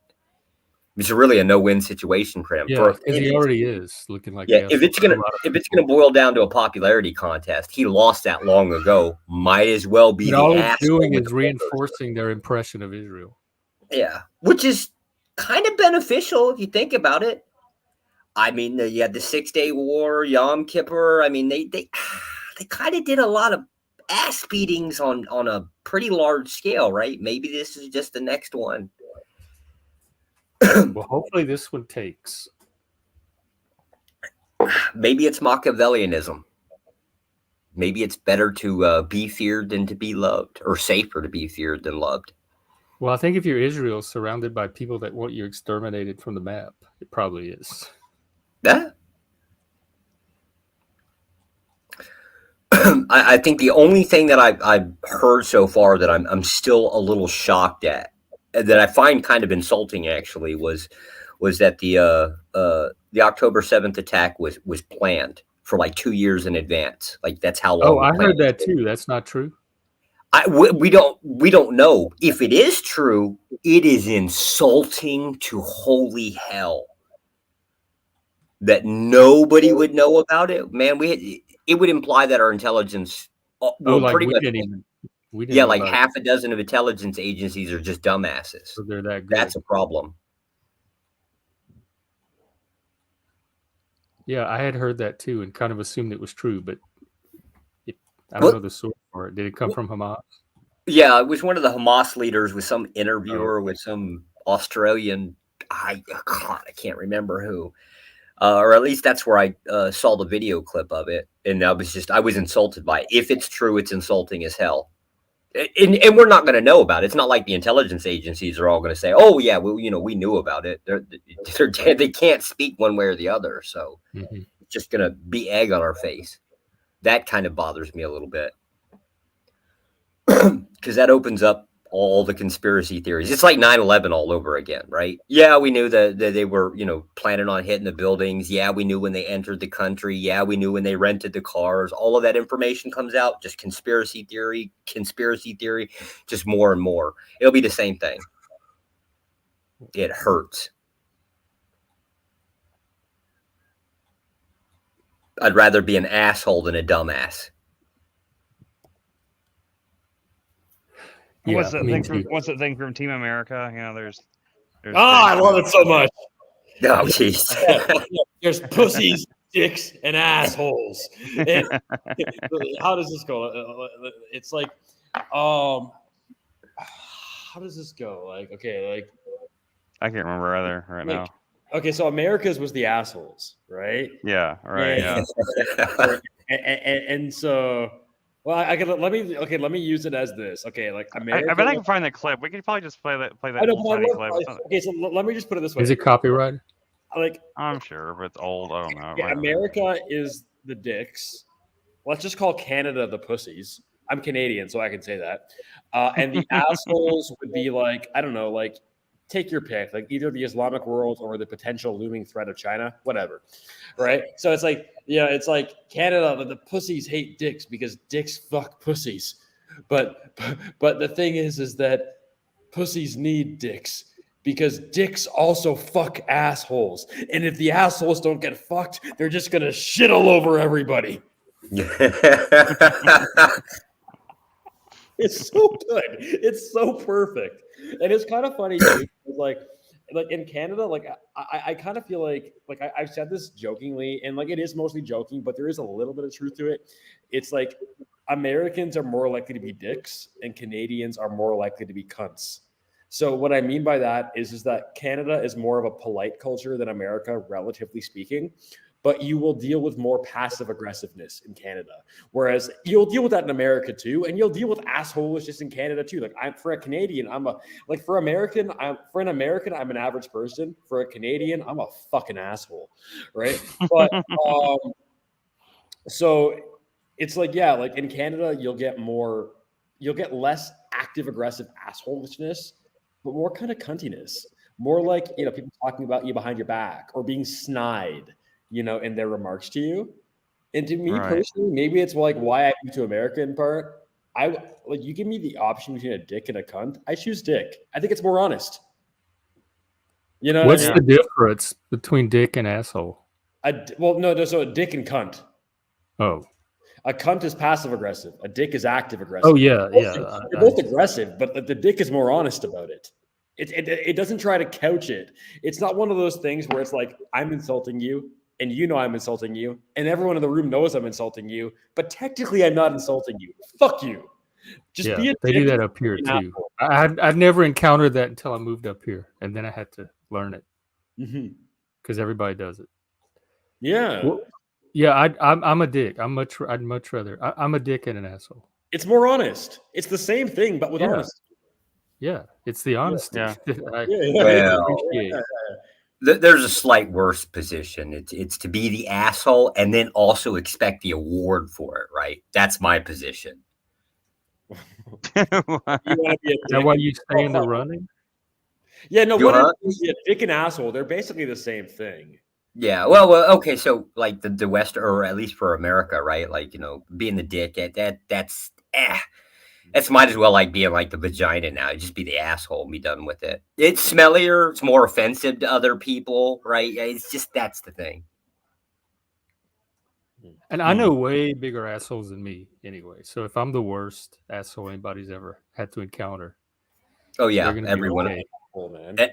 Every one of my bosses. Maybe I think that because we usually agree, and when we disagree, it's not that bad. But I've never seen you be an asshole. I disagree with you, Ron.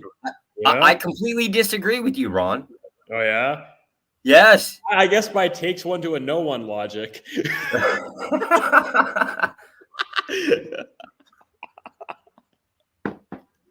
And it's subjective anyway, like because like Canadian, like you said, Canadians and people up here would find me to be an asshole way more than like one of my friends from back home. So assholeness is not always. It's ascriptive. I personally, I think that's all like the whole nice Canadians. I think that's a psyop thing, anyways, right? I honestly they are believe definitely polite. They like look at Canuck when he comes up. He asks permission to talk and he's so polite. I really just think it's a facade that they put on to appear, right? Like they're trying to intentionally be overly friendly, right? Because I've watched their hockey. These little bastards, man, they are not nice. They had some guy that just got killed in a hockey game. Yeah, I mean, that's why their hockey games are like that. They have to get out that aggression somewhere. After all the niceness, the politeness, because all humans have aggression, right? There's no such thing. Hockey players compartmentalize. Yeah. So I remember, like, because I never played hockey. Like, I fucking hate hockey with every fiber of my being. It's the worst. But anyhow, like back when I was in high school, like, I had like one of my friends played in a hockey, like a league, and he and I and some friends were at like a coffee shop, and he told me, oh, like over that table, there's a guy on another team that I like we had a hockey fight recently, basically, is what he said, right? Like, right. And I'm like, oh shit, like, is shit gonna get real in here? Like, are we gonna have to do this? And he was just like, no, Ron. Like, he was educating me. He's like, no, Ron. What happens on the ice stays on the ice. It was a firm boundary. So, like, and it's well understood apparently by hockey players. Nothing happened. No one from their table came to our table, and no one from our table went to theirs. Yeah, there's an unknown problem there. It's Canada. The entire region is nothing but an ice rink, right? Like, so what happens on the ice is the entire, like, yeah, I guess what happens on the ice stays on the ice because that's the whole country. So it's like, well, yes. What am I going to do? Go fight you in America? What? We can do it right here, motherfucker. We already did this. I remember the War of 1812. Like, I remember that. You burn our White House down. I want to bring up reparations again. I want to remind you, you owe us some money. That White House was expensive to rebuild. Oh, fuck. We did you a favor, man. We did you a favor. Oh, remodeling? You just took care of the demolition? Yeah, I got it. I understand. That was a controlled destruction, man. That thing needed to be, just It was kind of an eyesore. Yeah. What? I don't even know what it looked like. Let me see. Oh, it's like the same. I'm just joking. You actually ought to look out the pictures of the remodels in that thing. They have a bulldozer. Like, they have pictures of a bulldozer parked inside of it. It'll tell you the scale of that building. The thing is huge.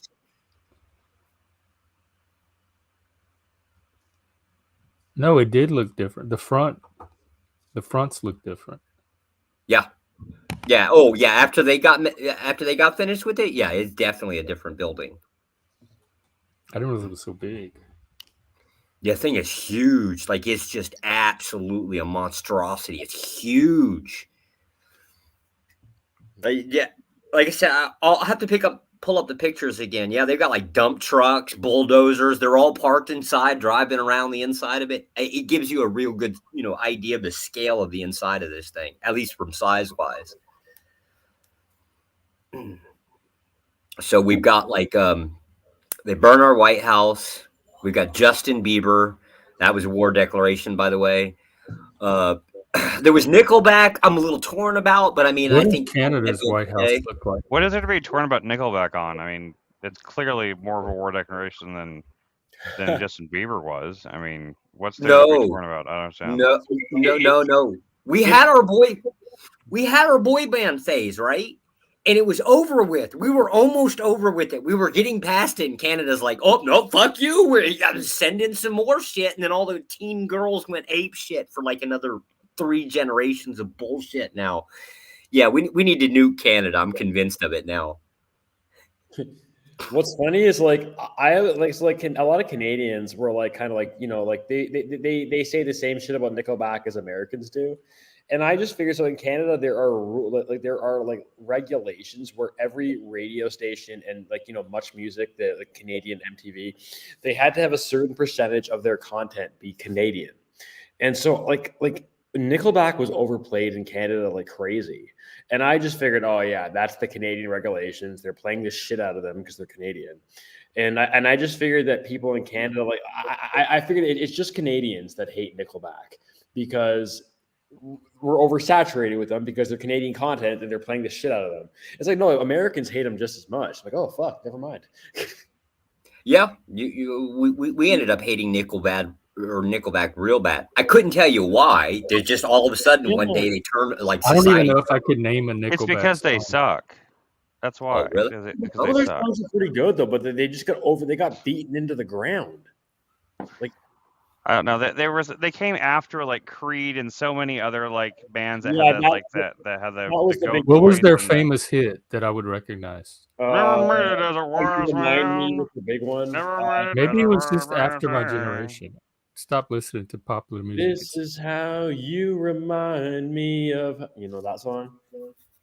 It doesn't sound familiar. And then Too Bad was another big one, and they were like a less talented Stained, which was like a less talented something else. I don't know. I used to love Stained. Stained was my jam.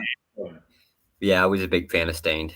It was funny, like back me, like when I was like 18, me and some of my friends, we went to the Family Values concert, like Korn's thing. And the year we went, I really like Korn, but Stained I liked better. So at that time, my favorite was Slipknot, then Stained, and probably then Korn. And so at the Family Values, it was Korn's tour, and Stained was the main headline, the main like secondary act. And so one of my best friends at the time, like he was one of the ones I was going with. He was a huge Korn fan. Like he thought Stained was pretty good, but he loved Korn. And so I kept saying to him, like, you getting excited about the big Stained concert featuring Korn? Because the whole thing is that the branding was it's Korn featuring Stained. And so I'd be like, yeah, you getting excited about the big Stained concert featuring Korn? And he'd pretend to be all mad. He'd be like, actually, it's the Korn concert featuring Stained. Like, so it's just this running gag we had going for a few weeks.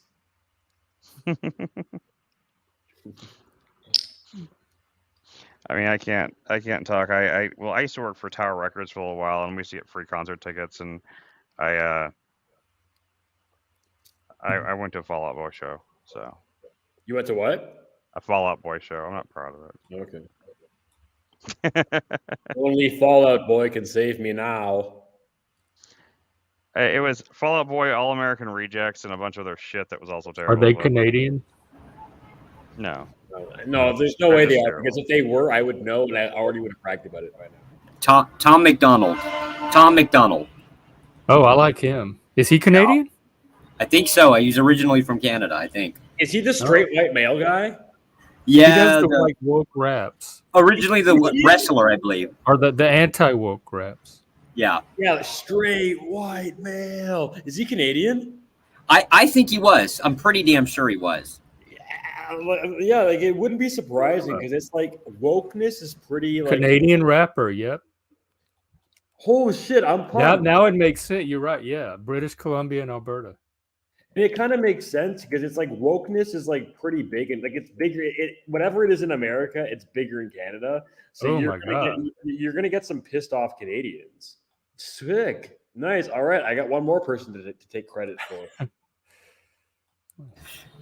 In the entertainment industry, there's a fuck ton coming out of Canada. And I mean a shit ton. Like if you go down the film stars, musicians, you name it, they're coming out of Canada. They even showed up on my reality show. Survivor started casting Canadians. Yeah, we punch above our weight. Like there are more Canadians in like popular culture per capita. Like it's a lot. Sum 41 went to my high school. Mike Myers, like Austin Powers, went to my junior high school. Like not when I was. Except for the women, I don't see a lot of women coming out of Canada. That's a weird thing to me. Seems like a hell of a lot more males. Yeah, Okay, Avril Lavigne is Canadian. Trish Stratus from WWF Wrestling. Sarah McLachlan, Shania Twain. Sarah McLachlan. Damn it. I'm clearly digging deep here. Yeah, you might be onto something. Pamela Anderson is Canadian. Oh, really? Yeah, she's from BC. Oh, so they good. Canada sends us sends us their sluts and their left wingers. I mean, come on. We're here to help. We're here to help. Yeah, it's the helping part that I dislike. UN. Nelly Furtado? Yeah, okay. I kind of like Nelly. At least only 2 of her songs, actually. Everything else was just trash. Like a bird, I always fly away. Not that one. Feist.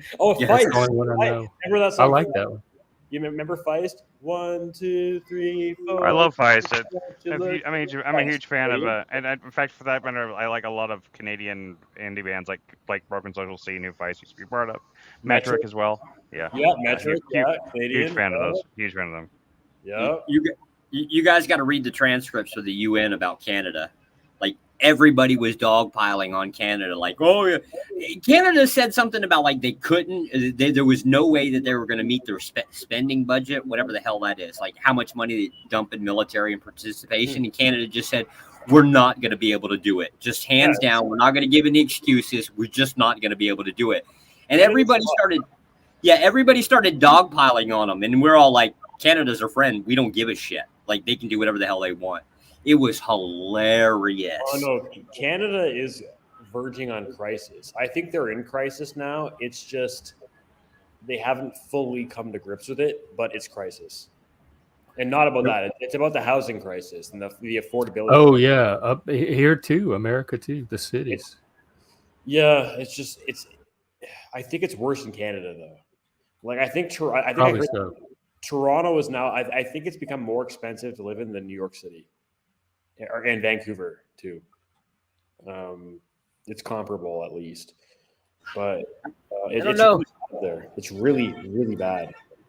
U.S. gave you guys a free pass. Like everybody shut up after we were like, we don't give a fuck. Canada can do whatever the hell they want. We just don't care. I thought it was weird that everybody dogpiled on Canada. I was like, the fuck is you guys' problem with Canada? Like, what the hell? It's not like they're going around picking fights with everybody. We just drag them along with us, right? You talking about other countries? Countries? Yeah. Like, I mean, a shitload. Like Germany, they were being dicks about it. France, they were definitely dicks about it. Oh, like is Canada not? I guess when it comes to things like NATO, are we not contributing? Are we not pulling our weight? Basically, is that what's going on? Yeah. It was all of the complaints were like along those lines. Like, why didn't Canada respond to this? And I'm like, fuck you all. Fair enough. Fair enough. Like fair enough. Well, why are we enabling Canada like that? It's not setting like enablers, man. You're an enabler. It's not setting a good example for the rest of the countries. The hell it's not. It's setting a perfect example. I'll give you the reason why. Think of all of the different countries that exist out there. Name one that you would rather have as a next door neighbor than Canada. Name one. We're good neighbors. We're great neighbors. We never make noise. We're clean. You know, we always trim our weeds. Well, except for we'll look after your cats when you go on vacation. Except for Bieber thing, we'll never forgive that one. But I mean, aside from that, right? I mean, it's neighborly to just throw some junk over the fence every once in a while, right? Like that's fair, right? Canada is like the nice neighbors next door. They're clean. They always keep control of the weeds on there, so they don't create an eyesore in your neighborhood. If you're on vacation, they will come take care of your pets. All that good stuff. However, their son plays the drums. Oh, yeah. It's kind of annoying sometimes, but that's the only flaw. Like everything else. Where are these Canadian drummers? I wish there were more of them. I don't ever find them.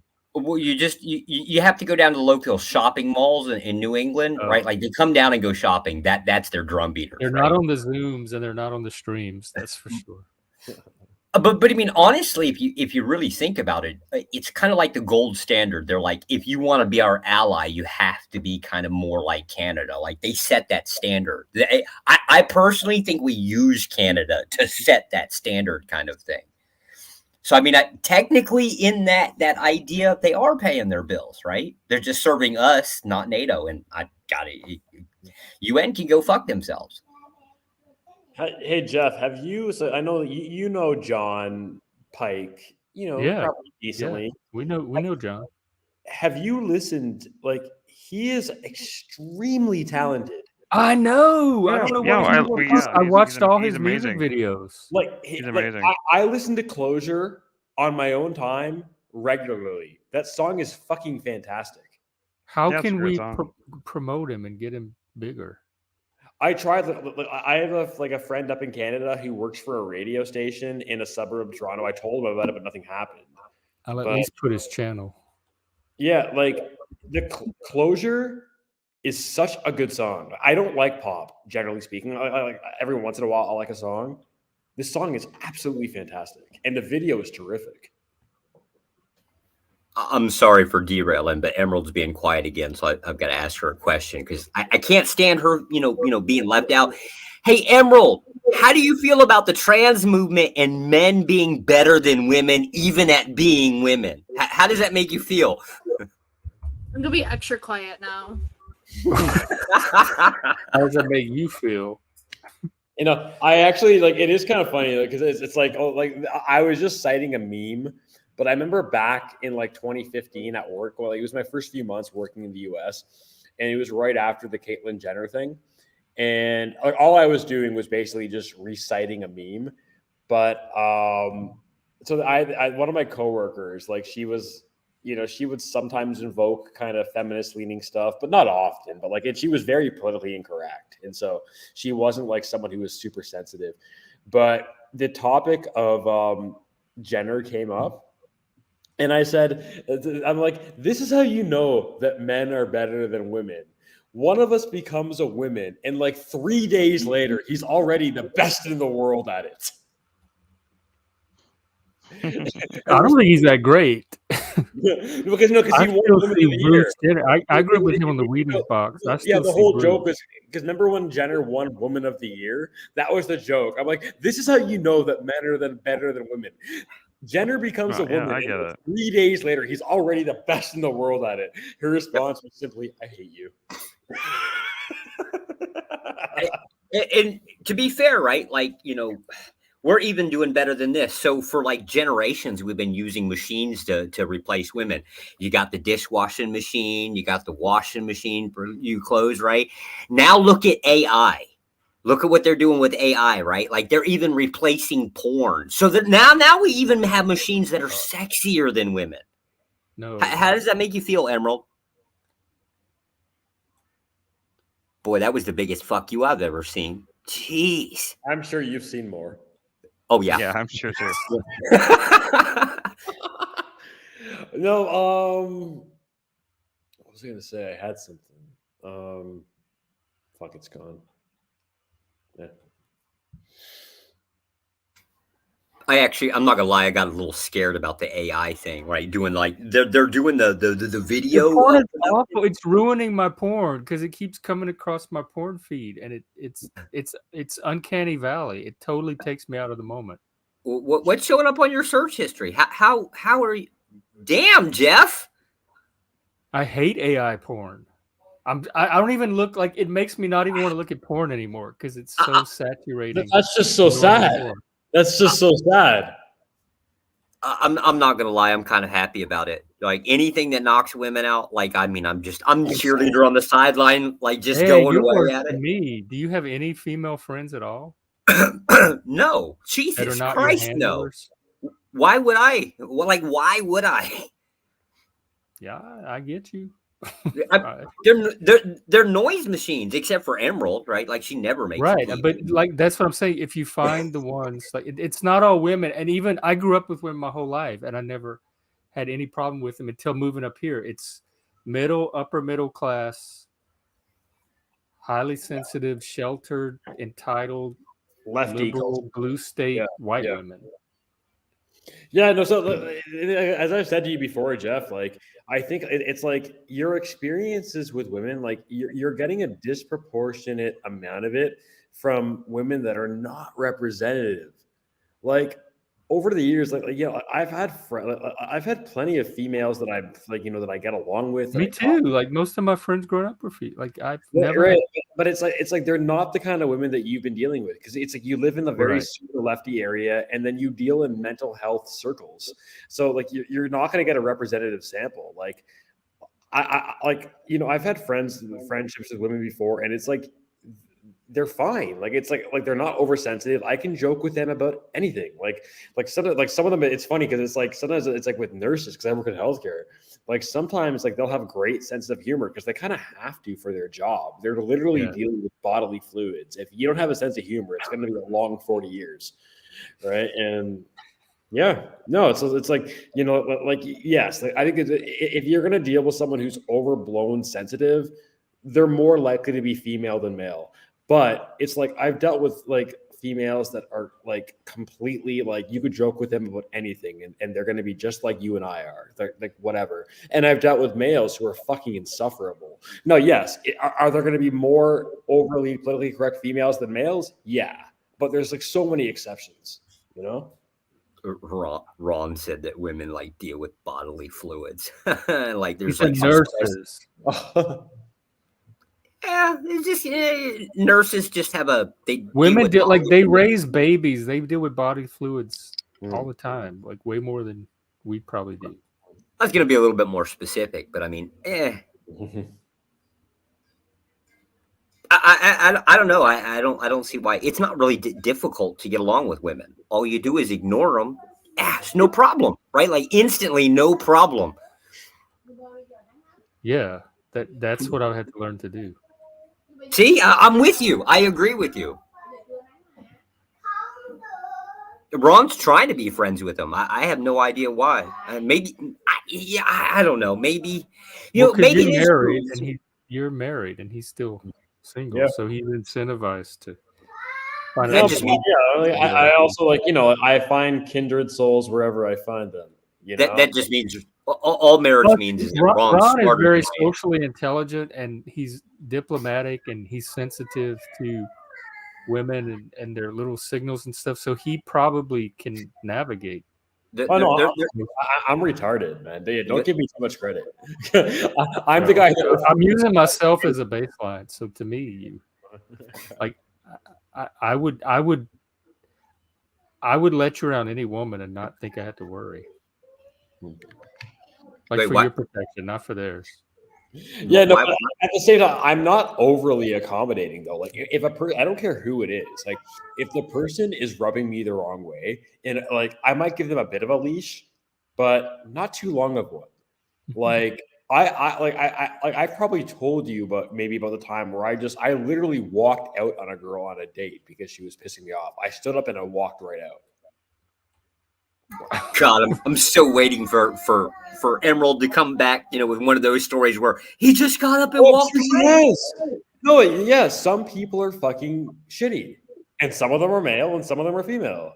You know what I mean? So, like, I've told guys to go fuck themselves, and I've essentially told women to go fuck themselves too. Like, not in those exact words, but like if someone's being a dick or being unpleasant, and like it keeps happening over and over again, like eventually I'm going to get to my line. And I'm like, goodbye. So yeah, it's not a male female thing. It's like, do we like, it's. Well, just to be fair, right? So I just want to reiterate this, right? Ron's agreeing with me. The idea of ignoring other people works really well, right? Like that's how you get along with other people. Yeah, right? I mean, I mostly do. If I have a problem with someone, I'm gonna stay out of their way and not.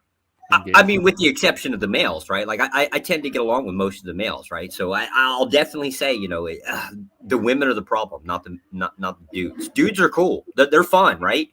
We all get together. We play in our sandbox with our little toys. Every once in a while, a little fight pops up, but this is to be expected, right? Yeah. But throw a woman in there, man, for some odd reason, she comes in with a vacuum. She wants to like ruin the damn sand and just suck it all up kind of thing, right? Just ruin the whole environment. It just is the thing that it is. Sorry, Emerald. Like one of the biggest SJW douchebags I've ever met was a guy. And so and this guy was a freaking oh my God, he was over the top. So like he had his head so far up his own ass. It was insane. Simpy virgin fucker, probably. I don't know if he was simp. He might have been. He probably was simp. Like he was more like cultural simp. Like he's the kind of guy that like, well, let's hear what the women have to say first. Like just like, you know what I mean? Like he's completely into the whole male privilege and like it just. Oh, I'm real big on the male privilege thing, right? Like I believe in it. Power to the people, that kind of thing. Yeah, except for just power to the male people. Fuck everybody else, right? Like I've never benefited from male privilege. It's mostly worked against me. Yeah, no, it's like fun. Like he did like a letter to like I met this guy when I was in British Columbia working out there for a couple of years, and he did like one of those. Unlock the door. He did one of those like letters to the editor things in the local newspaper. And it's still there, right? And this thing is like it's so stupid. It's so unbelievably stupid. Like it's like it hurts your head reading it. It's so stupid. Like unlock the door. It's insane. Yeah. I want to hear his parenting style. Oh, sorry. He decided to lock his mom out of the bedroom for some strange reason. He loves to do that. He locked you on the balcony too. Well, yeah, he's at that stage where he thinks he owns everything. So I'm going to stick his ass in the washing machine. I'm going to lock that. Maybe put it on high rent cycle. Growing up. Yeah, give them a bath and a punishment all at the same time. It sounds like a win-win to me. What's wrong, Ron? Why would Okay, the? Oh, you're go reading ahead, something. Ron, about the letter to the editor. Okay, let me see if I can find it. Okay, so Tyler Lang, Castanet. Let's see. Okay. Let me find it. Like I'll read. Like it's so bad. Like you won't believe how stupid it is. Let me see. Yeah, talk amongst yourself. This might take me a bit of time to find. Oh, I'll let you know. Emerald, what are you reading? Are you typing to one of your potentials, options, No. whatever you want to call them? No? Are you reading Facebook? No. Getting your local dose of daily news? Are you flirting with an AI bot? Yeah, that's what I'm doing. yeah. Practicing. I got you. I got you. Okay, so I found it. Okay, so this is in the local like newspaper for it's called the area. It's called Kelowna, the city. Okay, so this is dated back to October 18th, 2012. So this guy was like an SJW before the term even existed. It was called a troubling abuse of power. And here it starts. I Wait, witnessed what was the date, real quick? October 18th, 2012. Okay. Okay, so this is like he's like an early adopter, right? I witnessed an abuse of power at the Queens Way bus loop. Security guards tried to arrest a woman for being angry. A woman was yelling at a bus driver standing in the doorway. She was attracting a lot of attention, and as I got closer, I overheard that the driver had taken her bus pass away. The passes are $60 per month if you're not a student, and for many people in Kelowna, this can be quite expensive. The reason her pass was taken was because it was, quote unquote, someone else's bus pass. I must question the bus driver's reasoning here and how he knew it was someone else's.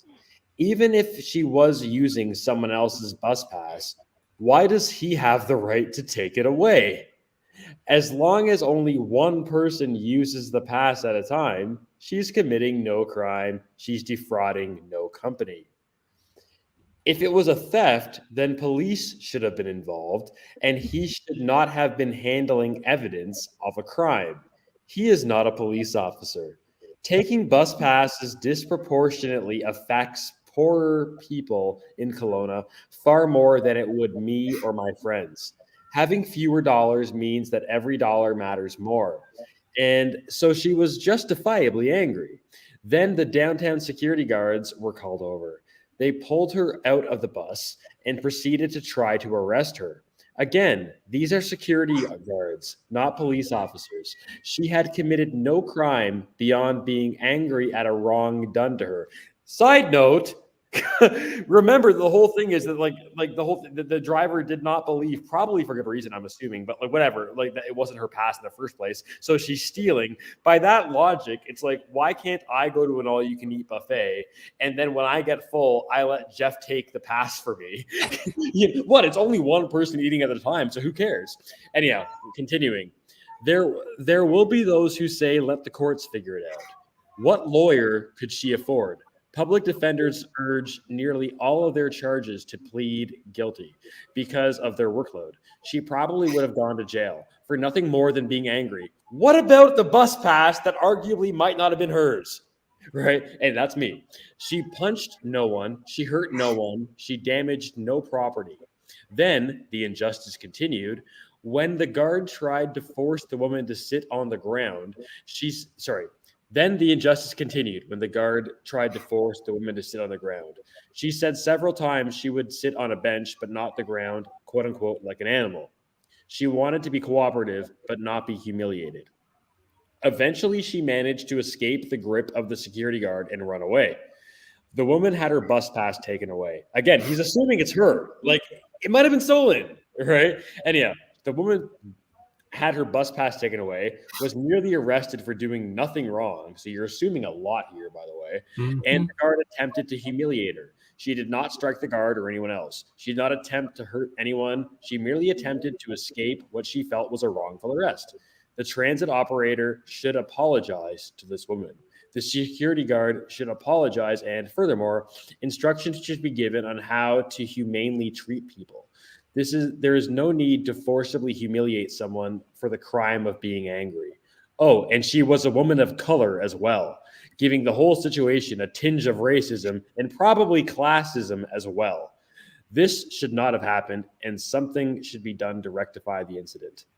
I like these guys. I like these type of articles, right? Like this is what justifies ass beatings right here, right? When society starts to go like that whole victimization thing, people like me, aka Jack Boots, get to come in and say, you know what? You want to be a dick? I'm going to make you the female version of George Floyd. I'm going to put my boot on your neck.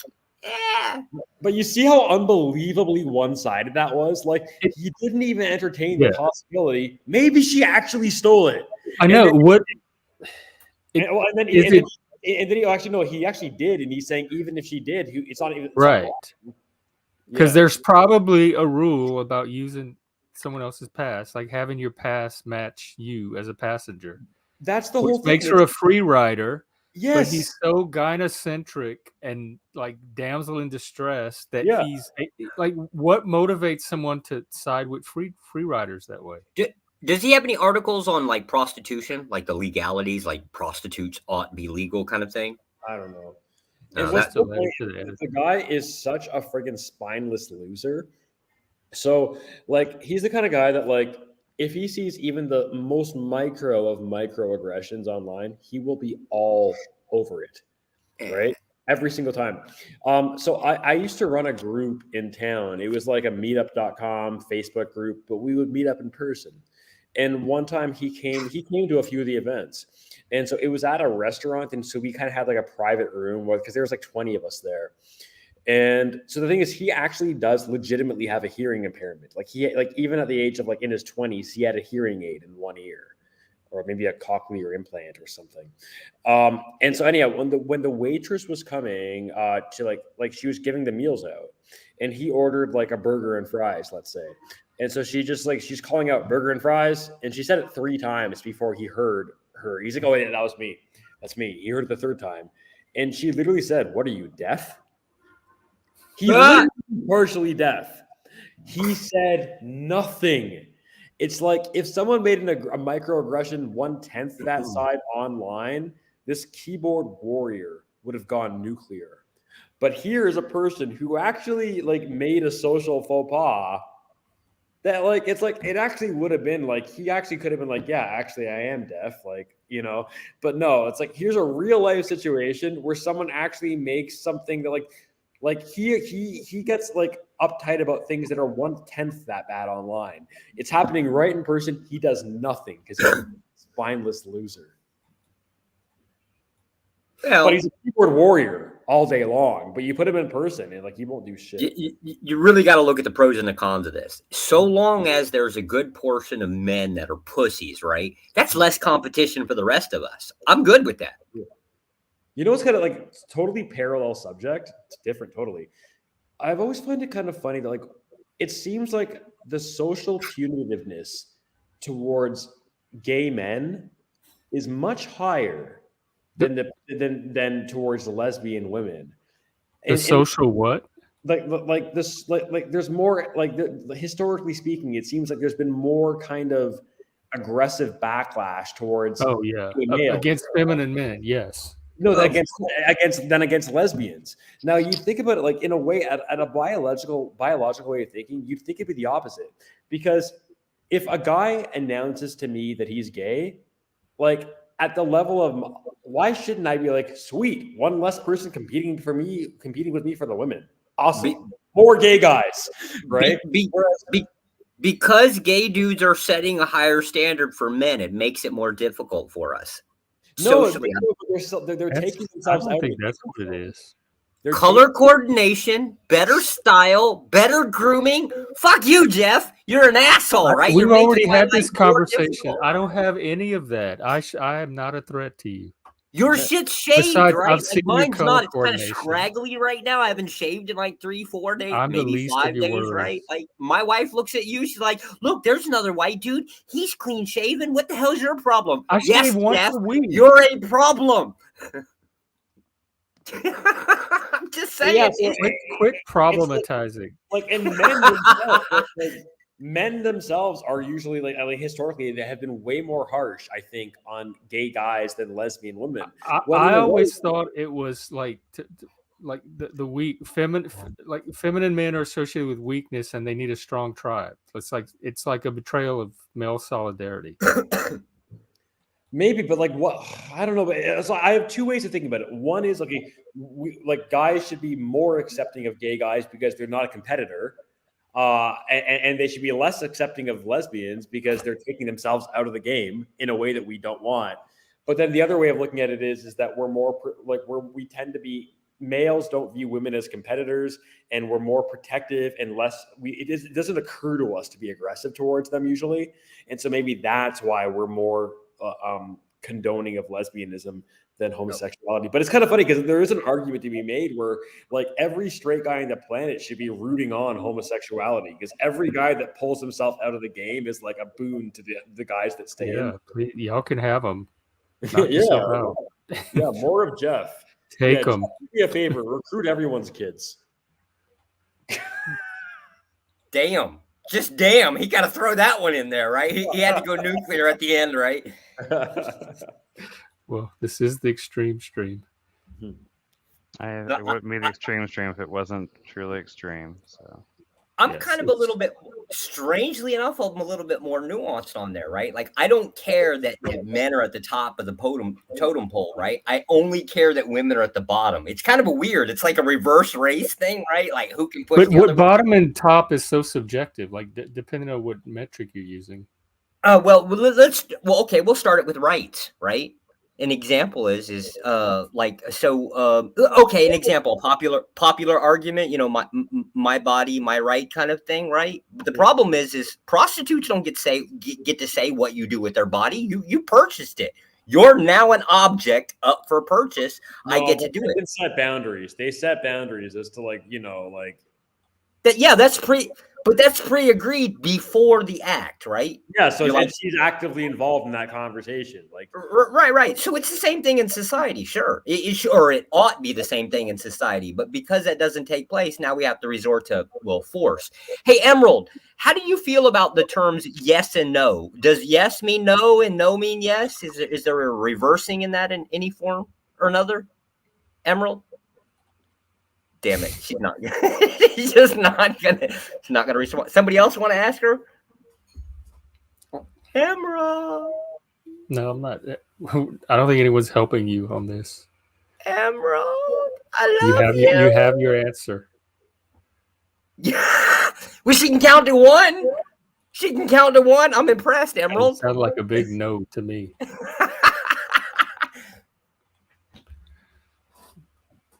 I don't know. I would ask this to Emerald. I would ask you this just directly, like in a private communication, but we haven't talked in a while. But like, what are you getting out of these chats? You don't participate in them, and you have to put up with Josh. Like, I don't understand. Like I've actually messaged you just to do video chats, and I don't get a reply. And like in those circumstances, you would actually get to talk extensively and not be butchered by Joshua. But it's like you come here and it's like you don't talk, and then you have to put up what is the benefit of this chat to you? I don't understand. Like I would have asked you that directly in private, but we don't talk anymore. She's trying to assert her dominance over us. She's telling us by not communicating with us that she's better than us. She talks with me and Chris when we're on. And you're gay. Guests. You don't count. You're not a threat. Married with child. She talks when she wants to talk. She's a grown person. She's capable of talking when she needs to. Women sometimes do this thing where they think for themselves. It's weird, like. they have ideas about things. It's odd, you know. You just gotta roll with it. Yeah, I don't recall who gave her permission to think. Like seriously, what the hell's the problem here? Hi, Emerald. How's it going? I miss you. Oh, see, she at least she's shaking her head to me, right? Like I got that. Then now she's still doing it. I'm shaking mine too. Curious, though. Like I would have asked you this just one-on-one, but we haven't done a video chat in like 2 months. But like what are you gaining from these chats? Like you don't really talk very much, and then you have to put up with Joshua. Like what is the game here? I think she just likes hanging out. You know, we do talk. She does talk like whenever. You know, it's not. We had a lot of conversation earlier just before you guys got here. Yeah, so yeah, like I just got here, like yeah. So I like obviously I haven't seen what happens before I get here, right? So, but yeah, it's a me thing. I like ask personal questions, right? That are completely subjective that I can twist into other meanings, right? So it's me. I'm the threat. Be a tactician. She's trying to watch. She's walking on that, but I'm starting to doubt that claim. I'm not sure she how talks with people she's comfortable around and trust. I don't like. Can you blame her for not talking to Joshua? Oh, not at all. Not at all. Latest. Look, I don't want to talk to this motherfucker.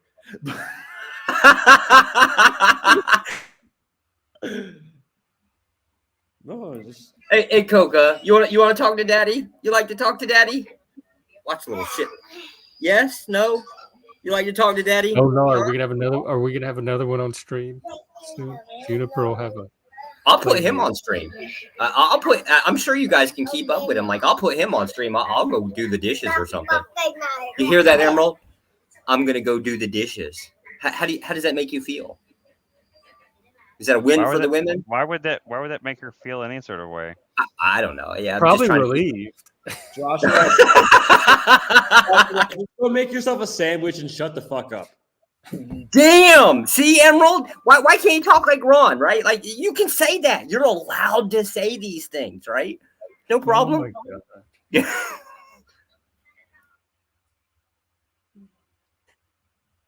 oh, he went on mute.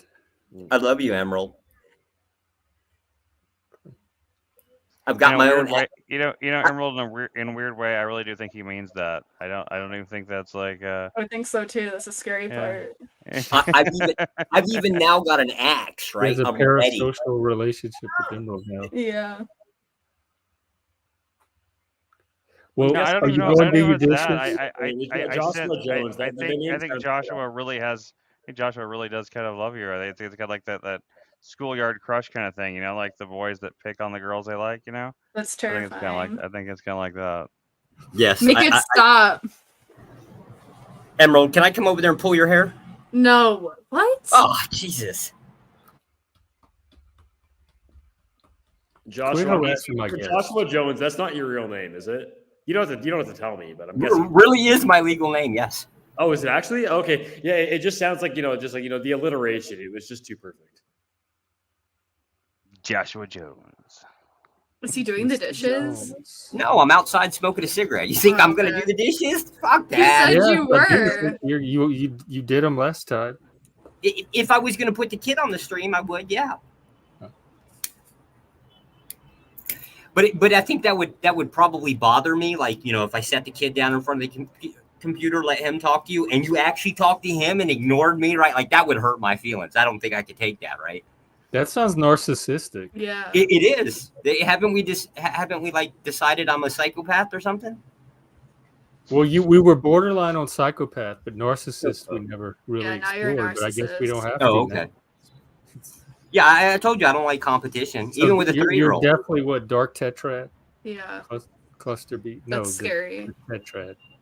So, like, even if I had to go to the Special Olympics, right, and one of them little decided to, like, they were winning, right? I gotta go pull some tires off of a wheelchair or something. Like, I've got to win somehow. It's not gonna happen.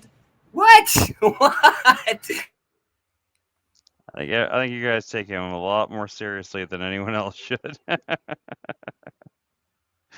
I take him seriously when he talks about policy. He talks about. You don't think he's really a narcissist and a sociopath? You can't tell when he's joking, though. I kind of can. I don't know. He reminds. I had a friend a lot like Joshua for a long, long time, and I don't know. I just learned to pick up on cues like that, I guess. Because I think also, he may be an actual narcissist. He could be. It might just be a cover. Who I mean, knows? he's a professional Machiavel. Yeah. He just admitted to being a narcissist. He's borderline sociopath from our past what conversation. narcissist would ever admit to being a narcissist? Oh, that's true. The best narcissist. Well, he confirmed our Right. impression of his narcissism when Right. See, Ron he said gets he it. wouldn't want to put his kid in front of there because he'd get jealous that we were talking to the kid and not him. Well, Even though not he's, we. he's exposing Not- his kid once to again, the world Yeah. and preparing Once him again, for that adulthood. sounds like the kind of thing Josh would say there. Joshua Well, Jones is Dark is Triad, always a because character. the tetrad is sadism, I don't know. He's kind of he probably some. We did explore sadomasochism and determined that he's probably not a sadomasochist, but he also does sound like he has some sadistic tendencies at the same time, Yeah. and some masochistic ones, big time. Hold up. The only reason we agreed to this was because you made it exclusive about sexual stuff, right? If you threw the sexuality crap. No, because we talked about, yes, I said fantasy wise, yes, and if you get an erotic thrill out of it, but we did talk about emotional like psychological emotional sadomasochism too. So we understand I don't get like an Right, erotic you're not thrill a off of it. sexual, yes, you're not a kinkster or a sexual. But that doesn't eliminate the idea of me getting a threat or a thrill off of other people's demise. Like an emotional thrill. Yeah, why can't I sit on the sidelines and laugh at people falling? You can. Okay, see That's now it's back on the table. Yeah, that's why I said tetrad. Because that adds the sadomasochistic axis to it. I'm not gonna laugh. Anything negative, psychologically negative that we can find for you, you probably have. So let's just assume. Oh yes. And if you don't find them, I will actively work on myself to acquire those. Right? Cluster. I mean, you guys get that. You guys get that. Like his thing is that he's being a villain, right? You get that. You guys know that, right? Yeah. But the world likes villains. And women like villains. Women are attracted to assholes. That puts me at the top of the food chain here. Okay. Too bad I'm married. That sucks. I think this is a good time for me to go. Ron's the only smart one here. How's that? He's not married. You haven't fallen for that trap. I'm not married. Does it really count if it's like between two dudes? I just don't. I don't know. Not been around enough gay relationships to know how that works.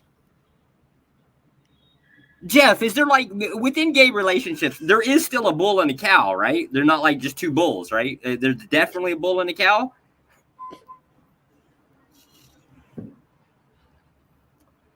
I feel like asking all those stupid questions. Like, how do you decide when you dance? How do you decide who leads? All those stupid questions.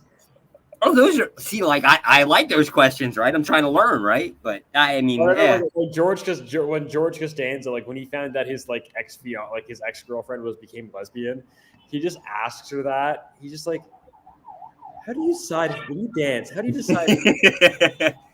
And she's just like, you're an idiot. And he's like, what? It's a valid sociological question. It is kind of. I mean, but at the same time, I guess it's just. How do you decide who leads? Like, do you discuss it beforehand? Do you take turns? Well, Emerald likes to have agreements before dates, right? Like, there's probably some contract that's got a signature at the bottom of it, probably notarized and stamped prior to a date, right? Is this true, Emerald? Does that happen? No. Okay, so there's no contract. Is there a verbal agreement beforehand? No. What is it, a business interview? Well, if you ask me, the answer is yes. Like, if I'm going to date somebody, yes, it's definitely a job interview. What is it like? No shirt, no shoes, no axe, no service? Yeah, pretty much. I mean, well, no cooking. I'm sorry. Yeah, no cooking, no coffee. But I'll take the axe thing and the no shirt thing. I'm definitely a boobies guy, right? So no service then, yeah. Yeah, I'm not taking you to Starbucks. No, you're gonna get the like little the crappy granny coffee on the corner. Like that. That's the best you get. Did you guys watch, any of you guys, gal, that like, you know, the Cheesecake Factory date woman? Oh yeah, Oh, yeah. we did. Oh, We yeah. watched it on stream the other day and analyzed. Yeah. Oh my God, She did a follow-up video where she tries to explain herself and justify it. Oh yeah, that was so brutal. Like, oh my God, I didn't see the follow up. What was the follow? What happened in the follow up? I didn't know. Oh, I think I might have bookmarked it. Let me see. It's a while back though. It might Yeah, take me a while they to were find on it. like some talk show, like a YouTube talk show. So the guy's, his name was like Luke Wesley or Luke something Wesley or something. He was like a good-looking black guy, had a hat on or something, I think, and he was like interviewing them. Yeah, It's something about like she's trying to empower women because they deserve to be treated like princesses or queens, and she's this was like she was like she was insufferable. Like it's like, yeah, like so like she gets a date with like a guy who's like literally a doctor, and like he like they arrange like he's like I don't know why he goes. I watched it on like because it was discussed by Think Before You Sleep, the YouTuber. He made a whole video about it. Like yes. Yeah. He just put it out. Yes, today. I think. I wonder if he'd let us watch it. I gotta play devil's advocate. Pay attention, Emerald. This is the only time I'm going to defend women at all, right? So just pay real close attention. Write this down in your notebook. Put a date on it, right? Like this actually happened, right? So here's the problem with all of those bitches that get on the TikTok and complain about shit like that, right? That's not the woman's fault. The woman's gonna do exactly what she can do, right? This is the dude. This is the dude's fault for selecting these type of women. And you can't say that these dudes did not know. He could have just as easily got on TikTok, did a little research on her, and figured out exactly what she was all about way before the date. He didn't do it. He met this girl in person, like, and the thing is, he gave her way more leash than she deserved. Like, so like I don't know why he suggested, like he met her at her house at 4:00, very early time to meet someone for a dinner date on a Friday. Like that's stupid. But anyhow, she wasn't ready. He waited for an hour for her to be ready. He had actually made reservations for them at like a nice restaurant. And because like he got there at 4, pre-agreed, like, that's way too early to meet someone, but she did agree to it. Right. And he gets there at 4. She's not even close to ready. He waited till 5, right? And by that point, their reservation was like, they missed it, right? And so like, he was going to like, he's just like, oh, I guess let's go to the Cheesecake Factory. And she wouldn't go because she was like basically dressing him down. Like, I'm a beautiful woman and I'd expected to be treated like royalty based. Like she literally said that pretty much verbatim. And it's just like, and she was like, and not to mention the fact that she's like a 4 at best. At best. And she was freaking like, she was like streaming it. She started streaming it like on like, cause she has like an account on like, I don't know, like TikTok or something. I don't know. She's like recording her like conversation with him. And like, oh my God. Like, but like eventually the guy like grew a spine and was like, he's like, I'm going to take you home. And then, he did the right thing. He totally, he took her home. It took her home, and she was completely pissed about it the whole time. She was like, "I can't, but you're actually taking me home, like you're like, you know." No. He should have never offered to take her home. He should have offered to open the door, let her out of the car, right then and there. See this concept of like if he had done that, I would not have judged him. Like I would like, maybe, yeah, I'd take her home. You did bring her out, take her home because he came and picked her up, bring her back, you know. But like at the same time though, like she was so ridiculous that if he had left her, I would have been like, fair enough. Like I wouldn't have done that, but I would have been like, I wouldn't have judged him too harshly for it because she was so ridiculous. I consider chivalry a huge amount of effort. I'm okay with dudes starting the idea of putting that out there first as a starter, but women can easily take that off the table and should. Men should absolutely drop it off the first sign of bad behavior, period. Well, I would have dropped her much sooner. Like if first off, I'm not going to start a dinner date at 4:00. That's fucking stupid. But okay, if I did that and she agreed to it, and I get to her house and it's 4:00 and I've been there since, and it's now 4:30 and I've been waiting for a half an hour and she's still not there. Oh yeah, I just walk out the door.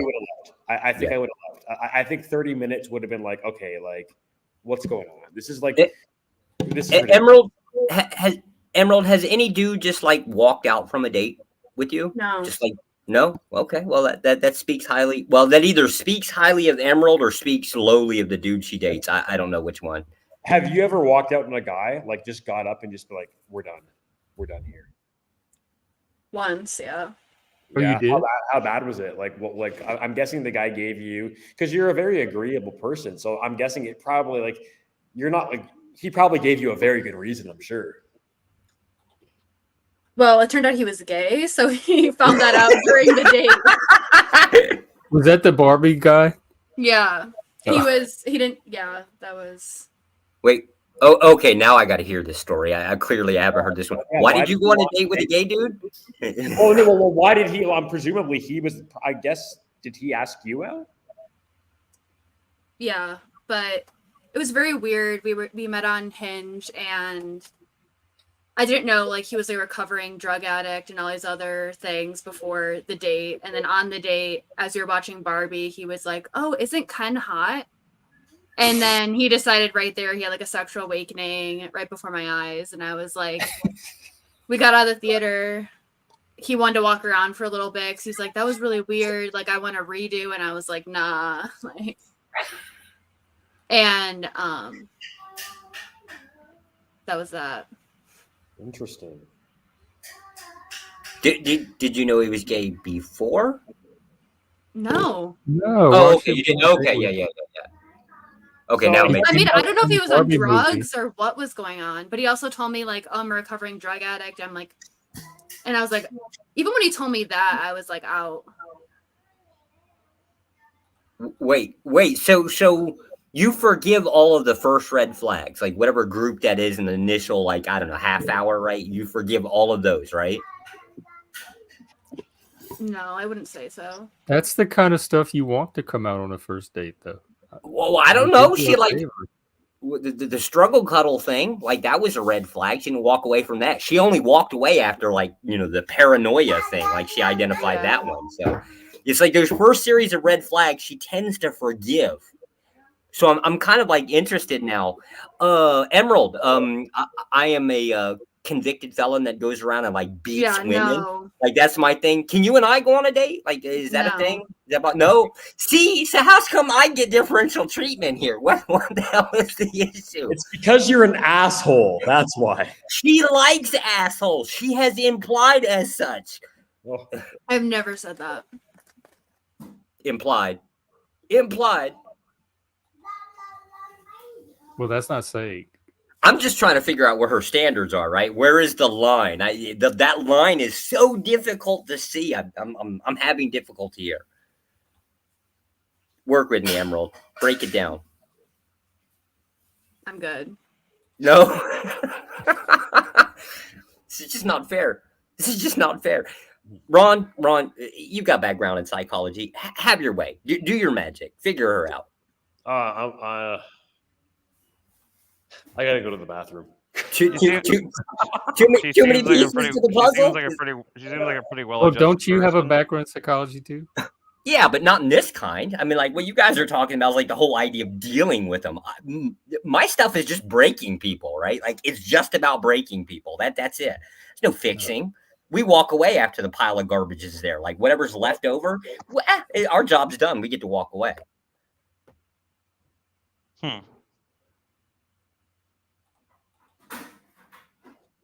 Sounds lonely. Yeah, maybe. But I mean, you can't lie. I mean, think about it. Like, dudes kind of like that isolation thing. There's the idea of a man cave, right? Like that's kind of isolation, right? It's got its benefits. Don't have a nagging wife. Do the dishes. Take out the garbage. Yeah. Don't have that kid in the background singing, if that's what you call that. How old is he? 3. 3. No. Old enough to me. Yeah, old enough to talk, not old enough to be held liable for what he says. It's kind of like that dangerous middle ground. Kind of like being you, I guess, right? Yeah, I was about to say. Oh yeah, he's obviously learned from the best. I mean, me. Don't want to toot my own horn here, right? But damn it. Yeah, this whole dating thing is just strange to me. It's really, really strange. But well, you're married, so it's like, you know. Yeah, but not that long, right? I mean, it's not like I've been married for like the last 20 years. I just don't understand. How did you meet your wife? How did you date? Did you date? The big bottle of chloroform. Oh my god. What? I don't believe you, but this is stuff you say. No, met her at a pagoda. At a pagoda? Oh yeah. She was all like dressed up as a nun. I basically kidnapped her, dragged her out of the church thing or pagoda, whatever you call it. Right? Straight, forget. I'm not gonna get. You're not gonna get a straight answer. That's one thing I've noticed. I thought there was wisdom or insight in there, but I'm realizing he doesn't have any wisdom. Pagoda is just like basically a Buddhist church kind of thing. Okay, I feel like I've seen that term before. I can't remember where. I mean, I know what a pagoda is, but I don't know it as a location. They actually do like a lot of other things. Like they'll have like soup kitchens. They'll have like English centers there. Like they'll do all kinds of weird things to try to help the community. It's the same concept as a church. Weird they do things like soup kitchens. Yeah. They'll soup. Well, here that's dangerous. Have you not seen like Asian buffets? They all rush it as soon as you like have to put the pot down there. Like 50 people rush it. Really bad behavior. It's dangerous actually. Which I did find out there's an easy way to deal with that, right? Like if a mad mob is rushing at you because you have food, especially if it's hot boiling food, you just throw it up in the air and then run away. By the time they get there, they're all getting scolded, right? I mean, it seems like a viable strategy for that particular situation. Sure, I think so. Is that your wife in the background? Oh, either the kid or her, one or the other. Just depends. The wife is the noisier one, believe it or not. What time is it there again? I know you're in Vietnam. I 12:04 p.m. It's just after lunch. Okay, so you are 14 hours ahead of me. Yeah. Yes, Ron. Stop living in the past. Stop living in the past, Ron. You're on the exact opposite of the world from me because it's 12:04 a.m. here. So, hey Josh, yeah, it's double here too. Can you tell me what I'm going to say or do in 20 minutes, just so I have some foreknowledge of it? Yes. You're going to ask asinine questions. That sounds likely. Okay, nice. Well done. And I'm going to respond with asinine answers, right? So like always. I mean, man, I gotta stop asking you easy questions. Okay, why you want to try now? You want to practice now with a difficult question? 2 + 2, 5. What counts as a difficult question? Anything that I'm unaware of. What's empathy? What are they doing in the background? Oh, that's a good one. Empathy is that thing that, a bunch of useless people have that cause them to give out like huge sums of money for just dumb feelings, right? Like that's empathy. I will note. Are you gonna zip it up again? Your kid sounds adorable. Yeah, is he talking to you? Adorable. Are you ignoring him?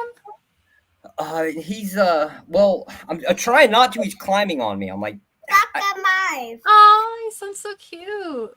Hi, kid. Hi. What? Run away from your dad. Yeah. I am not monkey boy. Lock the door. Save yourself years of therapy. I'm gonna need therapy after him. Oh, you've used therapy for a long time.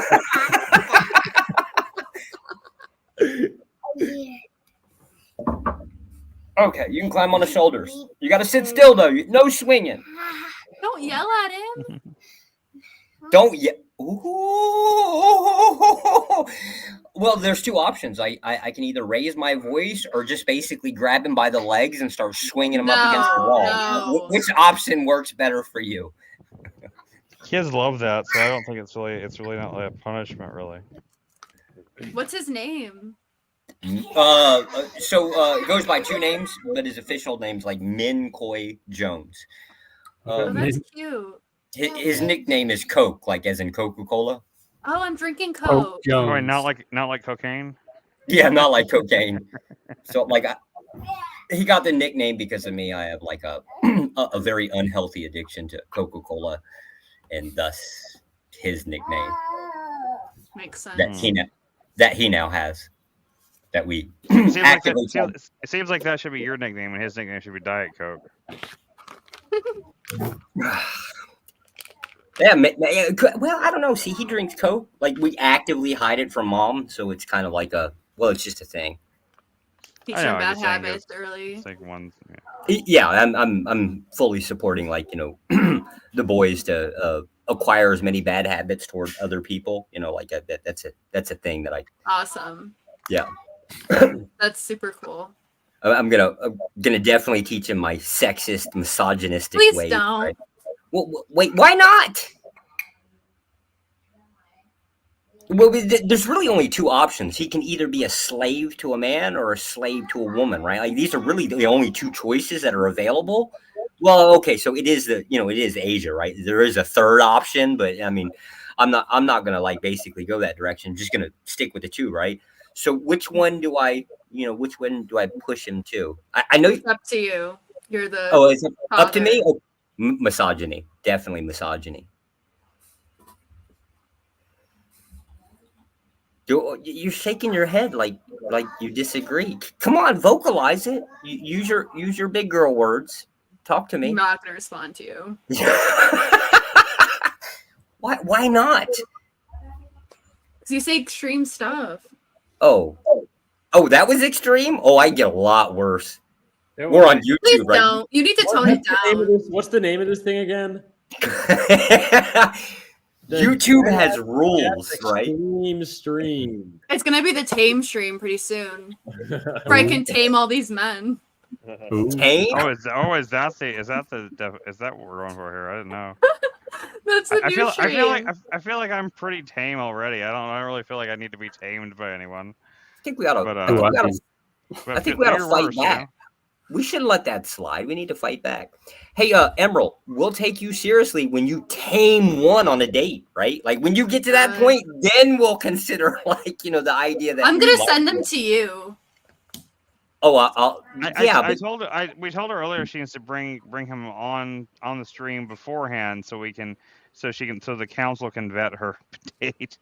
That's really normal. I can assure you, it's super normal. I can assure you, I won't vet him. I'll just break him really good. Now you'll have like a bubbling, thing crying in the fetal position in the corner. Like, that might be an option, but See, I really think you're a narcissist. It's really easy to convince him. You just have to explain to him that you're in this cult, and like the cult has to the extreme cult. It's a stream cult. It's a. Jeff was in the cultist robe just the other day. I mean, like, we got the proof. The cult of who? You were in a robe? You were on the Halloween. Oh, yeah, my cultist robe. Yeah, I do have a cultist robe. Did I see that? Yeah, you were here. It's last week. I remember it now, yeah. Holy crap. See, Jeff, this is what she thinks of you. Nothing. What? Literally nothing. What, that she didn't remember I was a cultist? No, that she just like the whole robe thing, the whole Halloween thing, right? She had the little bat ear things, antennas, whatever the hell those things are, right? So you remembered. So you still have a little secret crush on me. I remember everything. I remember he had the black robe thing on, right? Like, I mean, what are you talking about? You need to go talk to your wife. Fix your marriage. What? Oh, she's threatening me. She is threatening to talk to. Okay. Who gives advice? Talk to women. Do you think him talking to his wife would fix his marriage? No. You honestly think he has a? I don't, but I have a little hope. I feel like there's a good chance he has a better relationship with his wife than any of us have ever had relations with anybody. I think that's all. It's No, all for I don't show. agree. I think it's all. I mean, for we show. only have his version of it to go by, but I would put I know, mine exactly. against his any day. I can send photos of her chained in the kitchen if you'd like. I mean, like Please I can don't. hook this. What? Chained in the kitchen, yeah. Okay, see, like if he could get his wife, if he actually sent those photos, then you'd know for sure because his wife would have to have like agreed to pose for these photos which means she's in on it, which means that like Joshua Jones is like he's a tactician. He plays in subterfuge. How do you assume agreement, right? My God, because I've met a few Vietnamese women in my time, and I don't believe that she would just like I think she'd kick you in the balls hard enough to until you wouldn't you wouldn't feel them for a good long while before she'd let you just actually chain her to the kitchen. Yeah, that's a fair assessment. They're short enough, like they're right at that level, right? That's an easy target. So look at Ron trying to be all proper and blow it off camera, right? Like this is it's the extreme stream, Ron. Just do it. It's going to be the tame stream pretty soon. Yeah, we're just going to call it vaping anyways, right? Like, I mean, we got your back, Ron. We're going to cover it for you. See, this is the male show. Marijuana was legalized in the state of Arizona a couple of years ago, and it's pretty fantastic. And it's cool because the prices just keep going down. It's fantastic. Like I wish I liked it. Yeah. Well, I just bought like a few weeks ago. I bought half an ounce for like $120. Like that's rather amazing. It's better than my addictions. Wait, half an ounce for 100? That's high. I don't know, by my standards, like by what I'm used to. Yeah, not by like those professional grower standards. Like that stuff's a lot more expensive than it was. Like that's not street price anymore. But that stuff they sell in those groweries, man. It's a whole different thing than the weed that I smoked growing up. Really, so. Yeah, we would get the dirt weed for like $35. Yeah, that's what I grew on doing. Like when I would just buy it from this guy that I knew, like that would have cost me like over $200, about $200 probably. So now it was like not even 120. It was like high, like it was like close to, it was like about 120, but like just call it 120. But yeah, before that would have cost me probably at least $200 at least. Emerald, how do you feel about Ron's coping mechanism? Well, she's jealous of me.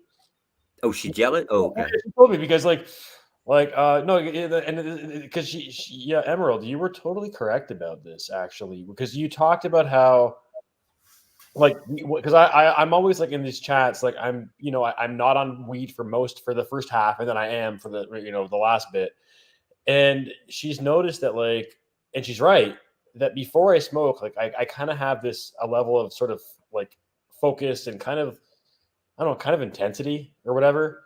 And then all of a sudden, when I smoke, within minutes, I completely like. I think your term for an Emerald was that it's your off switch or something like that. You said off switch because I'm envious of it because I can't smoke weed, so I don't have an off switch. Oh, because you were saying because you wish you had an off switch where you could. Because for me, it's like as I said, like I'm an extreme Type A personality, and so it really is nice because this allows me to kind of it gives me a vacation for myself. It turns it off, and yeah. So, yeah, but the way you put it was so perfect, because it's an off switch. Yeah.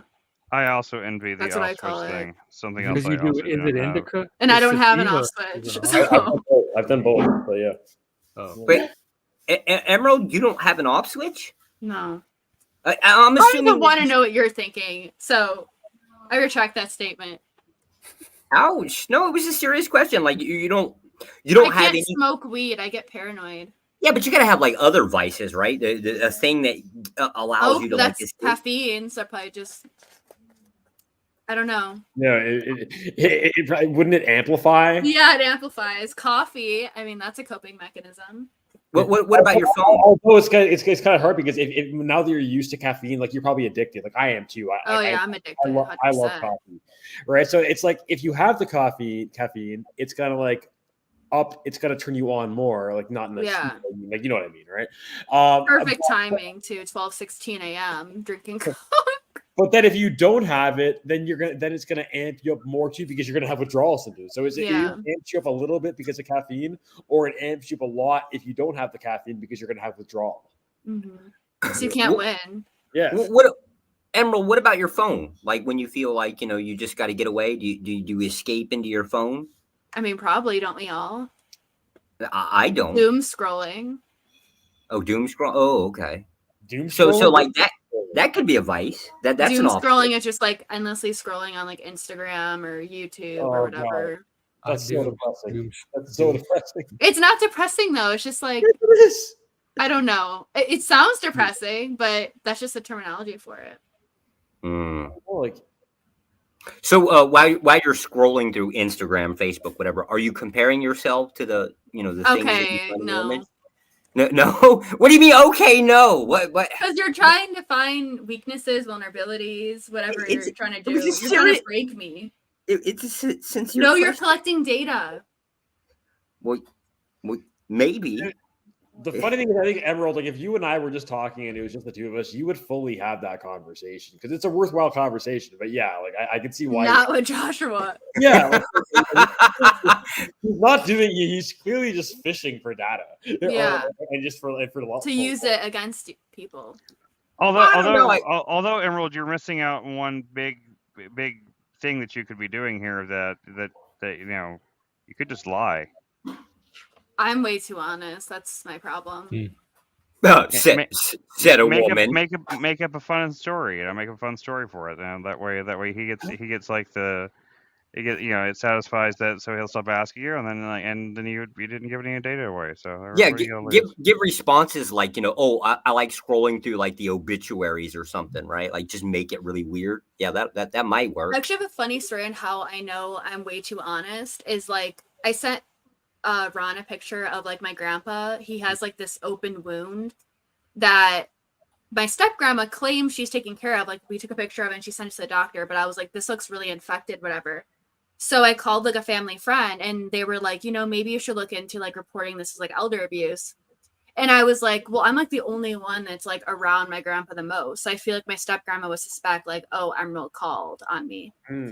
So the family friend's like, well, just lie and be like, if she confronts you about it, just be like, I don't know about that, whatever. And I'm like, I can't lie. Like, and my family knows that I can't lie.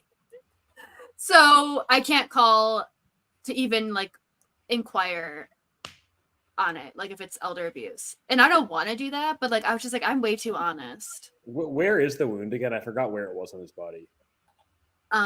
Lower leg. Like side of the knee or area, or it was close to the knee, right?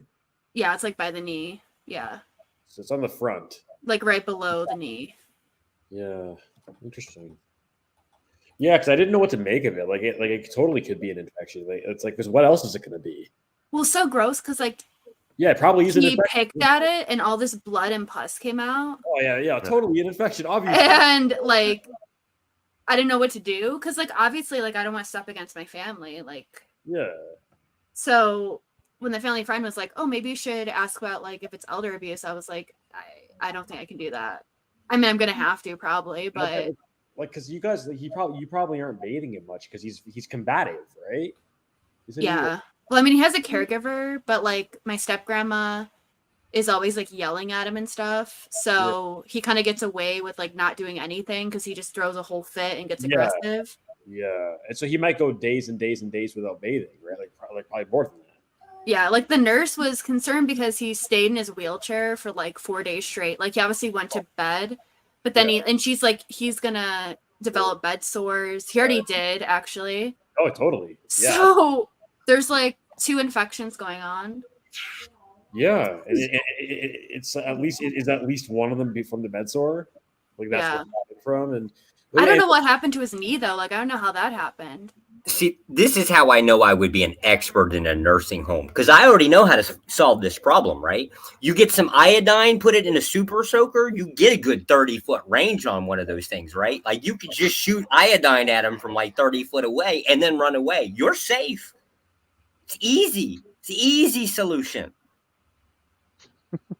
I mean, I just want him to be taken care of, and like I feel like my step grandma's more like neglectful.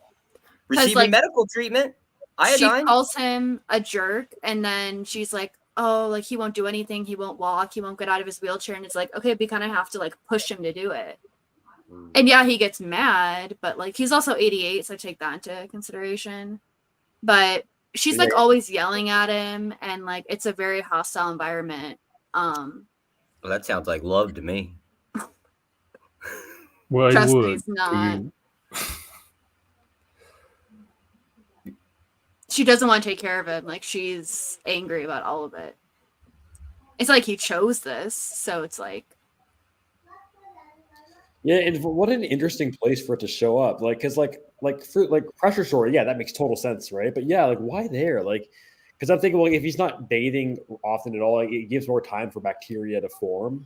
Mm-hmm. So maybe I don't know, but like yeah, because it's such a weird place to have it. Like, it looks like he fell and like it wasn't reported or something, you know, like with the sore on his knee. Okay. Oh, that's what it looks like, you said? Yeah. Okay. So if he's just falling and she's not reporting it or helping him, like that's concerning. Yeah, I could see that. Yeah, because she doesn't want him to be taken away, right, or whatever, right? No, and like she's always complaining about like taking care of him, but like she could put him in a nursing home, like they have that option. Yeah. But she refuses it, so it's like. And so if he's falling, then she has a huge reason to not tell you guys. Yeah, like I don't really trust her, so it's like. I don't know what to do. Wasn't there a window of time you asked me a while back where he was just in bed like all the time? Like yeah. Yeah. So and it's been like this since June. Because he fell and broke his hip or his femur, and then was in the nursing home, and then he came back home like 2 to 3 months ago, and yeah, now it's just been like trying to take care of him, but my step grandma's like complaining and throwing a fit every day. Gosh, and you're there like a lot of the day, aren't you? Yeah, because I try to look after him, because like she gets all angry and yells at him, and then he gets upset, so he kind of listens to me, but like it's a difficult situation because she gets all mad, and then she'll like take out her anger on me and him, and it's like a whole thing.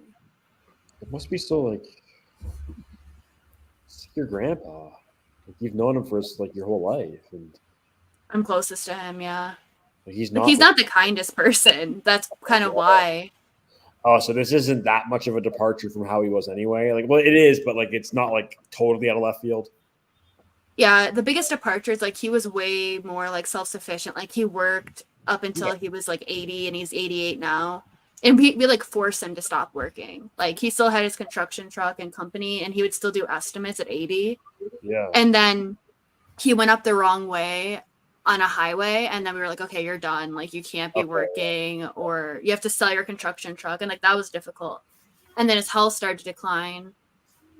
And like in his mind, he still wants to work. So it's really hard like to see his depression, because he was diagnosed with depression too, because all he cares about is working and productivity, and he can't do any of that now.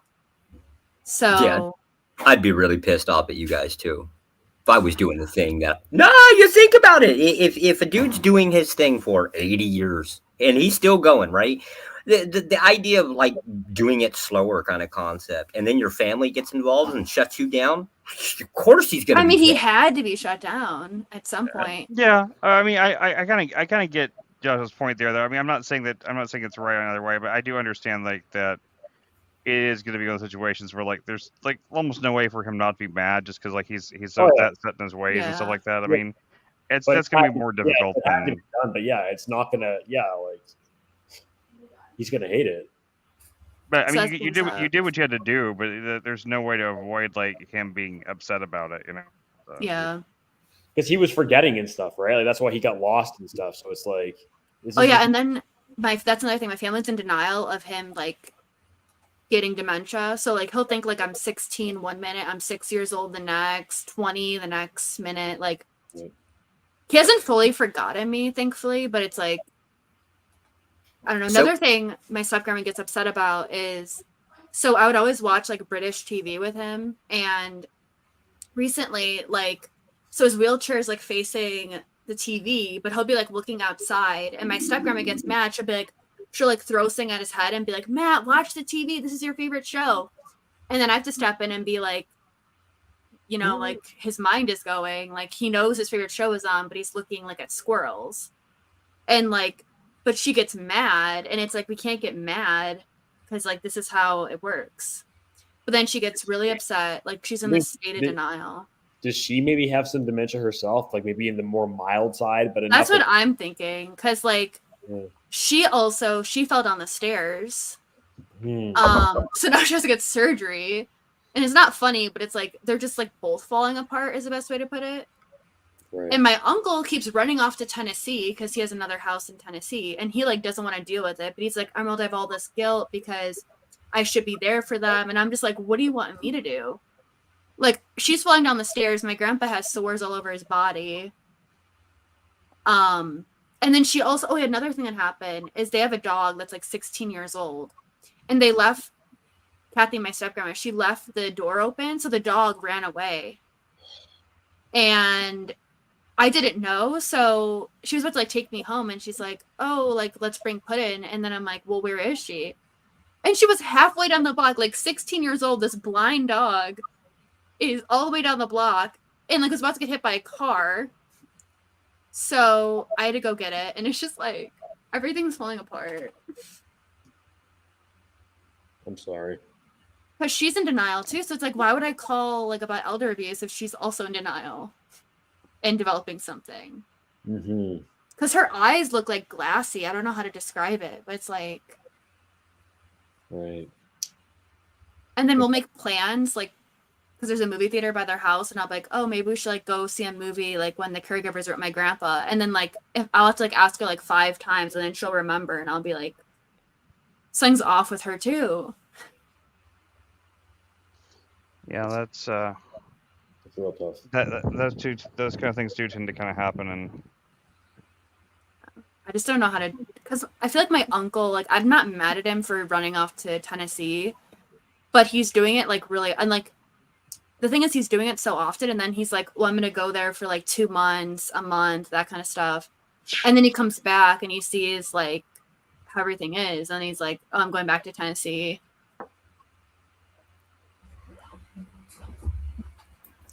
Oh, that actually sounds like a good idea to do. I think I'm gonna haul ass up to Canada and smoke all of Ron's weed,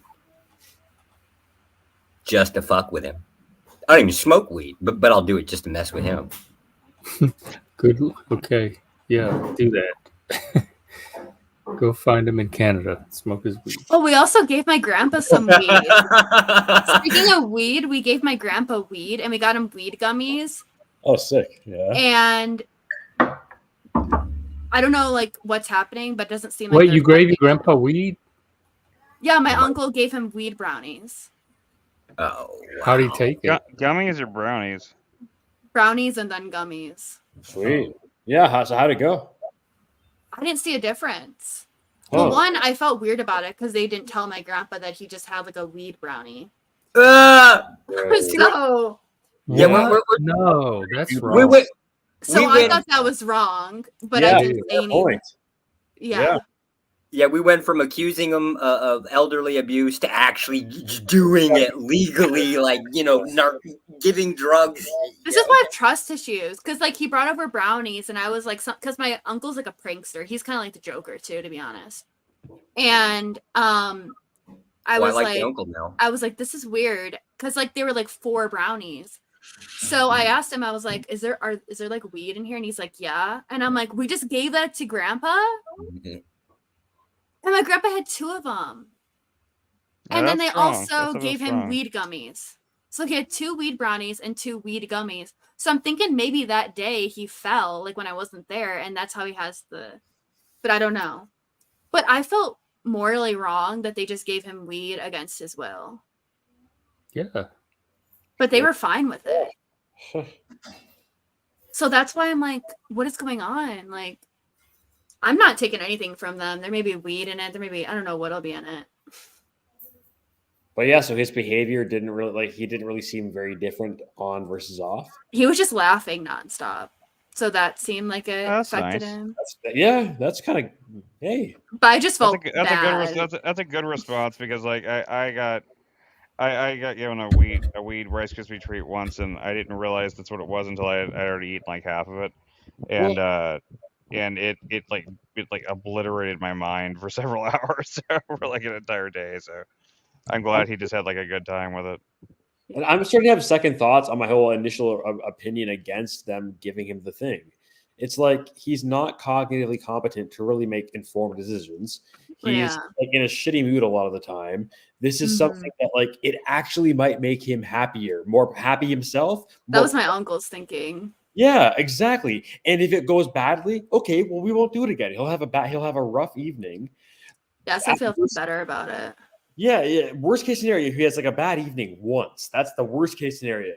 And it's like, I think that's a good gamble because that's worst case scenario. But best case scenario is maybe like the overall quality of his life goes up 30% for the whole rest of his life. That'd be awesome, to be honest. That's a totally good gamble.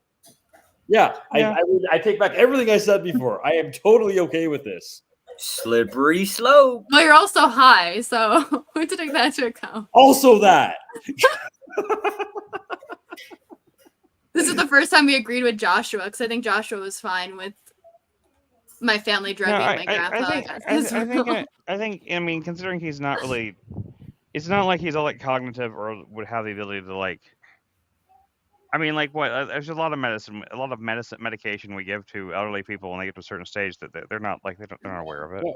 Yeah. It's like my great grandmother, whenever she was like and on her way out, they had us give her like liquid morphine, like in a dropper, and she had no idea what we're giving her. You know, I mean, like, yeah, that's true. You know, I mean, it's there. I mean, it's, and we could have tried to explain it to her, but I mean, she wouldn't have understood it. So.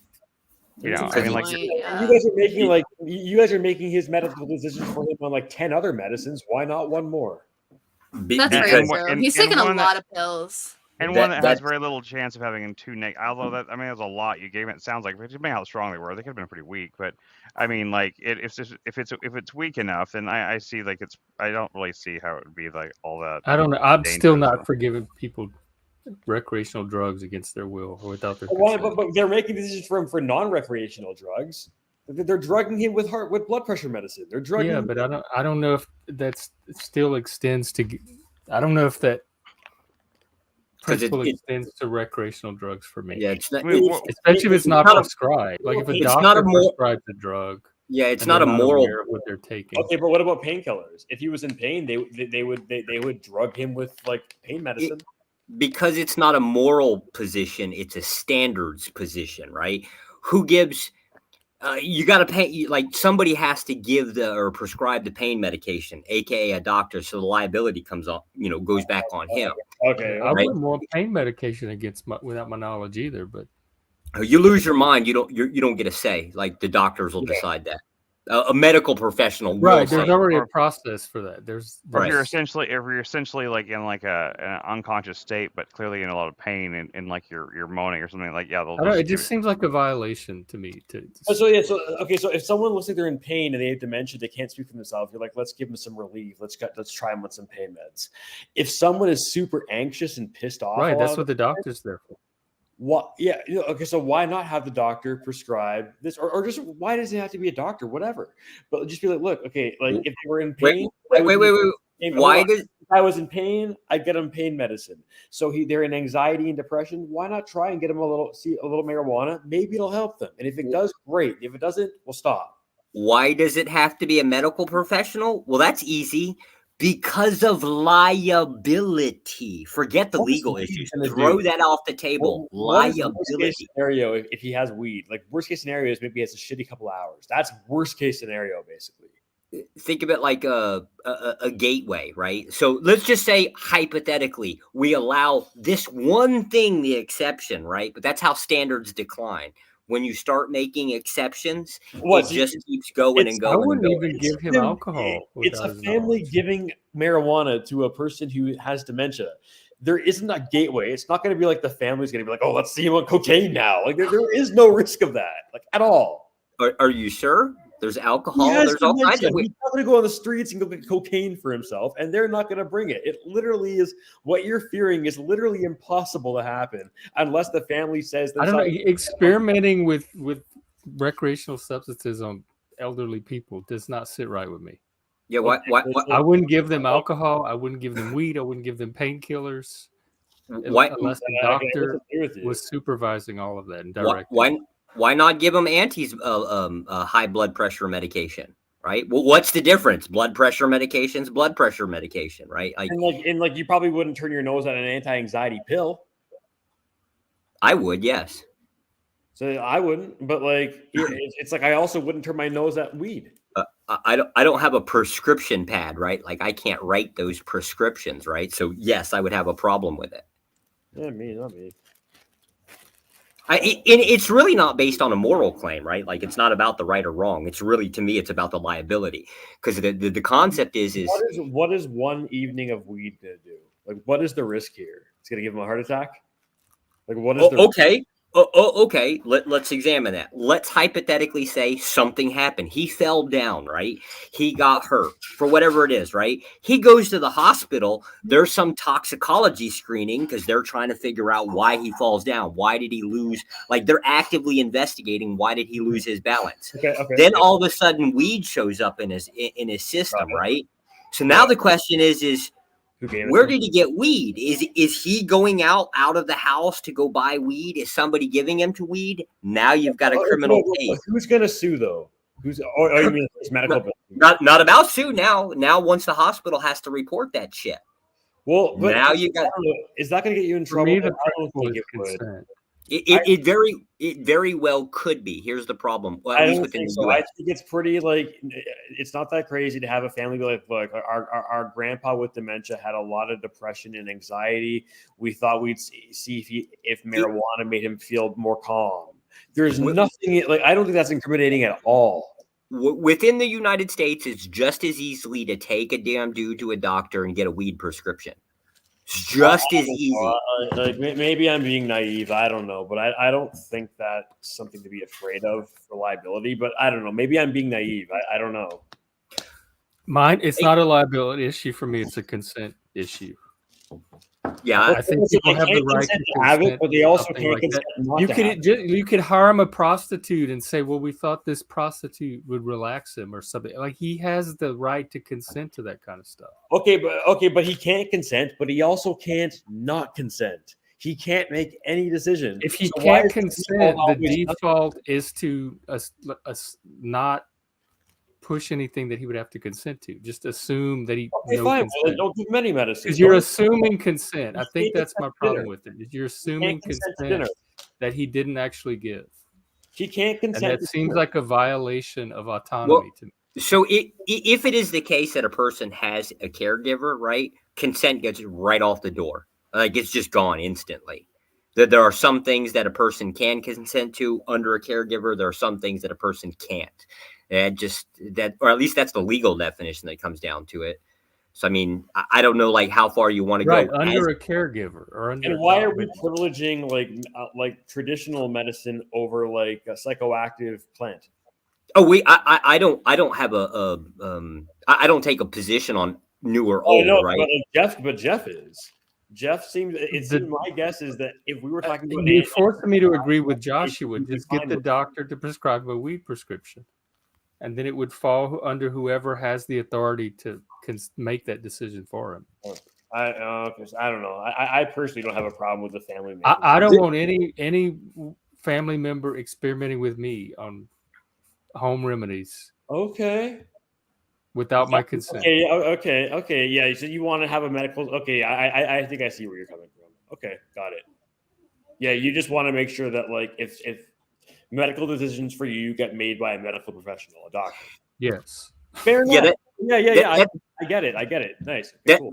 That's the weird thing within the medical field, right? Is there's also the dignity factor that goes in there that's also covered in with medical care, right? Like that's their job. That liability falls onto them too, right? It's just a weird thing that no other field has it, right? Where they're covering, you've got the medical liability, you've got the dignity, you have like a lot of extra bullshit that goes into that one specific area that has to be addressed. And because it's such a weird combination of bullshit you have to deal with, it seems more reasonable to push it off on them. Because you got the legal liability, you've got the ethical liability, you've got the dignity liability, however that actually plays out, but they have that standard, right? We don't. That's the whole thing that comes down with the authority of being a doctor, is the liability. I'm not making my claims based on morals, right? I'm just pushing it off to if there's going to be a problem, it's going to be somebody else's problem, not mine. I'm just going to follow through with, whatever responsibility. Oh, grandpa got hurt. I'm taking him to a doctor, right? Like I fulfilled my duties, right? And now I'm going to put my trust in a medical care professional. If I don't like him, I can always like this liability. Like, who are you afraid of suing you? Not civil liability, criminal liability. Okay, so what could you get in trouble for? Like, forgive me, you might have already said because I'm high. I might have forgot. So forgive me. Giving somebody a narcotic, at least in the U.S., it's still federally declared as a narcotic. Giving somebody that that happens to him, and then sorry. Yeah. Right. And it's not even like a thing that's implausible. Once a person goes into a hospital is legally obligated to report all of this. So if some dude shows up with dementia, you guys are both right. Sorry, maybe I'm high, so that's why I wasn't getting. You guys are totally right. Like, you guys you're not talking about like withholding the right for him to have it. You're just saying I want to have a medical professional give the stamp of approval so that I can minimize the chance something bad happens. And if something bad does happen, it can't. Yeah, but that's my position. My position and Jeff's position are the same. My position has no moral stances to it whatsoever. Jeff has the moral position of it just doesn't feel right. Like it just, I don't, a person ought not. Yours is pragmatic. Mine's not feeling based. Well, sure it is. It's the concept of how a person ought be treated. It's a rationally based ethical position that you're justifying it with, right? Like you're justifying the ethics based on how a person ought be treated. Not wanting people to put substances like experimental substances in your body is not feeling based. Well, marijuana is well known to provide anxiety relieving, calming effects. Yeah, for some people. Exactly, for some people. So that's the same thing with a lot of medicine. I don't want people if people are going to experiment with drugs, I want it to be a medical professional. And that's I don't consider that feeling based. So I guess it seems like there's a rational principle involved with that. Okay, so is your angle here that you want to like be maximally protective of the person, and so therefore you want a medical professional making all kinds of psychoactive? It's value based, but not. I don't. Wouldn't say it's feeling based. No, but what is the idea being autonomy? So is it basically the idea that like if a person can't make choices for themselves, we should have a qualified medical professional who makes these choices and they know what they're talking about? So isn't that how we already do it? Well, in the U.S. In the U.S., yes. Well, because we're distinguishing now because it's like you want a medical professional like saying, yes, weed's a good idea for this person. And so it's kind of like it's almost like saying let's keep it with that area where we have an expert making these choices because it's what's best for the person. Whereas the family choices might not be what's best, but they might not know it. So let's get is that what your point is? Is just to say, let's make sure this person gets the good quality care from somebody who knows what they're doing. If my autonomy is going to be violated, I want it to be by someone legally with the legal authority to do so. But, okay, well, why does that matter to you? Why does that? So at least from my angle, what I was saying is like it's the principle. What? Why does it's the principle? Just like if violence is going to if violence is going to be necessary, I'd rather the state, who we authorize to do the violence, be the one to carry out violence. Like, what if your mom is ill and you're taking care of her? I would not give my mom weed without a doctor saying to give her weed. Hold up, this isn't an oddball concept, right? You could Why just not? take. But it's not. But why wouldn't you do it? To protect because there are certain roles we liability. assign to the state, and Right. that I want to keep within the state. Maybe it's right. An example would be, okay, do you consent to execution? Is it okay that, a judge does it, signs a death warrant, right? Like, I mean, that's the concept. There's some type of standard. What he says principle, I say is a standard. Yeah, I'm okay with standard of prayer. I'm just saying it's not based on feeling. I think there's a rational standard of principle. Yeah, anything you feel deeply is based on feeling. You might have a rational reason for it, but like, yeah, you can justify it. But I definitely think it's. But it's not based on it. Like, it's not being determined. The feeling is not the determining factor of why I'm holding this position. No, fair enough. It's value based, but values can be rationally or you can rationally make decisions based on values. You could emotionally make, but it's definitely value based or principle based or standard based. Now that's a standard doesn't make it feeling based by default. Yeah. Now here's the weird thing. That's a standard I don't actually agree with. So here's an example. Let's hypothetically take one of our family members, right? Like, my mom's sick. She's on her say she's on her deathbed, right? I don't particularly care about justifications. I want the best for my mom because I feel that way, right? I don't need a justification for it. Fuck everybody else. I like that's the concept. It's like, I like my mom. Fuck everybody else, right? Nobody cares about my mother more than me. Well, except for maybe one of my siblings, which I'll kill him so that that I can eliminate him. That's not a problem, right? There's nothing wrong with this concept of having this attachment to another person. Emerald, do not listen to this. I am void of empathy. There's nothing wrong with having some type of like attachment to another person that is based on this concept of even extreme emotional loyalty to, right? There's no reason for the justification. So I push back on the idea I need a justification to defend my mother.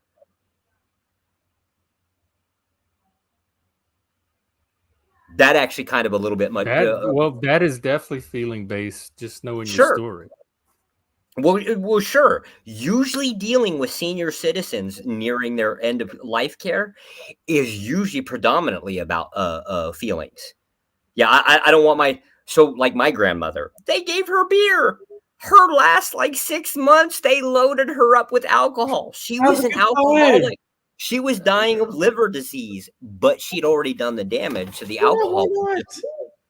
Basically, just like finishing off the job, and she just was something she enjoyed. Yeah. Have beers with her. Right. Enjoy, laugh. Right. So from a medical perspective, that was the wrong way of doing it. But from my mother and her brother's perspective, that was what grandma wanted. They knew her best. They gave it to her. Be done with it. And none of us had any right to say, how grandma should go out. It's her family. It's mom's mom, right? Like who it is. I don't disagree with the concept of the it's the justification part. I don't think it's really particularly needed. It's just the only concern that steps in place then is the liability. That's the only thing. And grandma being drunk and falling down was no possibility. Grandma was under 24/7 care. Somebody was always, a family member was always within 3 feet of her. So I mean, it's if they fucked up, that was on them. I just oppose the concept of the justification when it comes down to some of this stuff. I don't need justification to, protect my child. I absolutely don't need it. Why can't I just say, I like my kid, fuck everybody else, you'll die before he dies? What's wrong with that?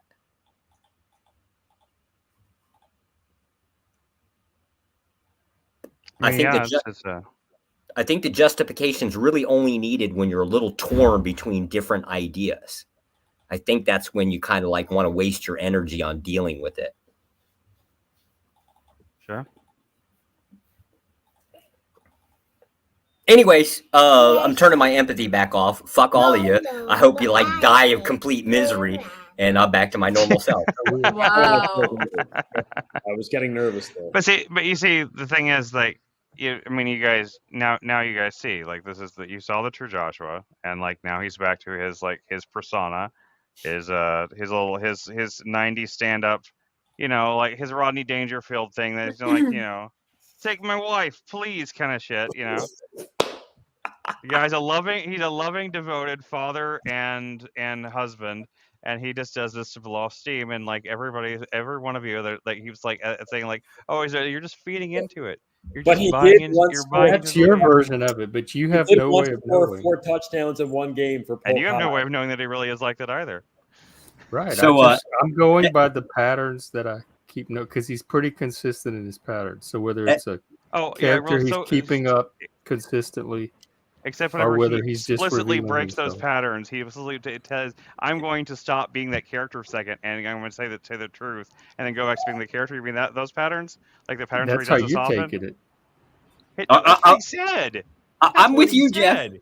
I'm with you, Jeff. Everything Chris is saying is basically propaganda, pure propaganda. So you know that I'm right because he's saying I'm wrong. No, I just said there's no way to be right, like to know who's right. Okay. I'm not saying you're not right, but there's no certain way to know.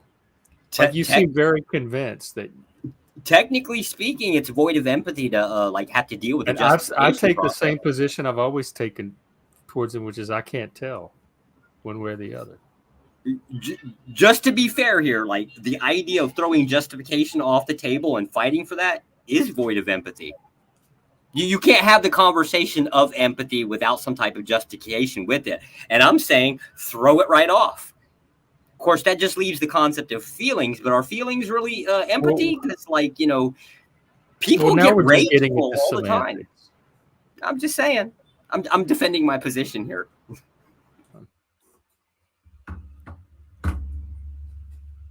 Okay. In you guys' perception, that doesn't bother me. I just don't want I don't want Emerald to think that I have like any empathy at all, right? Like none, zero. Like it's just turned off constantly. And I'm sure she totally believes it. Well, so not having it and turning it off is two different things. Well, this you is wouldn't even true. have to turn it off if you didn't have it. I wouldn't, just to be fair, I wouldn't understand how somebody could be married, have children, and not have some form of empathy. Like, I don't understand how that would function. Well, or you want us to think that? Because a sociopath would, that's exactly the case that would apply. Very few cases. Yes, they exist. There are very few diagnoses that include a functioning family. That gets really weird. There are cases, but they're just far and few in between. That's why there's the misunderstanding of how they function and why I would be confused by it. So is a functioning family dispositive for sociopathy? Yeah, I have no idea. Now it actually just goes down to the semantics of what defines what functions, which I again kind of have problems with the DSM based on the definition of functionality. It's very extremely subjective. I don't understand how it works, but that's relative to my position within my family. I'm just going by what you said. Oh, okay, so the term functionality does what? It does a thing, right? Did I understand you when you said it would be very rare for a sociopath to have an intact family over an intact? term? An intact, say a 5-year period of time, an intact family that functions. So if you do have that, then you likely don't have a sociopath as part of that arrangement. Statistically, yes, that would be the case. But you could. It still could. Yeah. There's always exceptions, right? There's always exceptions.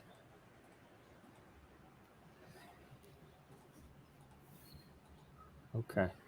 But when those exceptions pop up, they're intriguing because of how they function. Like how you're stuck in this loop of how do these different components operate and function enough that it keeps them together.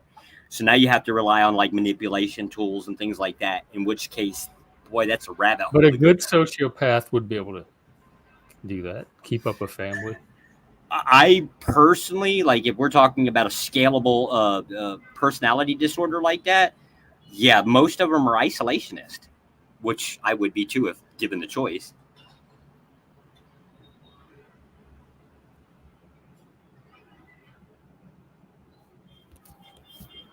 Yeah.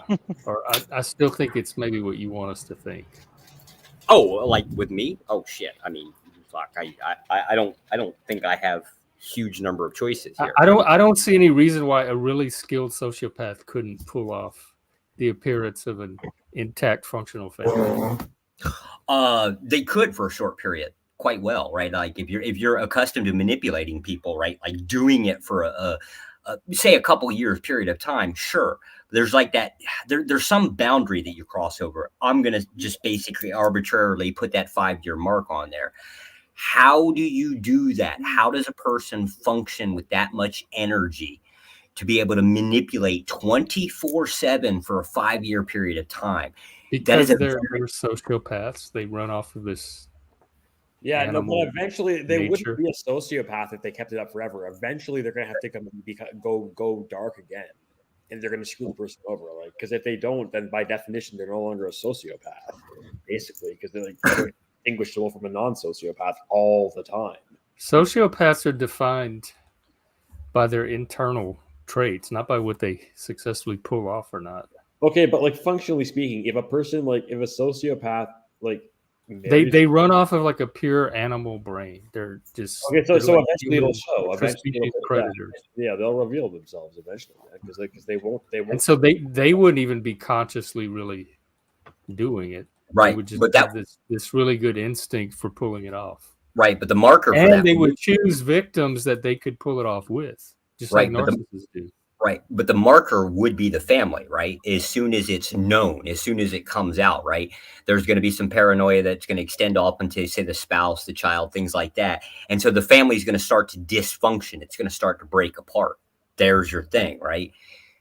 It's a very... If they're sloppy, that will, but if they're not, they keep their dynamic. Once you set the dynamic, all you have to do is keep it going. You choose the right parties. You establish the dynamic, and then you just run off of sociopathic instinct from there and keep it going. Damn! Could you imagine? Just imagine for a second that you have anti-personality or antisocial personality disorder to an extreme level, right? Like that, and a dude's been married. Like he's got this diagnosis. He's been diagnosed with this, right? He's been hit at the age of 25, right? And he's been married now for like 20 years. Just imagine that. How do you identify that? Because of his unless there was some bingo. So now you're chasing after a ghost. That's what I'm saying. Like you would never know. Right, but you'd also generally a person unless there was some anomalous event that caused the thing to be disrupted and yeah, aka a break of the family. Sorry, guys, I gotta tap out. But have a good night.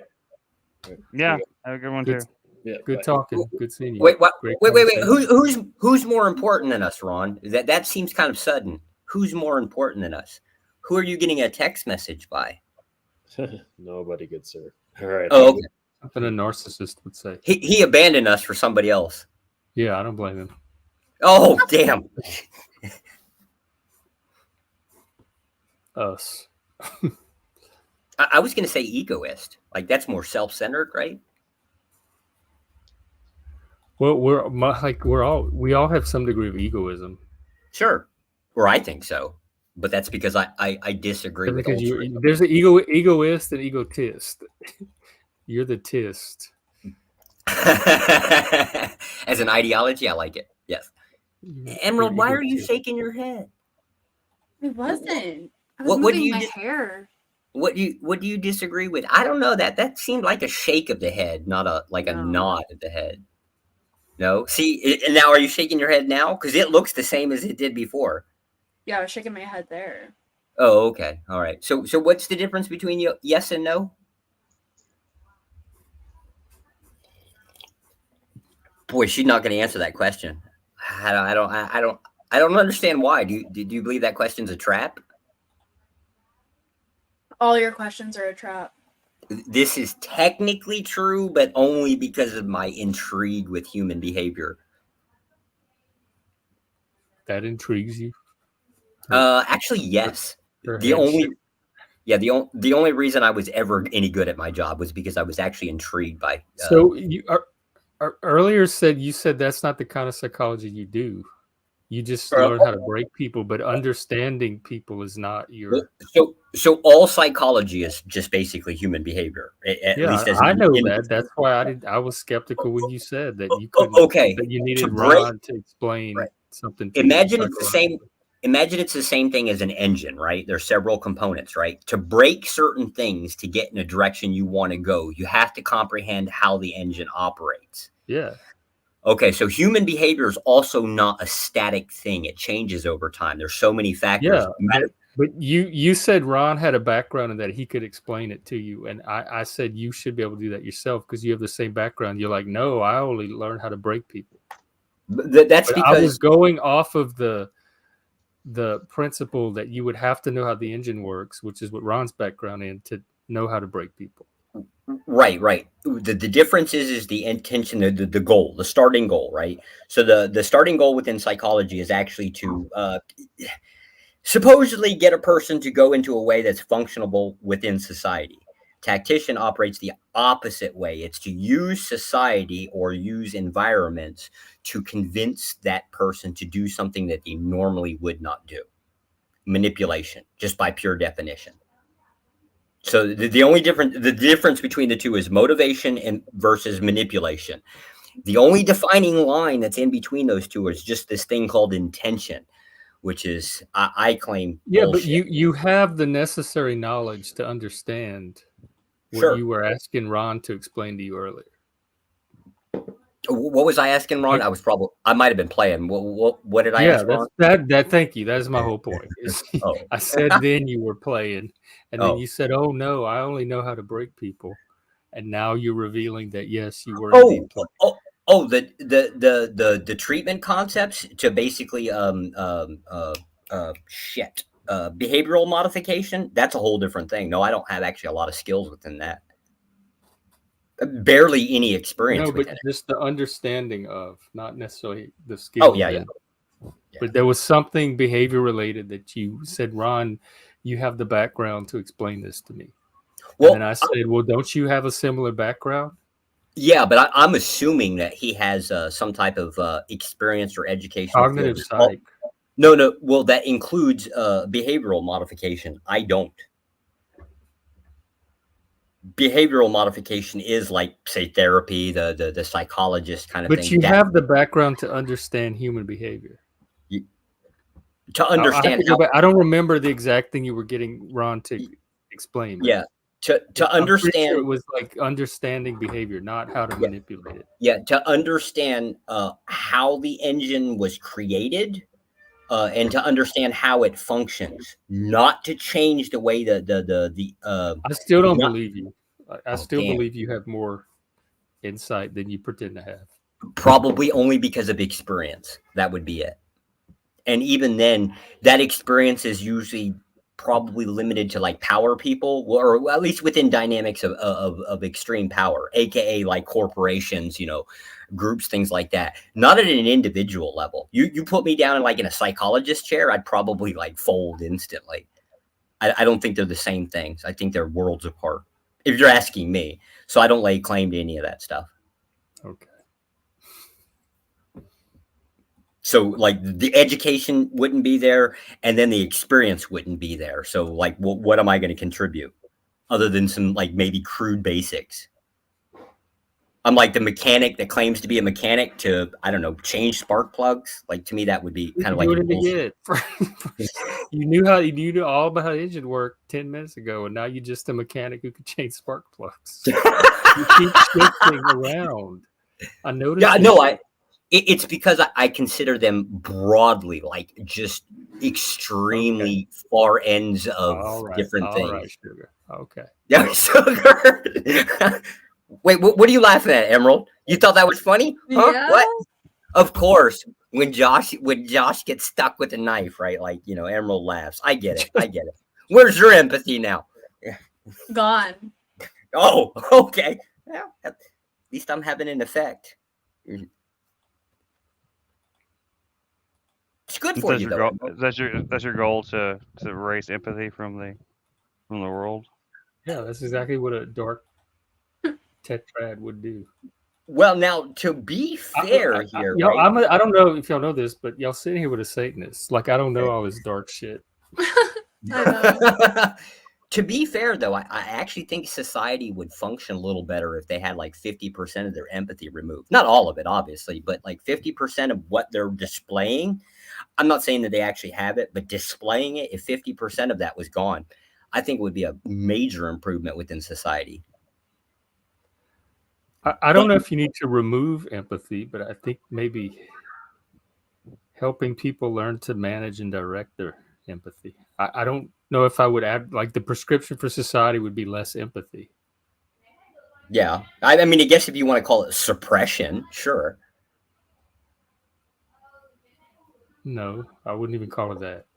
Okay. Just intelligent use or enlightened use of empathy. Like I see that with the Iraq war. Like, oh, the poor children, the poor civilians, the poor. Let's go out in the streets and march against Israel because of the empathy that we have for the poor Gazan children. I would call that a misplaced empathy or a misuse of empathy.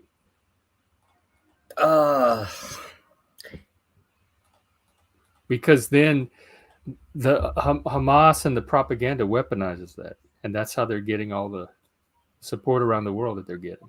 Damn, I really actually have a difficult time calling a thing good or bad.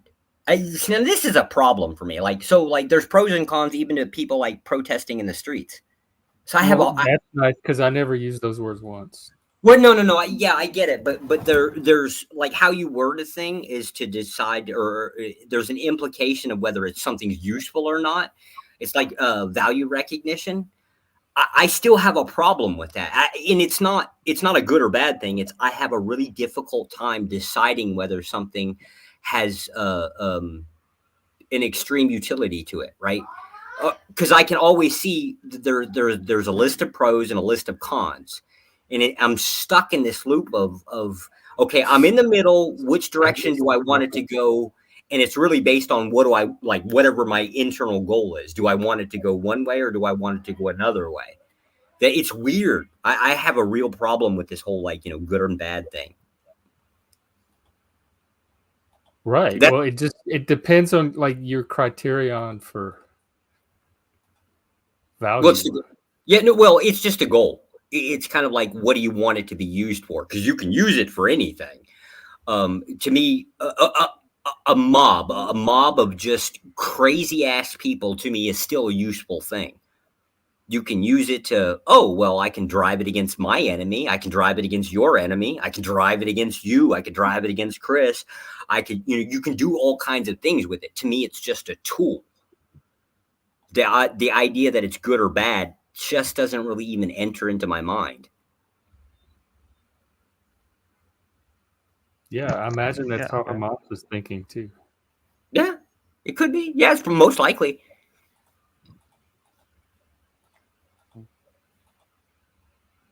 Well, actually, no. They publicly claimed that was their intention, was to drive up enough. Well, whether it was their intention or not, now that they have it, I would be thinking, how do I exploit this? Yeah, well, no, that was the starting point. It wasn't the concept that they needed to exploit it. They just needed to get it drummed up, right? Publicly, they've already claimed that they underestimated the response of the U.S. They didn't think that the U.S. was going to get so involved. They thought they were going to the U.S. Again, this is their public statement. They're claiming that the U.S. That they expected to not be so involved, like it was going to be the standard political status quo. Why would you believe anything that comes out of their mouth? I generally don't. Like, that's the only thing you can go off of, what they say, what they do. But it's a valid point, simply because Hamas had absolutely no way of picking a fight with Israel and actually winning. So there has to be some other reason why they would start a fight. Yeah. Right. It would seem viable that public support would be the thing. And again, I thought it was to disrupt those Arab-Israeli talks. I mean, Saudi Arabia-Israeli talks. Ooh, yeah, except for the Saudi the Saudi talks, like they've been going on for a long time. U.S. is heavily involved. Matter of fact, the U.S. and Saudi Arabia, we're kind of got a little problem going on right now. Like it could, let's say the relationship's a lot more fragile than what, society seems to think it is. Like, we think we're like up Saudi Arabia's ass constantly and bending over backwards. It's actually a lot more fragile than that. That OPEC thing where they jacked up the gas prices, the United States actually threatened them over that. They tolerated, they initially tolerated it, but it did not come without a long series of threats of like, this is the line that you're coming up onto with our border, and we will absolutely allow fucking Iran to fuck with you. Because that's the belief that if Iran is allowed to like just go after Saudi Arabia, they'll fuck them up just on sheer population.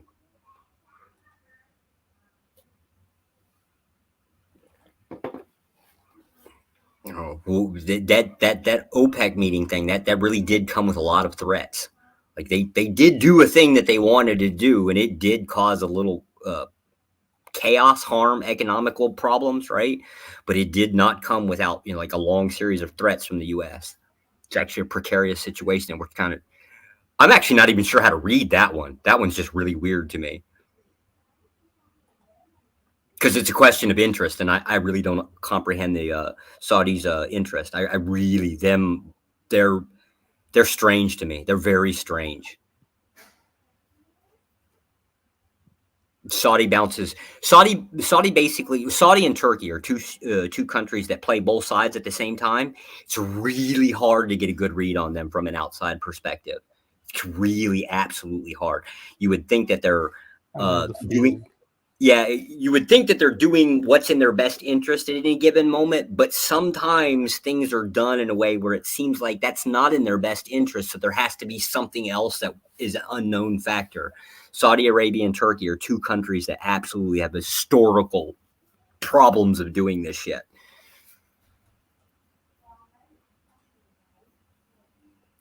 So, like I said, that's why, like, Hamas thing, them getting involved with it, they would comprehend Saudi Arabia better than I think we would, anyways. More similarities, more similar interests, more cultural conjoining concepts. Like, there's a lot of things there that just not really privy to us. But I'd be speaking a little bit out of my depth. Saudi Arabia was not one of my. Like, my experience was, my training was specifically with Iran and Turkey.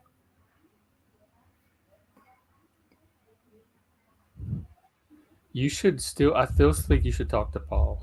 Oh, by the way, Chris, he's not streaming tomorrow morning. He's not? You want to maybe try to stream in the morning since he's not doing a show? I guess so. He had the thing up saying that he was gonna have a show up. I saw the thing. I thought like that was earlier next week. Oh, maybe it was next week. I didn't look at I assumed it was for tomorrow. Yeah, sure. Yeah, we'll just announce it on there. Be like, Yeah, it's since the like 11th. this So fall. we could be like his backup. Well, if that's the case, we should probably end this because it's 1:50 in the morning here. I should get some sleep. Oh. But before you end it, explain to me like what your goal would be with Paul. Like, what is it, the thing that you seek? He's trying to become the centrist, like, I don't know, one of the main spokespeople for like Matt Walsh is for the right and Vosh is for the progressive. Oh, okay. So in that role, we have a lot of people leaving the left right now, Jewish people and other people that are seeing the craziness on the left.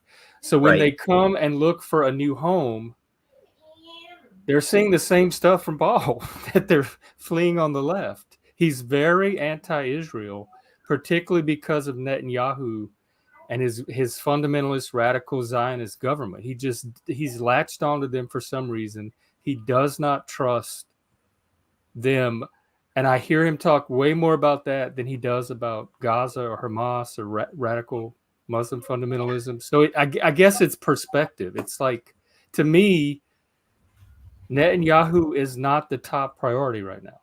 The top priority is fighting radical Muslim fundamentalism and having a home for these people that are leaving the left in the center somewhere. He just did that video on what is it? The 3 regions: silent majority land, I haven't. Soviet progressive land, and the Christian fundamentalist land. So if he's going to like create a home in silent majority land for the people leaving the left, I don't think alienating them by being so like anti-Israel as he is, or anti-Netanyahu, is going to help that. Oh, okay. Like, he seems to be looking at Israel through a very woke lens. So people Right. trying to Right. find a new home from wokeness, they're not going to be sympathetic to. So your goal is for him to not be as judgmental on the Israeli side? My goal is to really to understand why his framing of this is like it is, and why his emphasis is where it is. He's scared of World War III, nuclear war. He's scared of the radical Zionists that might be trying to ignite the rapture, and all of that seems kind of fevered thinking in relation to what's actually going on the ground with Hamas and what they did on October 7th and what Israel's doing in response. He's tying it to this like there's a couple of people in Netanyahu's cabinet that are radical Zionists, and he's like, see, Israel can't be trusted. They have these people in the cabinet. And all of that, see, I'm not saying it's not important or something to keep an eye on. It's just not important in relation to all of the other things that are eclipsing that right now. To me, like October 7th is way more something to worry about than a couple of people in Netanyahu's cabinet, or even Netanyahu himself. Okay, I tend to agree with your position, or at least your take on it, right? Like I'm kind of right there along the lines with you. Slight defense on Paul's position, right? Like the fear of World War III, this should be a viable concern, always. Doesn't matter whether it's this conflict or another conflict. I've lived through the Cold War, the first Cold War. So this Cold War number 2 is not really, maybe this is his, still, even if you're concerned about World War III, I still think radical Muslim terrorism is still more of a danger than. Okay, go back. Right, go back to the Cold War. What did Cuba do that scared the living shit out of the United States? The missile crisis. Yeah. So but is Netanyahu doing anything like that? No. But like, it's the idea of writing off like global scale war so easily. Kind of a slight problem with it, right? Because it doesn't really. I don't see Netanyahu trying to start World War III. No. He does. Right. Somehow. I'll give you that it's not Netanyahu. Like, Israel has no concern with World War III, right? Like, they're only focused on this thing. For them to be worried about the rest of the world at any given time would just be misuse of time, if anything, right? Like, you focus at the problem that's at hand at that moment. Once you're engaged in conflict. That which you just said is a perspective I think he could benefit from hearing. Okay. So your goal is to try to moderate a little bit more on the high perceptions, the different perceptions that are available out there. Yeah. Okay. Okay. I got it.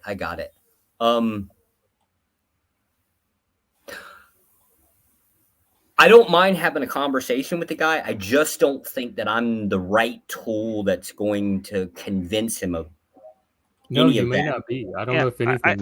I don't think you should try to convince him of anything. I think you should just, like, you have a lot of facts and you have it from a very, I feel like a very unbiased perspective. Yeah, like your credibility, your ethos is higher than I think just an average guest would be. And he does want to hear alternate perspectives. He likes when people disagree and challenge him, and I think you could do that on some of his presuppositions right now. I think it would be valuable, even if it didn't like change his mind on anything. I think it would be a valuable conversation for anyone in his audience to hear as well. But I mean, we're not going to force you to do anything. I'm just saying, like I think that Rowan's pulling him more to the left, and he's pulling Rowan to the center right now. I would agree if with he's that. going to stand That's for fair. centrist, we need to figure out how to pull the left to the center. Well, I'm not going to lie. I think the centrist is a very hard position to be. Well, I'm very inspired, partly because of Paul, to. Oh no! that challenge. I think it's a standard. I think it's a very good standard in society. I just don't think it's really a decent possibility, just because there's always two sides to a coin, right? Somebody's always picking one side. I got to go take a shower. I'll catch up with you guys. Okay, yeah, it was good chatting. Get a shower. Sorry. Take care. All right. Bye. Bye. See how quick that was? Somebody's running his strings. Yeah. His wife. It's either the kid, the wife, something.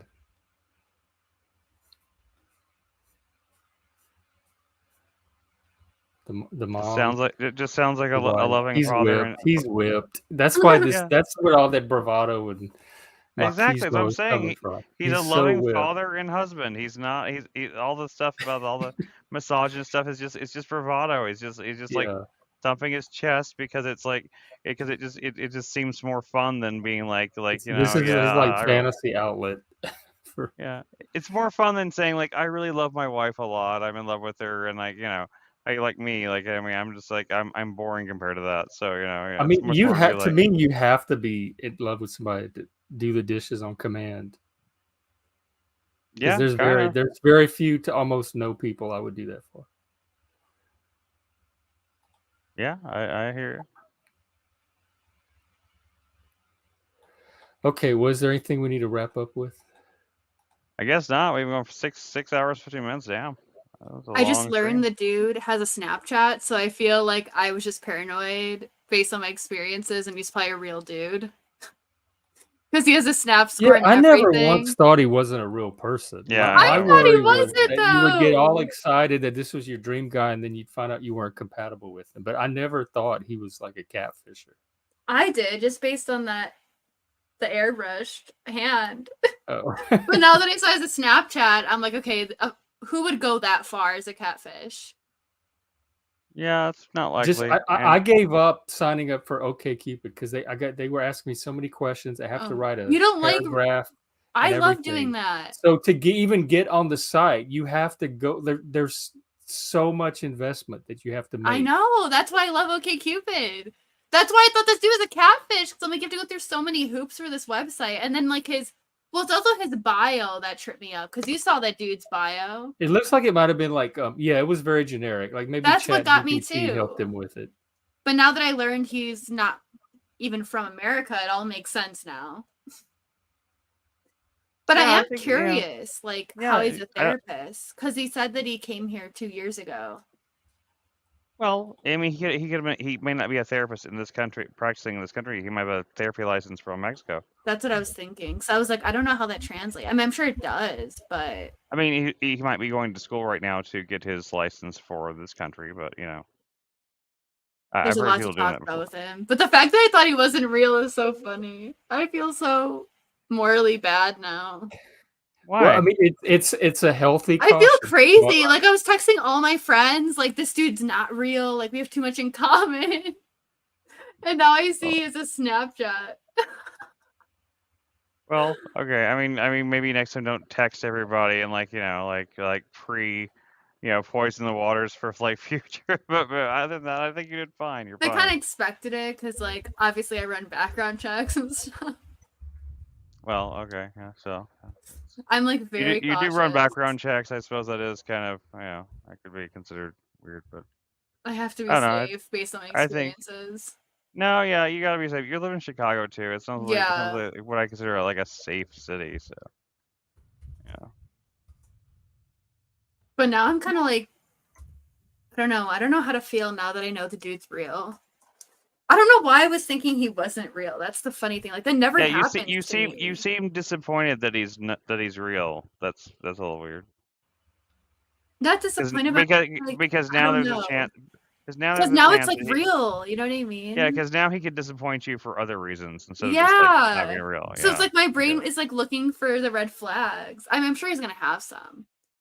He said he can't cook, so there's it would be worse if he had no red flags. That would be the sign of someone who's truly not real. That would be like people are mostly made of red flags after all. So I'm joking, but I'm just trying to maintain my expectations and everything. Yeah, that's the smart thing to do. You want to maintain your expectations. You want to keep an open mind, but not too open. You want to keep yourself guarded, but all that stuff.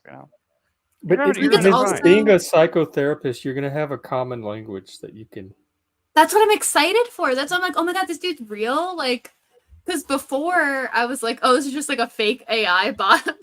But I still wouldn't get to. I mean, I understand the excitement. I would still try to moderate. I'm just excited because the philosophy too. The crash is going to be so much harder. Yeah, that's what. Like, I'm going to crash if this doesn't go well. Like now, I'm not excited. Like I just know I'm going to just based on my own excitement because of the therapy and the philosophy. Like and you may not like him either. Like he may annoy the hell. I'm not hoping I don't like him. I'm like. It's like this feels more real than the previous guy. You know what I mean? Because like we didn't have that much in common. I'm even more encouraged by this one. Yeah, like that guy was like. I honestly have a good feeling about it for you. I think if nothing else, I think you're gonna have maybe it'll be like even if it's not like the one, maybe it'll still be a healthy relationship that will. Like at least a positive dating. I hope it's positive. Yeah, definitely. Watch him show up and just talk about his ex, because that's been my track record. Like I was kind of excited about the last guy, and he did some crazy shit. So I'm nervous like telling people about my dates now. It's Sunday, you said? I hope he shows up, but basically forces you into the kitchen, tells you, "Look, woman, this is what you are a nasty pig. If your shower was that short, I wouldn't want to be anywhere around you." What wasn't my shower? It was a kid's shower, and he's like still recovering from pneumonia. He's not supposed to be hanging around in the shower too long. Oh, okay. But I have a good feeling because like I was obviously taking it seriously like when we first matched on Monday, but then like, and I was talking to other people on the app, and then I just kept like finding myself responding to him more, and then we were having all these like really long conversations. And then I was like, this is probably just a catfish, so who cares? But now that I'm like, this is a real thing and I'm meeting a real person. Did you have good feelings about the previous dates?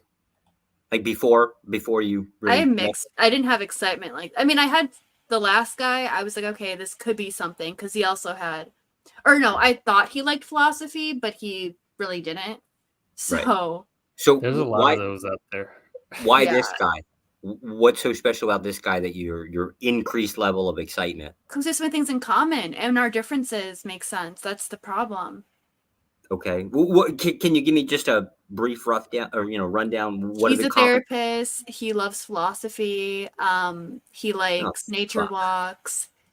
Which I'm also kind of really curious to see if he's gonna also be like psychoanalyzing me on this date. Yeah, I've never been on.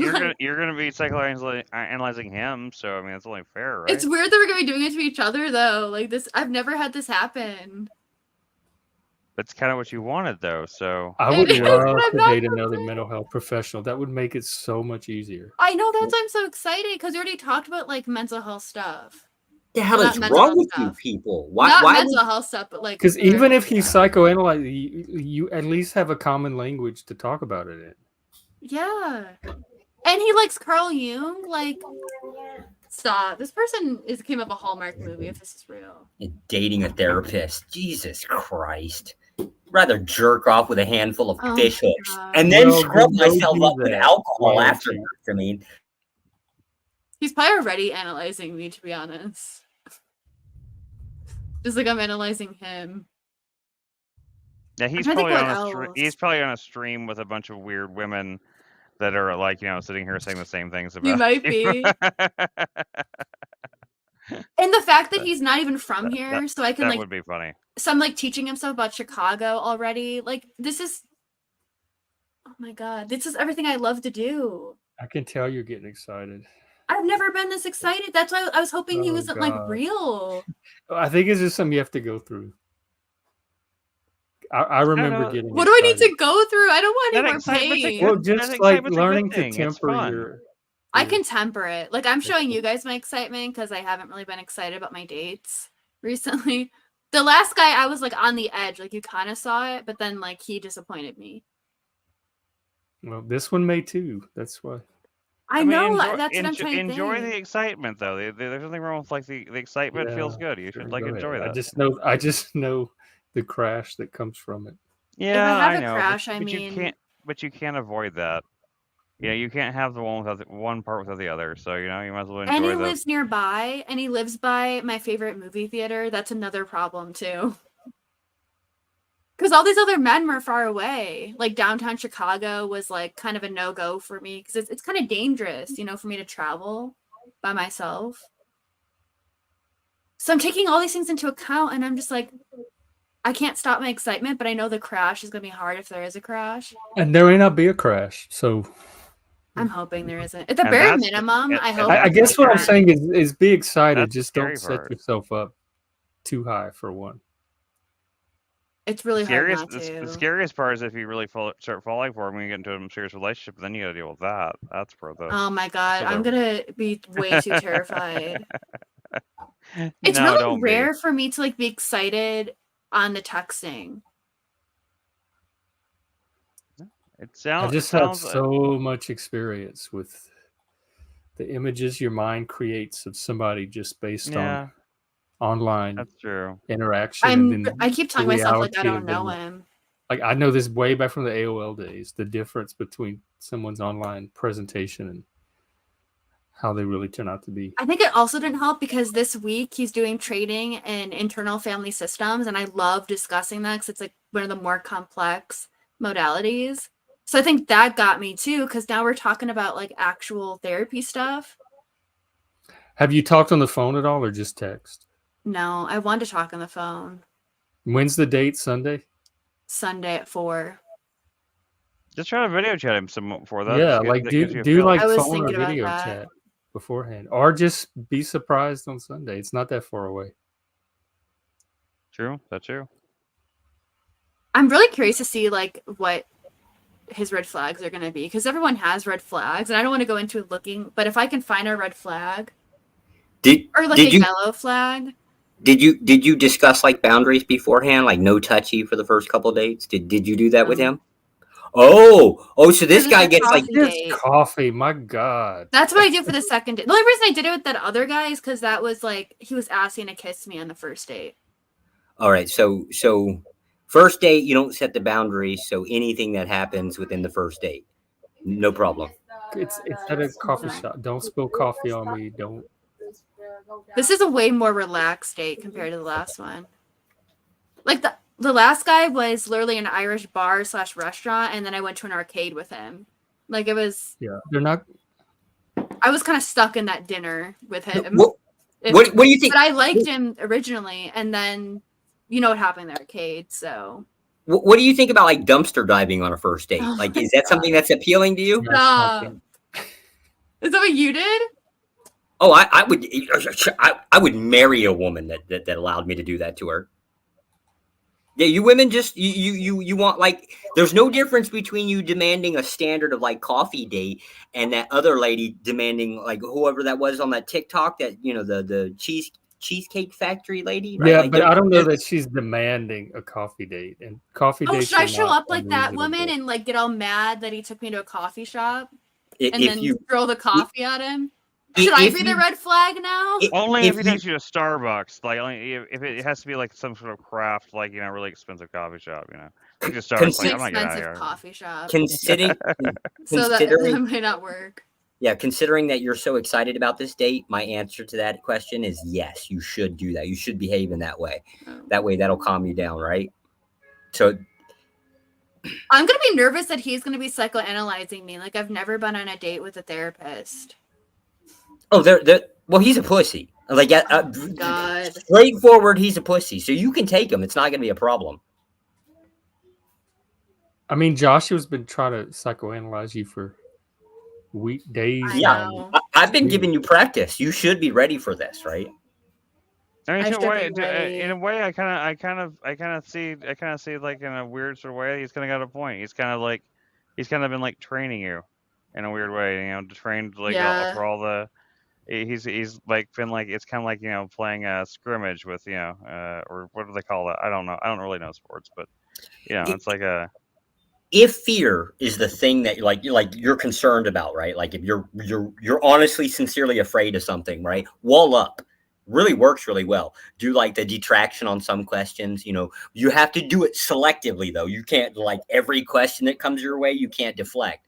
But on the things that you might be a little concerned about, deflect. Do the thing that women do. Get distracted, God. even play it off in distraction. It's all manipulation. This bullshit. No.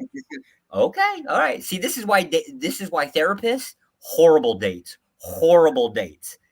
because you People say anything. You people put this standard out here that's unreasonable, unobtainable. Play the game. It's really that simple. Oh, also he loves classical music.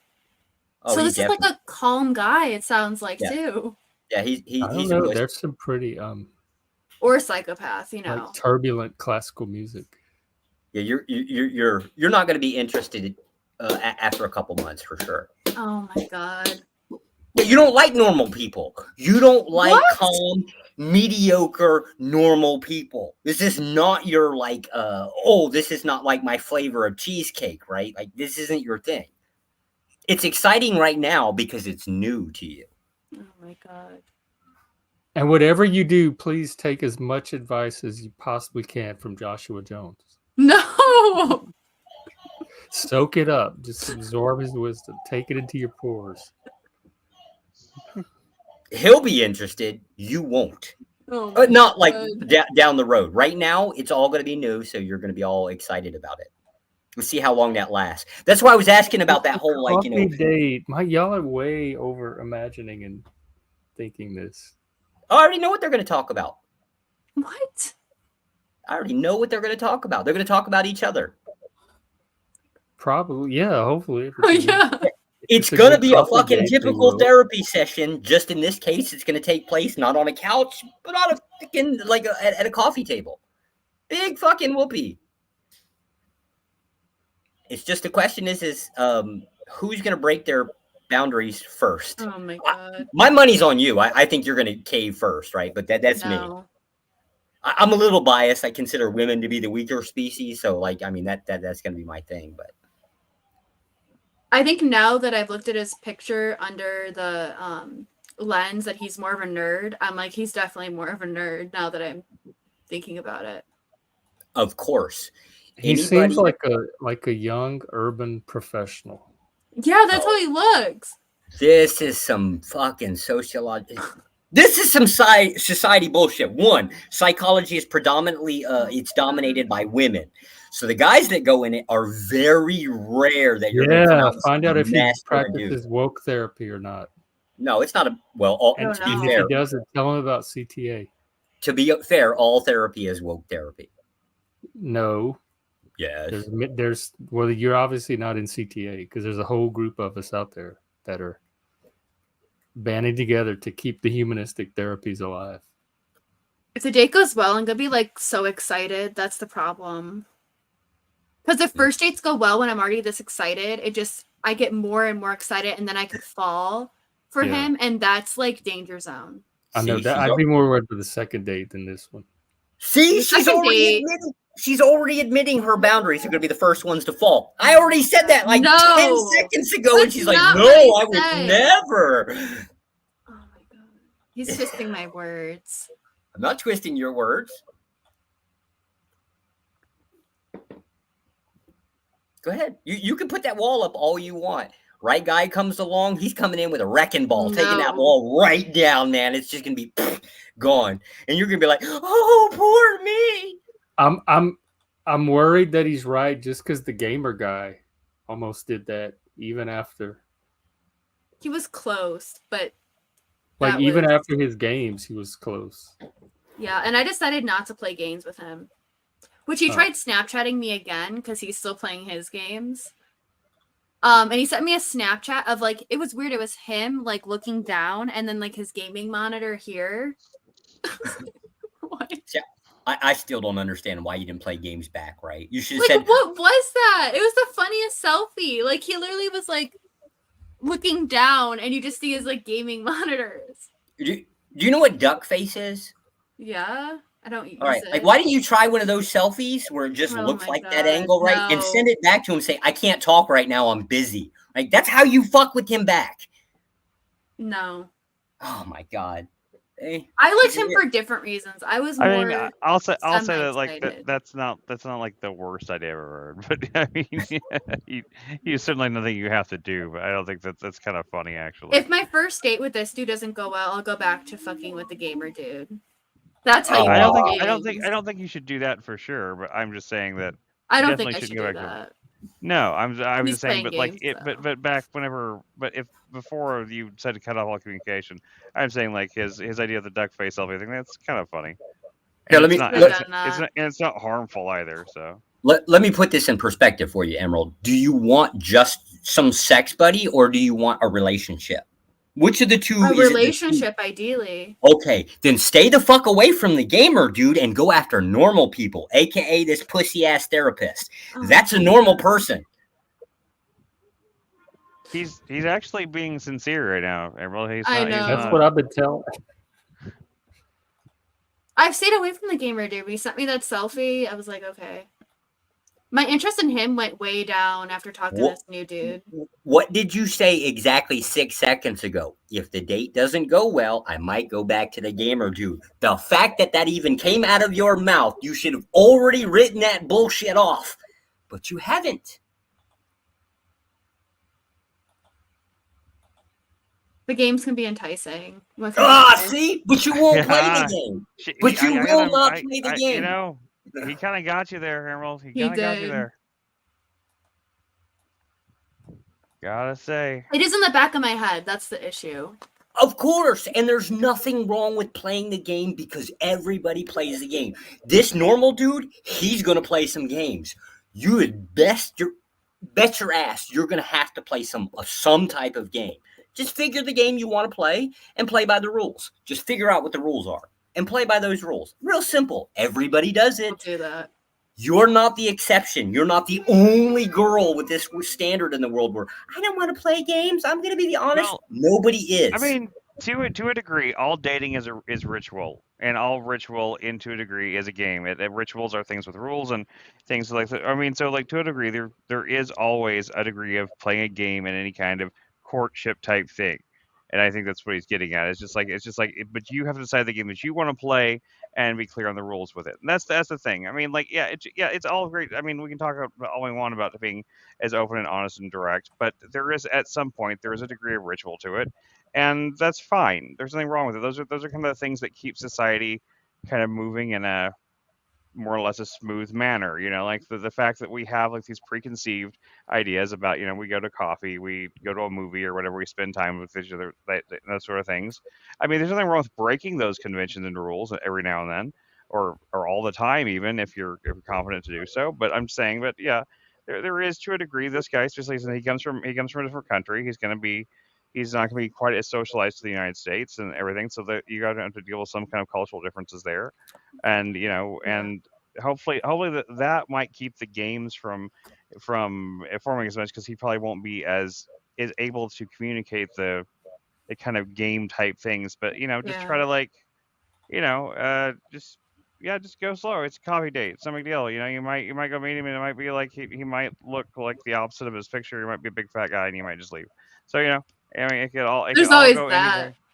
Yeah, there's always It that. could still be So, a I mean, catfish. This could be a really like trained catfish that has like Joshua could just show up. He show up at the coffee, you know, and we'd just and then that'd be all really bets are on. scary.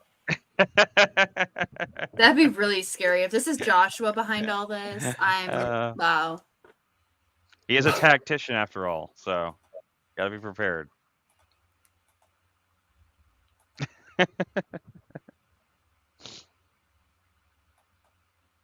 I don't think it's gonna happen. By the way, Emerald, that's not. I know. I don't think that's really that possible. That'd be funny though. Oh man.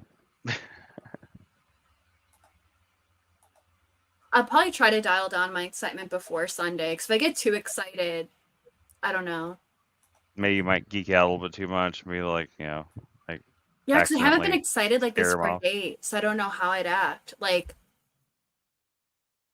because the last guy, Well- I was somewhat excited, but then like, I was Try able to- to keep my composure. Try to play it cool, but don't try too hard because you're gonna fail. So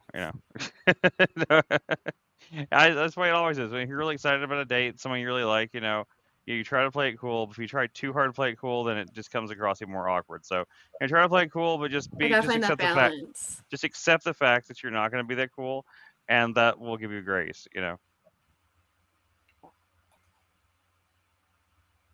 But you are cool. You're a cool person, so you got that on your side. So I know. I hope that if I do say, I mean, I don't know what I would do that would be like embarrassing. I know that like, I'm trying to think back to a couple times where I was like super excited for a date, and I like spilled my coffee. That was That's really nothing. bad. That's not that bad. That's not that bad. So I hope I don't do that. Well, yeah, but I I'm mean, gonna just try 'cause the it- iced Vietnamese coffee, just so 'cause- that might be just 'cause- better.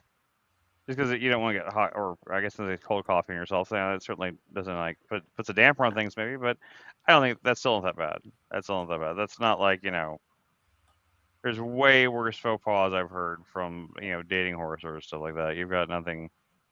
You just And maybe just, I don't. Maybe I don't know what he looks like, because like we said, his photos are more airbrushed. Well, it's not even about being airbrushed. I'm telling you, it's the AI smoothing shit. It's not even like it's not. So like we don't you really went know and what he looks photoshopped it. like. Yeah, we do. We know he looks like that, but a little bit less AI enhanced. That's all. Yeah. Those things, they don't change your face entirely unless you're using like those Snapchat filters to put like the dog face on you or something like that, and that's a little more obvious. I don't think that's what we're dealing with here. So I think you're going to be all right. I think he's going to look more or less like you saw in the picture. And you said you saw his Snapchat, right? Yeah. Well, I didn't add him, but he came up like, "Oh, your new contact has Snapchat." Does Snapchat have? I don't even use Snapchat. Does it have? Do you have like photos and stuff like on Facebook? No, it just has like a little like avatar, which is good because Snapchat has like more like protective measures in place. So like that means it had to like study his face to create the avatar. So if this is a catfish, they're like really good. It's not a catfish. They're like next level. It's not a catfish, and like I and know. as Jeff keeps saying, it's a copy date. It's not. I mean, unless you want to start planning your guys' wedding right now. I mean, like I'm I not think, like that. you I've know, never planned my wedding. I'm just joking. But I'm saying at this point, If I'm to get planning a to- wedding after the first date, just take out a gun and shoot me. Because I've gone over the deep end, because I've never done that after a date. No, if you plan to start planning a wedding for first date, then we're all gonna help. We're all gonna jump in. We're gonna stream the wedding too. So. Well, yeah, I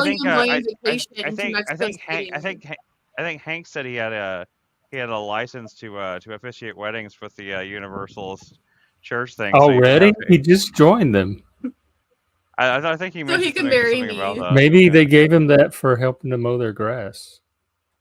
It's really. I think it's one of the churches that's really easy. You can just pay them like $20 and you get like the license to marry people.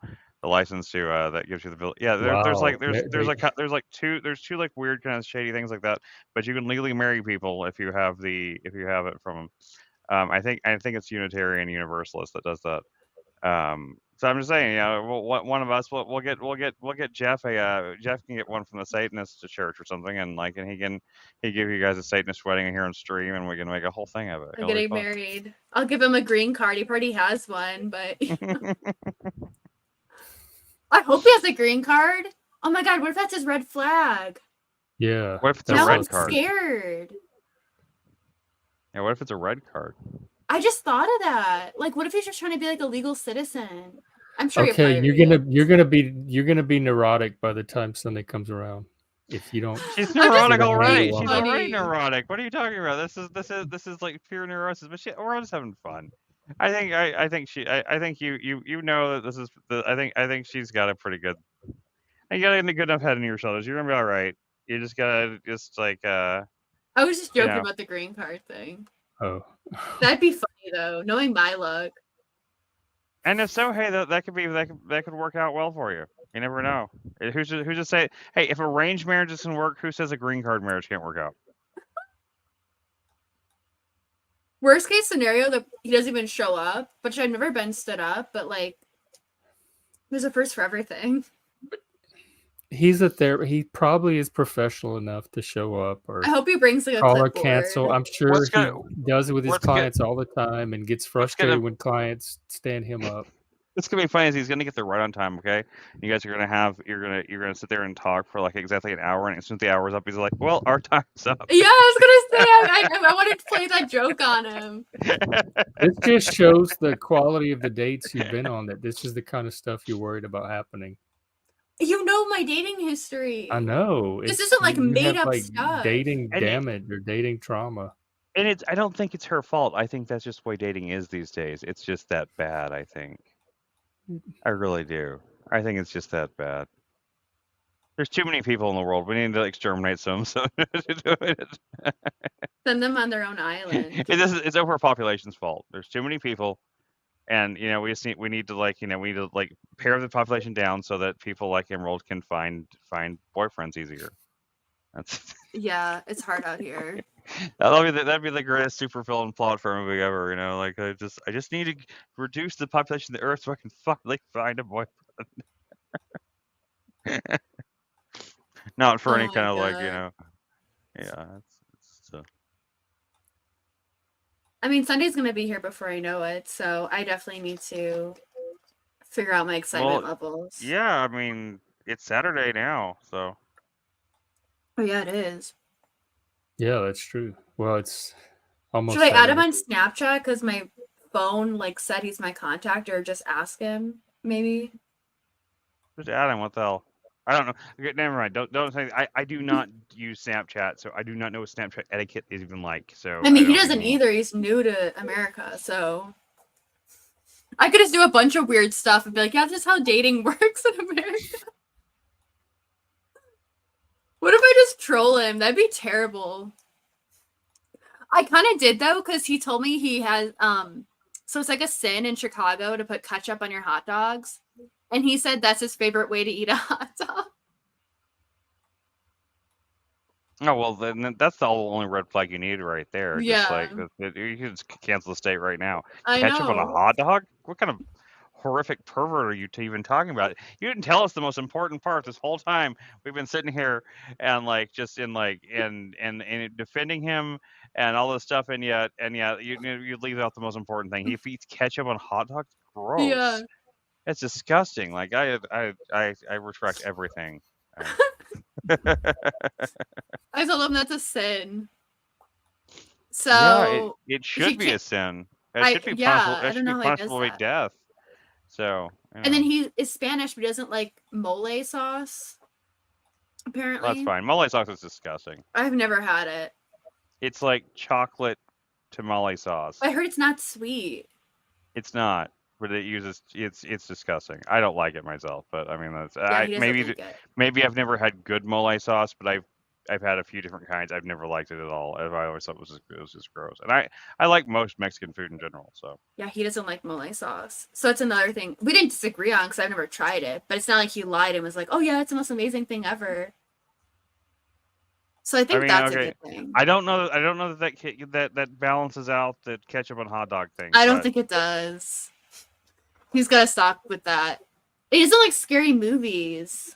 That's a yellow flag. Although, if you take the ketchup and you mix it in with the mayonnaise and the mustard together and to make it like a fry sauce with some dill relish in there, and you put that in the hot dog, that's delicious. So, I mean, if it's ketchup and other things, it could work. It could be okay. Just not just plain ketchup on a That's bun with the. disgusting. Yeah, I don't know how that's he eats that. I thought he was Ugh. joking, but then like I was like, "That's a sin," and he's like, "I didn't know it's so sinful to eat hot dogs, ketchup with hot dogs." I wonder if ketchup is different in Mexico. Like I've heard that ketchup in Europe is a much different tasting condiment than it is over I here. think it might be. I wonder if ketchup. It might be, because it's Mexico. It might be very spicy. Just kidding. I'm just joking. Although they do put chili powder in everything. That's not even a joke. Yeah, that's what he said. They put chili powder on ice cream. They put chili powder on popsicles. They put chili powder in everything. So, it's actually not unfeasible to think that chili powder would be in the ketchup too. But it's probably just Hunt's ketchup, though. I mean, I think it's more interesting fine. because he said like he eats a lot of like Lebanese food, and that's what he would eat in Lebanese food's good. Mexico. So I was kind of confused by that. I know. I like Lebanese food.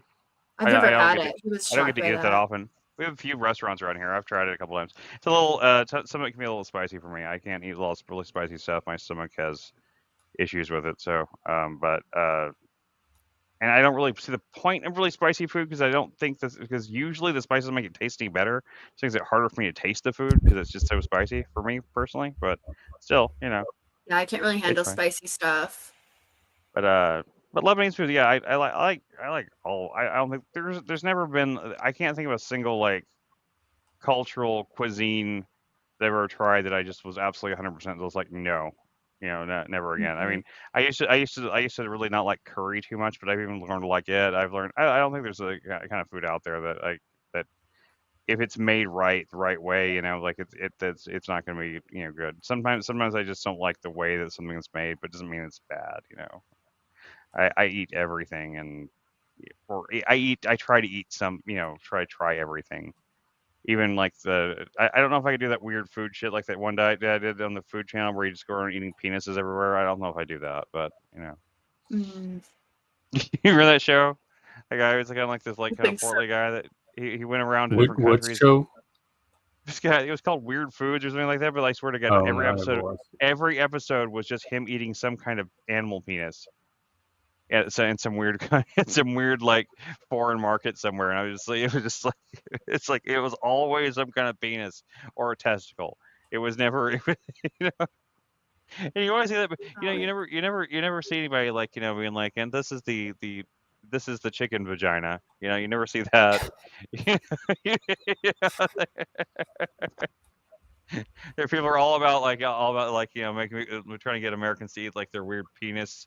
Their penis delicacies, but I don't see any vagina delicacies out there. I'm just saying there's some sexism out there in the weird cuisine world.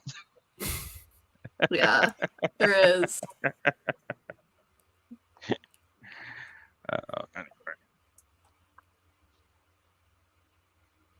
Well, guys, it is almost 7 hours now, so.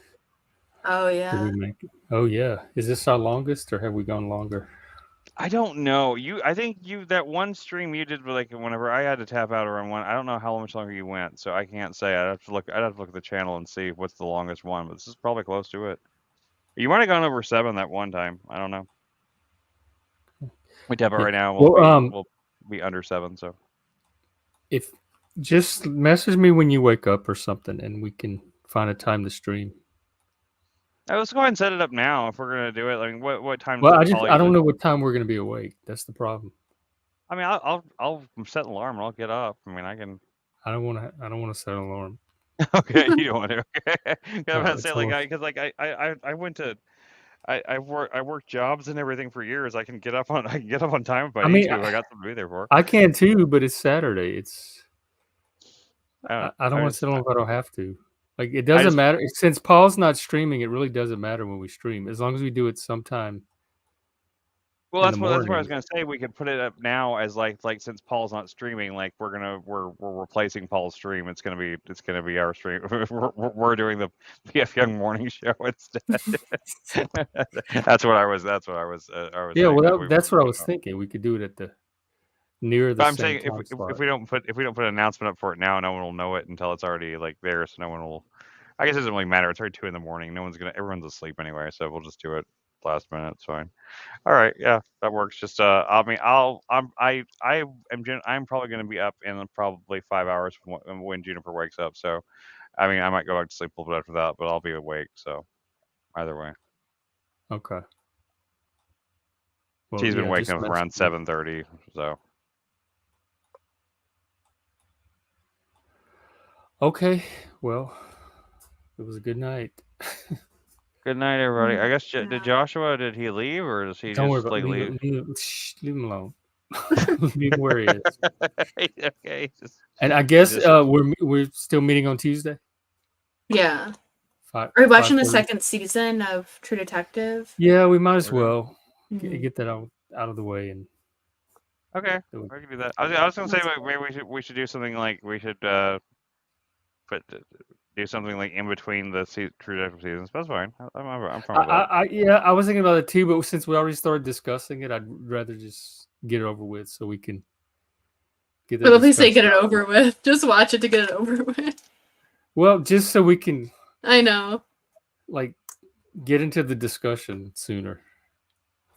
Yeah. Sure. Yeah. Okay. Yeah, because I was gonna after I thought about it earlier, I was thinking we should look into. I mean, it's really it's like 5 seasons and they're like 13 episodes each, so it take too long to go through it. I would love to look into watching The Good Place. It's also got like 4 seasons to it, so that's kind of long. And also but Crazy Ex-Girlfriend, like I mentioned earlier, in terms of like a show about mental health. I mean, that show literally What's goes it called? into Crazy Ex-Girlfriend. It's literally about mental health in the most. The whole thing starts out with like this woman basically have a nervous breakdown, and it seems like it's cutesy at first, but it really gets into dark territory. Is And it a really comedy or a drama? it's a dramedy. It's a Oh. dramedy with musical elements, and it's you don't like musicals? Oh, well. I hate It's the music. I hate when they try to mix musicals with other genres. It's really funny. It's extremely funny. There is a song Like about songs, like shows that are dramas and they suddenly burst out singing. I can't stand those. Well, all the musical sequences are taking place in her head because it's all about the mental health Like Glee, thing. I hated Glee. Oh, Glee! Oh, No, I this is loved not. Glee. Okay, I hated Glee too, but I apologize. I hated Evita. Oh, okay, Evita's terrible. I'm not afraid. I don't like most modern musicals for that matter. I didn't like Chicago either, but but for like as I grew up loving musicals. I love Singing in the Rain. I love musicals growing up in terms of the classical ones. But in this particular case, like I just trust me, like the music, it's very sarcastic, very sardonic. We should just watch one episode sometime. I'll find a good one to recommend because like the very first episode's good, but it's probably just as good as anyone. If you just watch the pilot sometime, just check it out and see what you think because it doesn't really get into the good stuff with the mental health stuff until it gets a little bit later in the show, but it really does handle it better than any other show I think has in terms of like when it comes down to her actually getting help with her mental health issues. I mean, it goes into everything from attempted suicide and her being diagnosed with borderline personality syndrome, and she stalked somebody at one point. And oh my god, it's actually not. It's a very like weirdly like sunny, colorful show that has a lot of dark and I like stuff like that. And it takes it really seriously too. It takes this mental health stuff really seriously. So, in any case, I think that So we'll meet Tuesday regardless. For True season Detective. We'll do True Detective first. I'm just saying I'm just putting that out for the future. Anyway, Is your date this weekend or Monday or Sunday? Oh, Sunday. Okay, so we're going to hear all about it Tuesday. Yeah, I'll be here. Well, we're not doing a discussion Tuesday. We're just watching. Yeah. We're starting season 2 of True Detective. Oh, I'm absolutely. We're just going to stream afterwards still, though, right? No, not on Tuesdays because I'm meeting right after. That's because you got your meeting. I forgot about that. We did a stream because it was Halloween and we have a meeting that day, so I was able to do a stream on it. But we'll do it once we finish the season. We'll do a discussion on it at some point. It just may not be on a Tuesday. Right. Can we do it like Monday? Can we do it like Monday morning?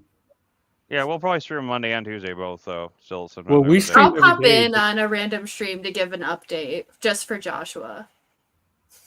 Okay. Well, no, I need my boys here, right? Like, I mean, it can't just be me. It's no, on Jeff's stream, not your stream. Well, yeah, but Chris has got to be here too, right? Yeah. I mean, obviously, we want to talk about you to your face, not behind your back, right? We want to say the things that come to our mind directly to you, right? That would just be rude to talk about you behind your back. Oh yeah, you would never do such a thing, Joshua. Well, I would. They wouldn't. They're the nice people. And you're nice too, secretly. I'm absolutely not nice. I just I don't want to drag their standards down. They're better people than I am. To be fair, we have mentioned you when you were on stream, but we always said nice things about you, Emerald. So that is a vicious lie. I have never said anything nice about anybody, let alone you. I didn't say Joshua. I said me and Jeff. Oh, okay. Have said nice things about Emerald. I've said nice things about Joshua, actually. Yes, and I have as well. Jeff's a bad judge of character. We say nice things about everything. It's a real problem. Jeff is a bad judge of character. Nobody can accuse me of talking behind their back on this stream. I do, though. I talk about you behind your back. I talk about people all the time, but they can go watch any bit of it they want. It's all archived. And there's nothing I would say to somebody when they weren't on stream that I wouldn't say to them on the stream. Exactly. So. The only reason it's behind their back is because they're not on the stream. Yeah.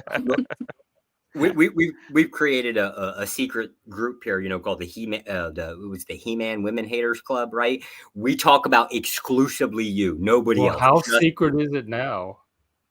Well, I mean, it's like the Illuminati or the Masons, right? Like people know the title. I don't agree with you anymore. Oh shit! Okay. You ruined it. Wait, so the name can't be out there? It's the worst you name. Just said we have a secret group. What does it matter if the name's out there that know about the group? It's not even secret anymore. It sounds like something an 8-year-old would come up. There was no girls allowed. It was. It sounds like a tree house name. It was the name of the clubhouse from the Little Rascals, like the black and white version. Yes. I forgot. What was it called? He-Man Woman Haters Club, I think, or something like that. I didn't realize the Little Rascals was so edgy. Yeah, they even have T-shirts for it. Yeah, I mean that was like our stances aren't new. Like our grandparents came up with this shit. I want one with. They have one with alfalfa and buckwheat. That's the one I want. Wait. Who's going to be alfalfa and which one's going to be buckwheat? I want to be buckwheat. Okay. You can be alfalfa. You seem like an alfalfa. You can be. Oh, thanks for your permission. See this woke therapy shit, right? Like right here, just granting me permission. Thank you, Jeff. And you thanked him for it, so I have to. He granted the permission. Therefore, I'm out of civility. I'm obligated to be thankful. Go fucking figure, right? He forces me to play his game.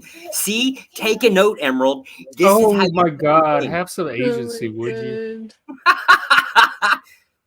Hey, I can be a victim. You're the woke one thinking everybody's forcing you to do something. I can be a victim if I choose to. Me too. Well, don't be a victim of me. Go find another oppressor. With all this talk of Me Too, I think that also means that it's time's up, right? So I guess it's time to go, guys. We should get out of here. We've done 2-hour goodbyes so far. It's Emerald's fault. She held us up with all this talking. You popped in at the last. Yeah. We were just about to hit the button, and then it was like, yeah. You came back. All right. Okay, I'll see some of you Tuesday and see you in the morning. See the rest of you whenever. Okay. Take care, people. Love you, Joshua. Emerald. Bye. Bye, guys. At the same time. Bye. Chris and I will be here tomorrow morning. Are you doing the outro music? You want me to? Yeah. Why not? It'll push us over the 7-minute mark. So do porn step. 7 hour. The 7 hour. I don't think I have a porn version. I can send you a link to one. It's even safe. It's I don't trust any music you send me. But it's on YouTube. It's safe. So you guys are doing a morning show tomorrow? Yeah, because Paul's not streaming, so we're going to take advantage of that. But, yeah, Emerald, are you going to actually get up out of bed for a change and join us? Gosh, go away. Bye. Good night. Good night. Bye. Bye. Wait. We got 5 seconds. 5 seconds. We had 7. Well, we're gonna kill it right at 7 hours. Oh, okay. There it goes. Bye. We made 7 hours. Yeah. Might be our record. Thank you all for being part of it. Thank you. Bye. I hope your day goes well. And just I have hope fun so. Don't overstress it. It's gonna be difficult, but I'll try to have fun and not be in my head. Yeah, use your this will be good mental health practice. I'm just too excited because all of it combined. Yeah. That's the problem. Well, because we've been talking about how I need a therapist. And then he just shows up. When you said he was a therapist, I was excited. And in the same feel like you missed it. Well, yeah, I'm gonna be so I can't wait to hear heartbroken. about I it. already know. I'm gonna have such a hard crash if this doesn't go off. Let me know how it goes. I will, definitely. We can debrief. Yes, I'll need that. Even if it goes well, I need to debrief. Okay. Well, then, yeah, message me. I will. All right. Well, oh, Bye. good one.